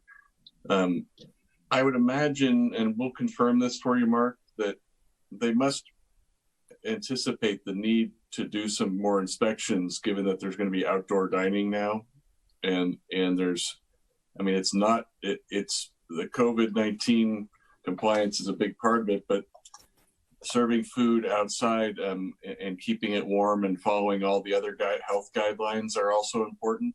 And so I imagine they. And I'd like to confirm that they've kind of ramped up their inspections to take this into account. Well, that's I appreciate your clarification of that. I guess I will tentatively end up tentatively supporting this motion, but I would strongly urge staff to follow up on that. And to the extent that it turns out, for whatever reason, the county is not able to either in the long run or gear up as quickly as reasonably should, for whatever reason, not blaming them, but for whatever reason, that we apply our own resources in here. I mean, as I said, this is not about tax dollars. This is about people's health and lives. And that's pretty important to me. And I think Mark, I just want to let you know that a merchant just must be watching, and he texted me and said that he has 4 in his area. So if that's 4 for a block, that seems like quite a bit, but I don't know how far those 4 people extend, but that's what I was notified of. Right. Okay. Do we need to take these resolutions separately, Greg, or can we do them together? So, Ron, they're 2 separate motions. You have a motion pending for the first one, I think, already. Okay. That's been seconded. And we have the first motion that's been made and seconded, correct? Correct. Yes. Okay. Yeah. So, Crystal? Councilmember Rack? Yes. Councilmember McDowell? Yes. Councilmember Olbert? Yes. Vice Mayor Parma Lohan? Yes. And Mayor Collins? Yes.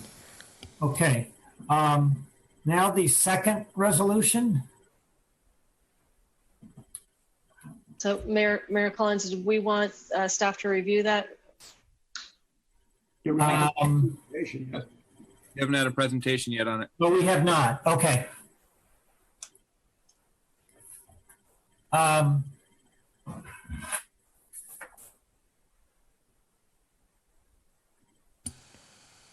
Crystal, can you go back to the bike loop? Yeah.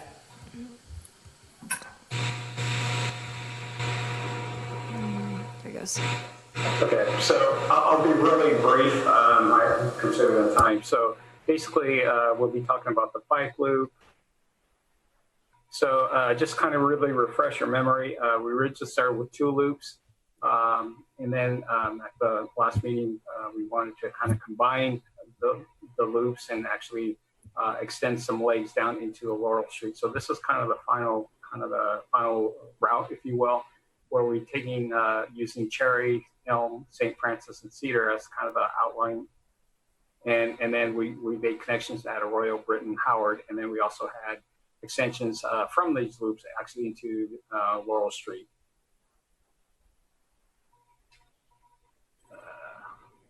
Okay, so so part of the things, and I know we met with some of the community members in regards to the signage. I know some of the signage is, we're still kind of purchasing and going to be deploying. Some of it will be including these kind of street paddles near the crosswalks. We have the kind of share the road as well as the bicycle and ped signs. And so some of you might have seen, there's some posts, actually temporary posts that are actually going in around this route. And so, we're anticipating that this was, that council would approve. And so we would actually put these share the roads and other signs out as we get them in. Let's see, we'll also be installing changeable message boards. Actually, we have those. I'll need to work with the sheriff's office, but what I'd like to do is get those out probably next week. We are also having some notices to go out. We're working on getting the same notices out on social media. I believe we're also going to be doing a press release. And basically what my intentions are probably to roll this out on the weekend of the 27th of June. So it'll be 27th and 28th of June, where we invite the community to actually utilize this bike routes, for family rides and what have you.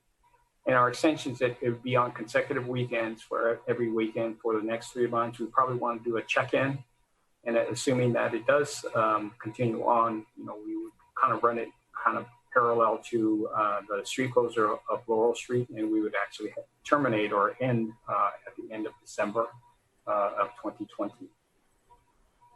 I also wanted to really quickly, I know at the last meeting there was some questions in regards to what other cities have been doing with the slow streets, although slow streets is a little bit different than what we're doing, but there are really 5 cities that actually are doing slow streets: Redwood City, San Mateo, Foster City, and Burlingame. I think I said 5, there's only 4. And actually they kind of vary in success. I think for instance, the Redwood City, it is well received. I think it had taken a little bit of time to kind of get utilization of, but from what I understand, it is doing well. In fact, they are looking to expand. the Slow Streets program. San Mateo, similarly, I think they have one residential street. They indicated the pilot program was actually not doing as well. I think some of the residents are moving the signage around and causing some issues there. But as I understand, it's gotten better over time. Foster City, actually, they had a unique ability to use all the road along the Betty Trail. And so that kind of has worked out very, very well from them. I think it's been very positive. And then Burlingame, they actually had it near their high school. They experienced some initial problems. They didn't really go into too much detail what those problems were. They actually suspended the program until after school let out. So they're looking to kind of resume the program again and to see how it went. We also had some other cities that we polled, South San Francisco, Brisbane, Colma, the 17th city, Woodside, and those cities elected not to move forward. I think generally they really felt that some of their streets were too narrow to do a slow streets program. I guess they really felt it encouraged public gathering, which would be inconsistent with the health order, and then creates a false sense of security. And then they really just felt that, for the way their population was kind of spread out, it really didn't work very well for them. But I think in general, from what I gather, as more and more cities actually start using the program, their slow streets program, it seems to be working well. And I think it's just a matter of time. Just like any pilot program, it takes time to kind of get up to speed to really get full utilization. So with that, I will answer any questions. So this is, I think, one of Al's slides. Okay. Before we get to questions, Crystal, is there any public comment? No, I don't see any callers calling in. Okay. Any questions on this item by my fellow council members? Not seeing any. Do we have a motion? I move to adopt resolution 2020-39.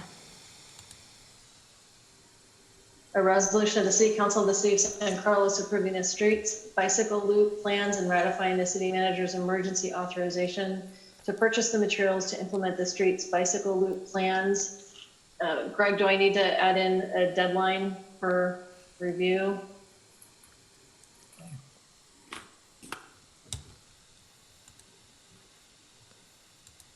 I'm sorry, Laura, were you finished? I just, on the last resolution, we needed to put. I don't think the second resolution requires it because there was a different legal standard involved, and the closure doesn't have to have a dead end, but a deadline. But let me look at the reso. I have to pull it up on my different screen here because I don't know if it says that or not.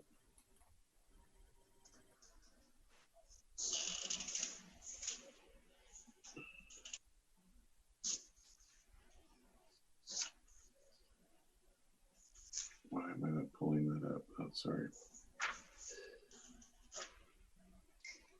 I have to go to the appendix.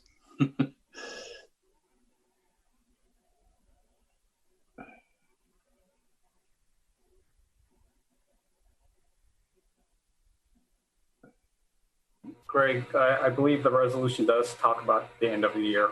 Okay, thanks for finding that for me. That's just really hard for me to navigate with this computer that I've got here. So if it says to the end of the year, then you don't have to add a date. Okay, great. All right, so moved. I'll second.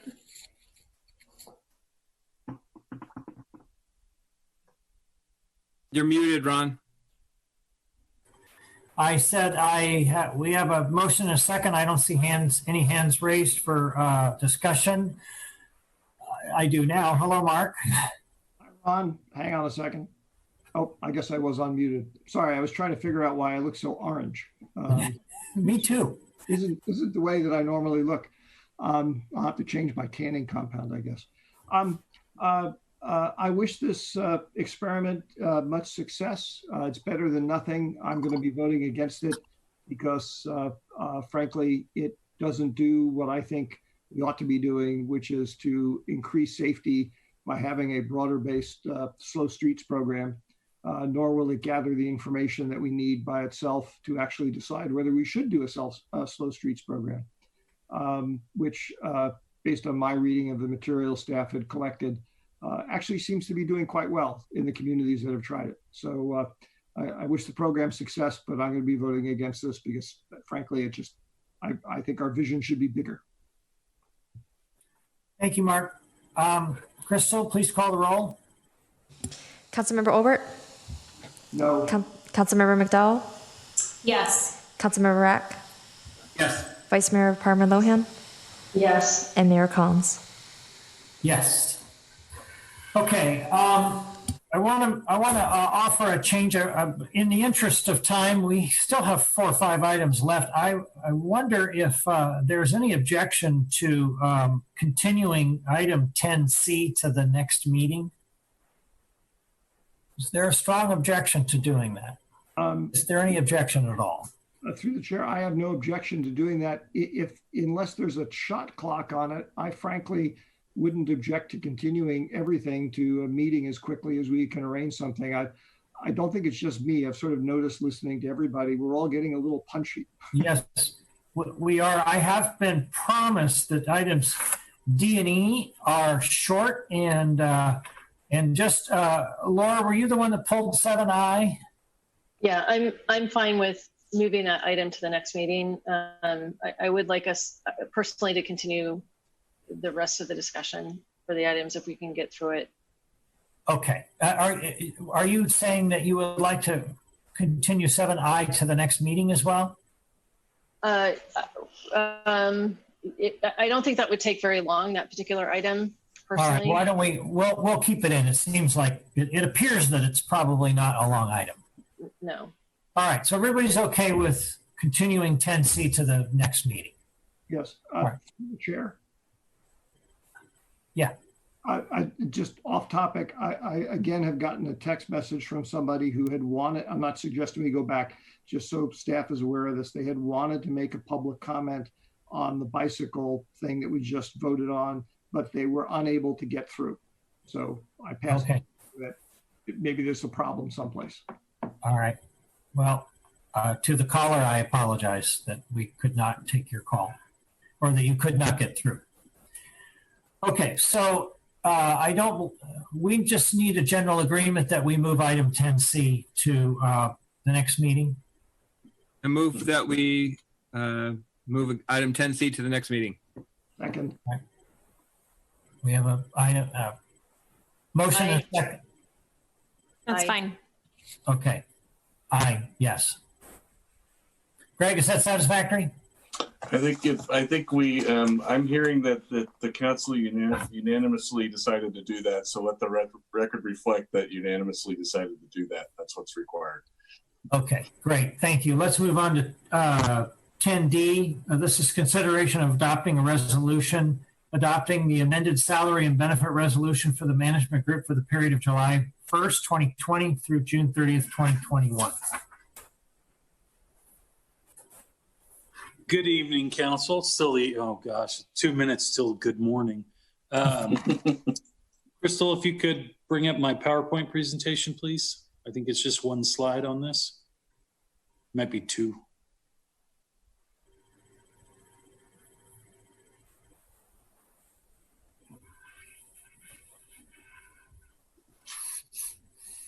Next slide, please.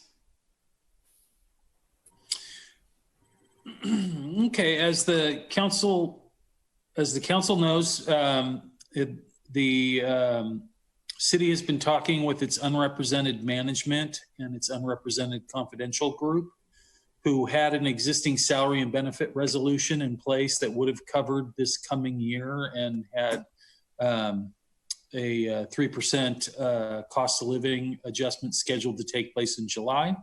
Council asked those groups to have a discussion with us about lowering some of the compensation, and the employees are in agreement here with what's listed here for the management group, which would be there will be no 3% COLA now in July of 2020. The deferred comp match program for management up to $400 a month would be canceled.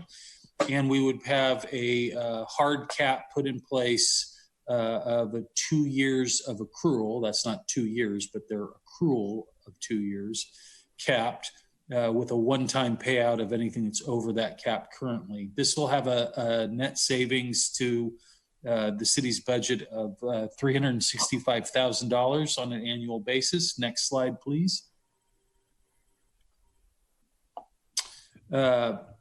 Basically the same element. The elements are virtually the same for confidential, slightly different. They had a larger cost of living adjustment scheduled at 3.5%, but had a lower deferred comp match program. This is a smaller group than the management group, so the savings here are estimated to be $80,000 a year ongoing.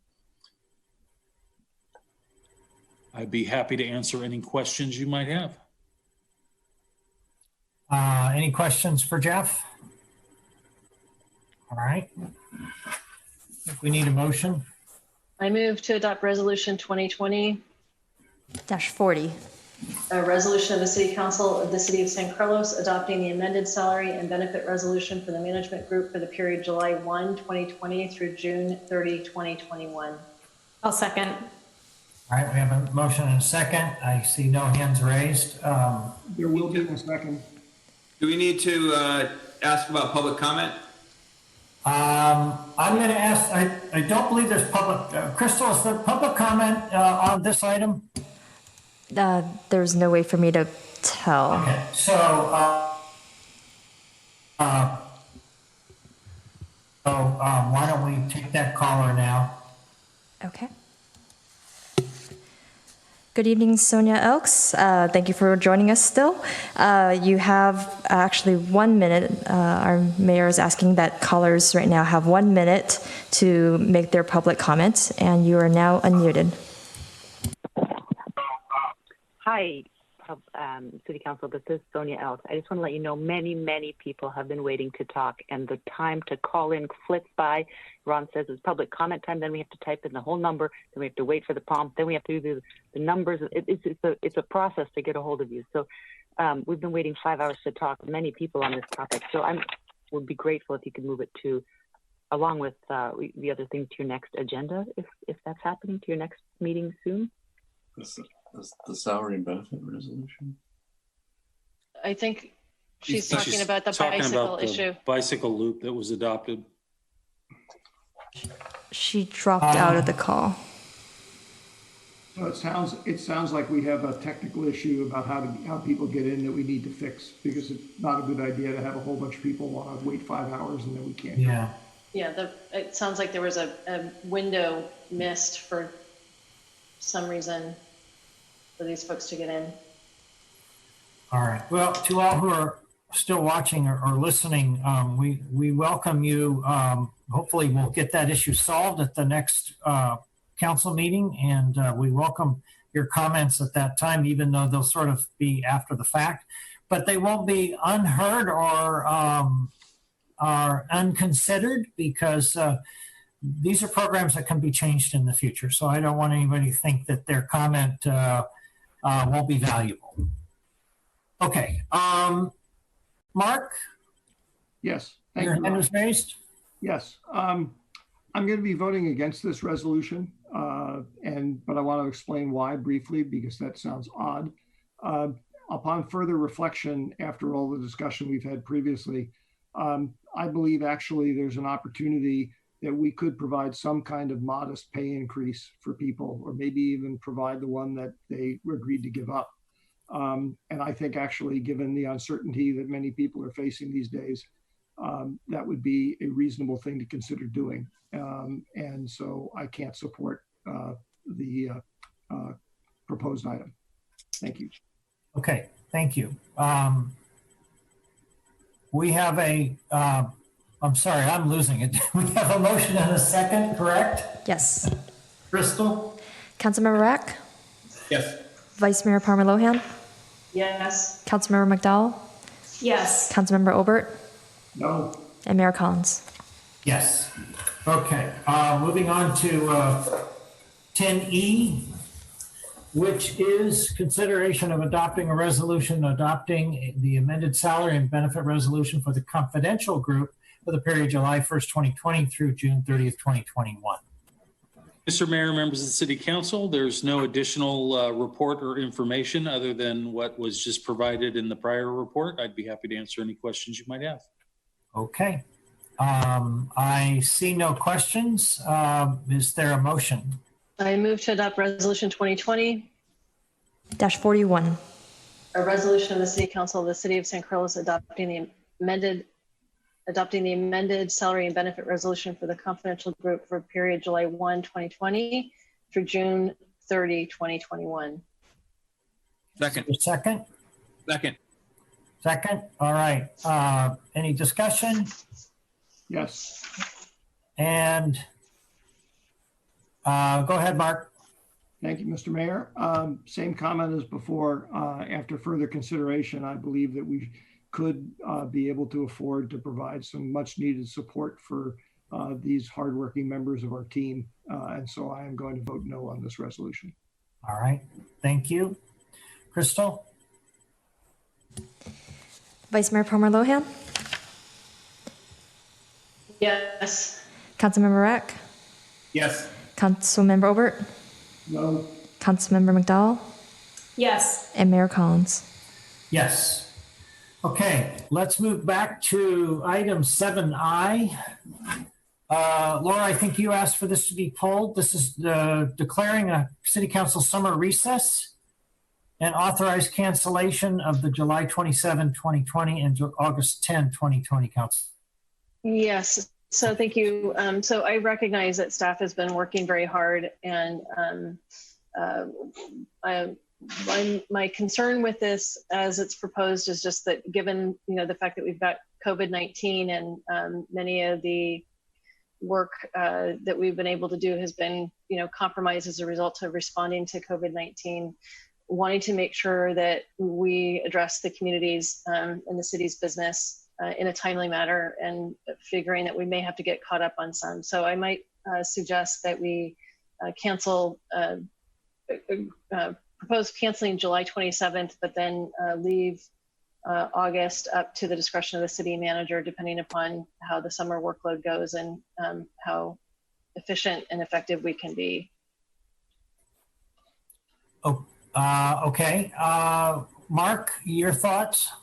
Yes, thank you, Mr. Mayor. Just a quick question, actually, for either Greg or Jeff. What's the latest that we can cancel a meeting? I know traditionally we do it around this time, but could we leave them on the calendar, and then if there's nothing to discuss 3 days beforehand or a week beforehand, we cancel it? Yeah. I mean, I think it's a part of our agenda process. I mean, we'll know more than just a few days before a meeting if there's no agenda. Right. I was going to say there's kind of two answers to that question. I think one, you can cancel a meeting, right up to the moment of the meeting, depending on, why you're canceling it. But I would say in terms of where I think you're going with that question, I think it would probably be the Wednesday before our council meeting, which would be typically the day we would send the agenda out to you. Right. You had a chance to talk to the mayor about what's going to be on there and whatnot. Right, because at that point, if I don't have an agenda for you, I really wouldn't be able to get one together anyway, right? Yeah, thank you. So, Laura, I'm just sort of building on what you're suggesting. Maybe what we do is we take no action on this item and basically play it by ear, and just, if need be, cancel it the Wednesday before, as Jeff was just saying. Yeah, the spirit of this, I think, is to provide a little bit of planning ahead of time. I know staff has been really great about their long range agenda planning, and I'm comfortable with accepting the request for cancellation of the 27th, but I know as we move into the summer and move into the budgeting process, so that's kind of what I'm thinking. Okay, Greg, maybe you could give us some guidance here on what we do with this item. I think you just the someone could make a motion if that was the form of a motion by Councilmember Palmer Lohan, she could turn that into an official motion. It could be seconded, and then you could vote on it. That's the most expeditious way to move it forward. Or not make a motion as Councilmember Obert is suggesting. Yeah. So Adam has his hand up. I don't know. Yes, Adam, you want to jump in? I was going to go to him next, and then we'll come back. Adam? Thank you, Mayor Collins. And I just want to, I prefer to support, Mark, I hear what you're saying on things. I also want to give some flexibility to staff to be able to try to plan for some vacation. Some of the people working on this that we've been going through, they've been dealing with sort of the COVID-19 and who knows what vacation is going to look like, but I'd like to let something in place that people can do some planning. I like the idea of canceling one, but keeping the other one to the discretion of the city manager. Okay, so you want to put that in the form of a motion, Laura? Yeah, so I move to cancel the July 27th city council meeting and leave the August 10th city council meeting at the discretion of the city manager, depending upon workload. I'll second. Okay, we have a motion, a second. I see no other hands raised. Mark? Just briefly, since I've never been a fan actually of our summer recess process, I'll be voting no on this procedure.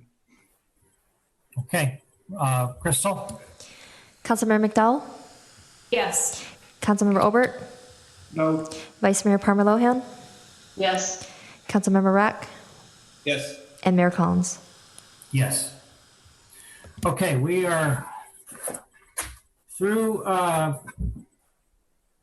items 9 and 10, and so we are at 11. Any additional council communications and announcements? This is reflections and agenda setting. Mark? Thank you, Mr. Mayor. I only have one agenda setting and one observation, and I thought I had other agenda setting things, but it is so bloody late that I can't remember what they are. Or maybe it's early.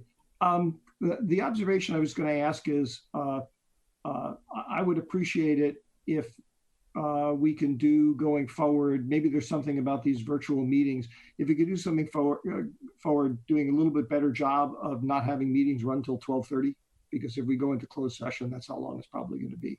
I don't think that serves any of our interests. I'm not blaming anybody for it. These things happen. This is a new environment for us, but we ought to learn from it and try not to have this happen again.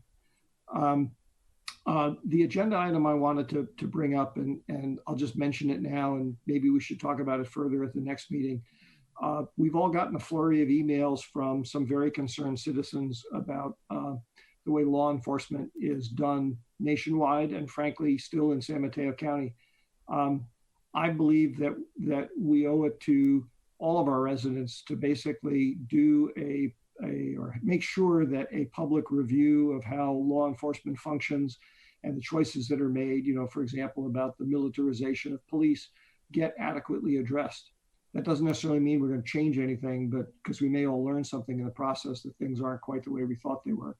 But I think there'd be a lot of value in that. Whether we take the lead on it as an individual city or whether we get the sheriff's department to launch something for all of the territories that they support, either one is fine with me. But one way or another, I really feel that we have to do more than just, as important as it is, we have to do more than asserting what our values are and sort of looking askance at everybody else in the country going, boy, are they all screwed up, without at least looking at our own house to make sure we're actually comfortable everything's in order. So you're suggesting that we have an agenda item at a future meeting?